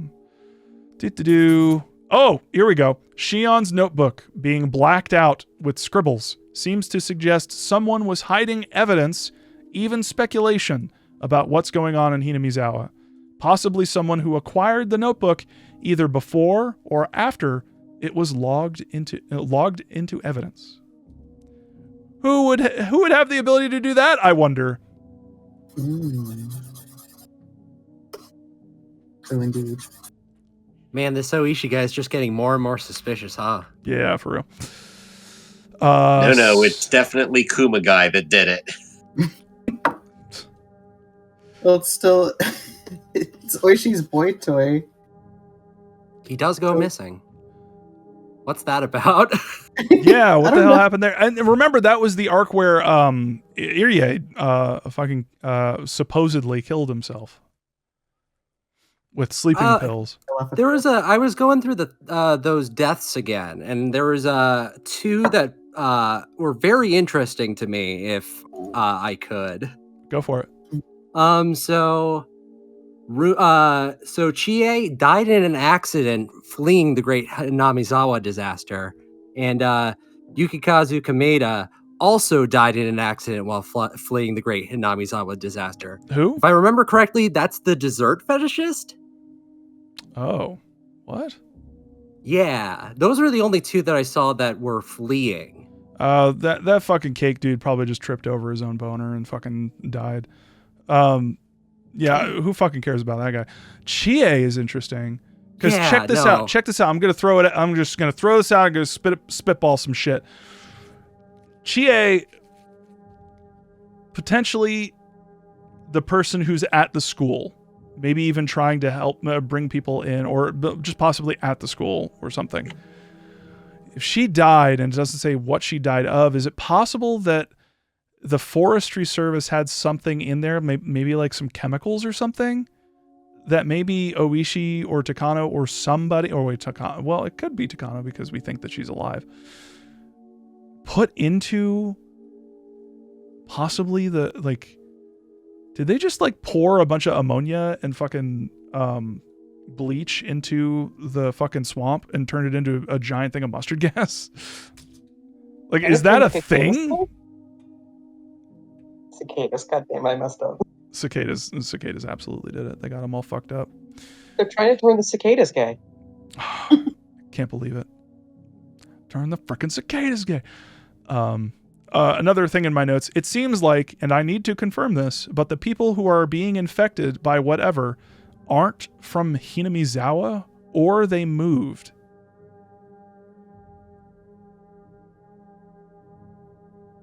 I'll just throw that out there.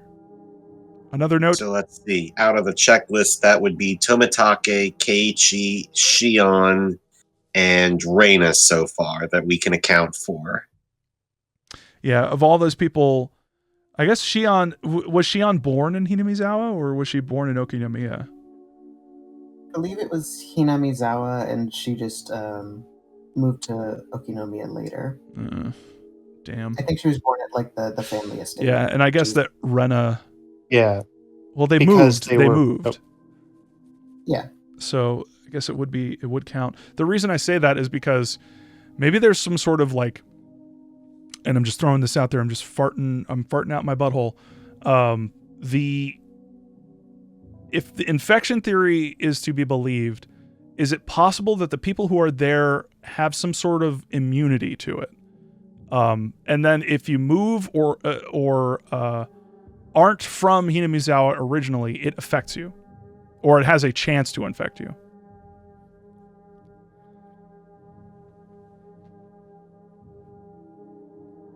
Are the cicadas putting off a frequency that makes you immune? I'm not gonna lie, I kind of thought of that. Everyone else is just wearing earbuds. Damn it. Well, I mean, Oishi's AC is so loud. It's very in, loud. Arc You're 4, just it driving blocks people, out the yeah. like protesters that are screaming. Absolutely true. 1000%. So cold that it kills all the bacteria. So my other note is fear seems to be changing people, which is kind of obvious at this point, or at least paranoia. Maybe it's just straight up down to fear. Maybe we can just boil it down to fear. If you are afraid, something changes or can change about you, and yeah, that's what happens. And if there's an abundance of it, then yeah, it absolutely screws you up. Shion punishing Keiichi for not realizing she's Shion and not Mion's funny, considering at various points Shion got confused herself and eventually locks in on that confusion. I love how it says Shion in the as the name like indicator, but then she'll be like, and Shion fucking sucks, and that Shion is terrible. It's like, ah. Anyway, I had fun with that. Oishi saying bingo was very funny. And my absolute favorite part of this entire arc. Can we please talk about the Ryukishi fucking after party? Where he basically starts out his note as, can a murder be justified? Hi, I'm Ryukishi07, and I think about this a lot. This dude went home. I love all the. Hi, I'm Todd Farland. I love all the staff room stuff in Higurashi so much. Me too. This is our first. I think I can. This is our first one, I can right? say that the thing. This isn't really a spoiler, but the thing that got me to start reading Higurashi was somebody posted snippets of the staff room from part 6 in a part where Ryukishi07 is talking about like suicide helplines, and he specifically says like the people who man these helplines are there to help you. They're unpaid volunteers. Somebody who dedicates their free time with no compensation to help you can't be a bad person, now can they? And like explicitly says, like, if you feel that you are in a situation where your only options are to hurt someone or to hurt yourself, please call these helplines. Wow. Ryukishi must be a really bad writer because he wrote this entire story just to tell you that. And that was like, well, I got to read this now. Jeez, that. Wow. Okay, I'm excited for the next arc. Oh, it's my favorite arc. I have been biting my tongue this entire time because I want to talk about it, but I want you to experience it first. Shit, I'm gonna, as soon as we get done, I think I'm gonna just bite into it, just fucking feast. I think it's probably the most common favorite. Like, if you ask a random sampling of Higurashi fans what their favorite arc is, I think the most common answer would be that one. Yeah, definitely. Cool. It's the Kingdom Hearts 2 of Higurashi arcs. Okay, I get it now. There you go. I have very personal reasons for really liking that arc, but also just like I just think it is the most interesting and well written one. But yeah, like I just read that part. I read that section, and I was like, I really need to find out what this guy's deal with, and I was not disappointed. Nice. So the last note I have is, did Ryukishi just insinuate that at the end of the staff room meeting, that if the reader doesn't agree that everybody should live happily together, then he'll kill them? Why not? I don't disagree. It's a good point, though. It is a very good point. I love getting to that part, and then he's like, haha, wink wink, I might kill you. Can a murder be justified? Yes, if it's your stupid ass. I love, there's a note he has in there that I really love where he talks about how people felt like real catharsis with Keiichi killing Teppei in part 3, and he's like, I wonder if those same people felt that same catharsis with Shion's murders in part 5. And I think that's such an interesting way to approach that, of like asking yourself, like, why is one murder so much more justified, or feels so much more justified than another? Do you really think that you could ever justify murdering someone? And this kind of gets back into what I said before of I feel like Ryukishi is trying to make the argument that there's no such thing as good people and bad people. There are just people and the decisions they make. And it's kind of interesting to look at it in the context of Teppei, because we can then say, oh, but Teppei is a horrible, irredeemable monster. But like, what if given the opportunity to like be taken away from Sadako, be taken away from somebody he could harm, and like really re-examine his life, that he could become a better person and do good for the world? That is an opportunity stolen away because somebody decided your life does not have value. I'm going to kill you. Yeah. I think there's also something to say about, the nature of, you mentioned something about, doing good for the world. I think there's something, and it's taken me a long time to kind of come to terms with this, but there's also something to say about just existing and not hurting someone. That's enough. I think that it is okay. And it's funny because, wow, it's my favorite game and I keep forgetting the name of it. Outer Wilds, not Outer Worlds. I still need to play that. I bought it and I still haven't gotten around to it. People say that, me streaming Immortality made me hate the game. If that's true, why did streaming I forgot the Outer Wilds, why did me streaming that make me like fucking love it? Like, yes, these things change a little bit how you're handling a game, but also that was such a fucking powerful experience, and I love that I streamed it because everybody was on the ride with me, and it is so fucking good. I listened to the soundtrack of that game and I get fucking misty. Man, that game did something, and at the very end of it, there was something that it really kind of spoke to me. And it's something that I wasn't able to communicate properly on the stream, but you get such a sense of like, it is okay to just exist. It is okay to just be. You're like, it's okay. You don't have, you may think that, you have to do something while you're on this planet. And I maintain that as long as you aren't actively hurting other people, it's okay to just fucking be. You can just be and exist. And I think that that's something that also, you mentioned, doing good for the world. And yeah, I do agree with that. But at the same time, like, I think it is important to say, for me at least, that it's cool to just not be a shithead. It's cool to just, do no harm. You can just exist. You do not owe anybody anything. You can just be. So anyways, I didn't mean to like, I hope that didn't come across as me like yelling at you. No. Trust me, it didn't. Like, okay, cool.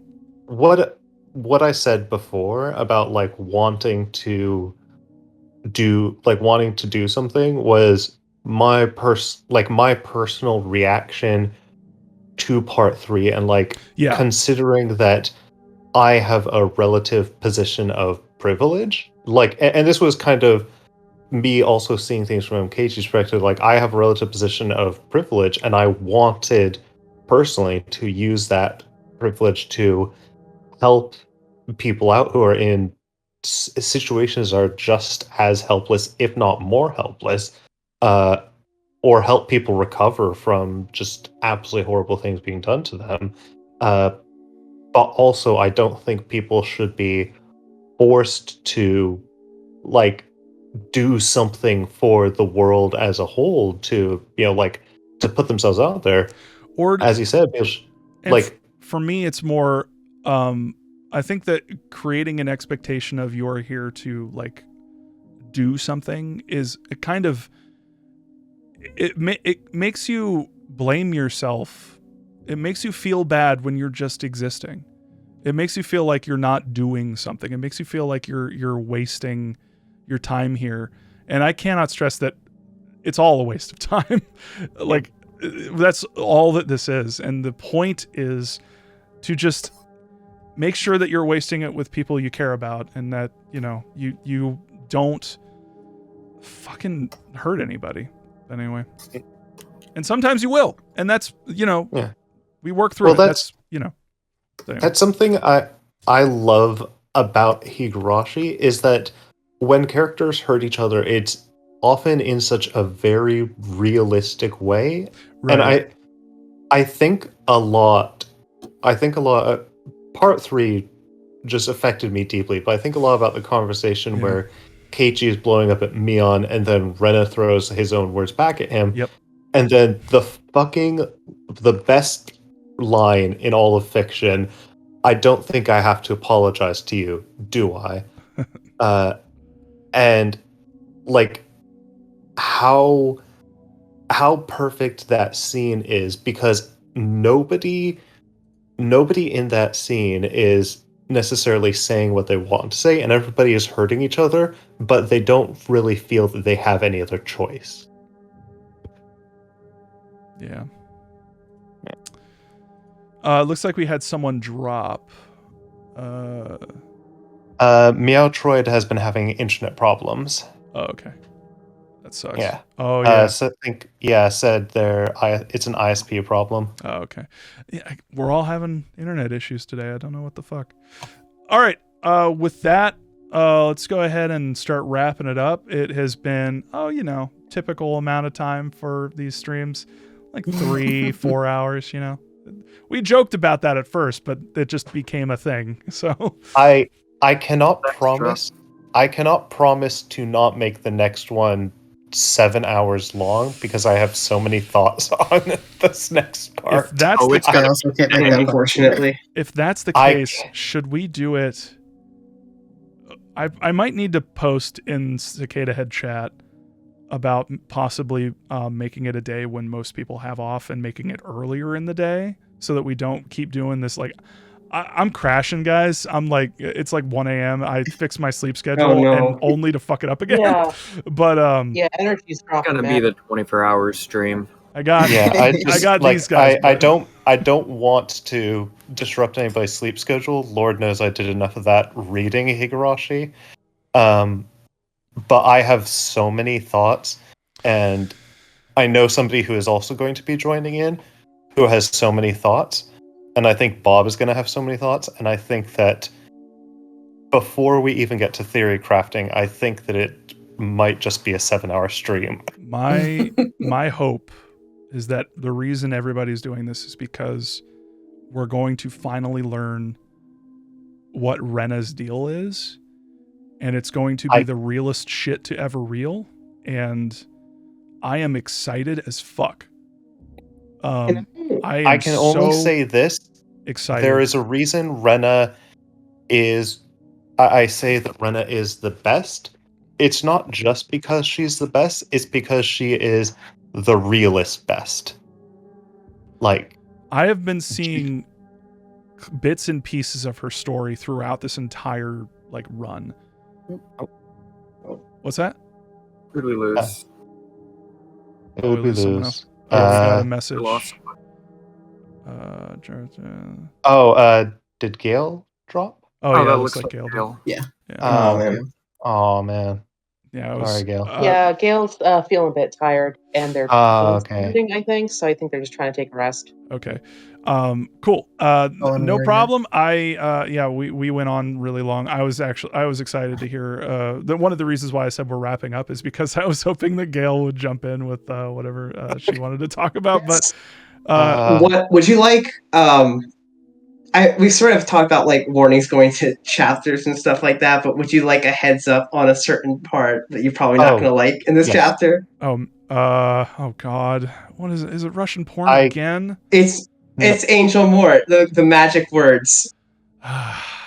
I will give. Okay, so this is a content warning I gave to Alice, who's probably going to be on the next stream, and I'll give it to anybody here. Part 6 does have a very, very strongly described scene of self-harm, and it's not in a like Martha is dead, you're like playing something up for like super gory whatnot. It is a very, very compelling depiction of somebody's mindset as they are like genuinely hurting themselves. And during Angel Mort? No. In general. Okay, all right. But like there is a very specific scene, and I know that can be very triggering to people, and I just want to make sure people who are reading this blind know that going in. Okay, good. Yeah, I just bring up the Angel Board thing because that's just like, that's something, like, I don't mind people escaping that. Like, I'm sort of on the side of like I hate the Angel Mort stuff. I think Yuri is like super annoying, but I'm kind of coming from the side of like, Higurashi is like an otaku work in a lot of ways, in ways that's like, I think kind of important to contend with outside of just it being like, the shit about that we don't like. There's just so much to say about that, and I don't want to like get into it tonight. I think there's more to talk about with the next chapter specifically. Yeah, and I think it's also important to just, take a work holistically and understand that it is made, how it is made, and not shy away from the problematic aspects of it. And this is a really good opportunity because while Higurashi is simultaneously some of the most impressive character writing I've ever seen and some of the most empathetic, truly like putting things that have been inside of me and thoughts that have been inside of my head into a fucking game, and I am literally reading shit that I have thought, like simultaneously like understanding that this is also a series that has Russian porno and fucking Keiichi being a dipshit and fucking all the bullshit, the anime bullshit that happens in a lot of these scenes, and understanding that it's all of a work. It's all in of the same. It's in the same thing. So I think it's yes.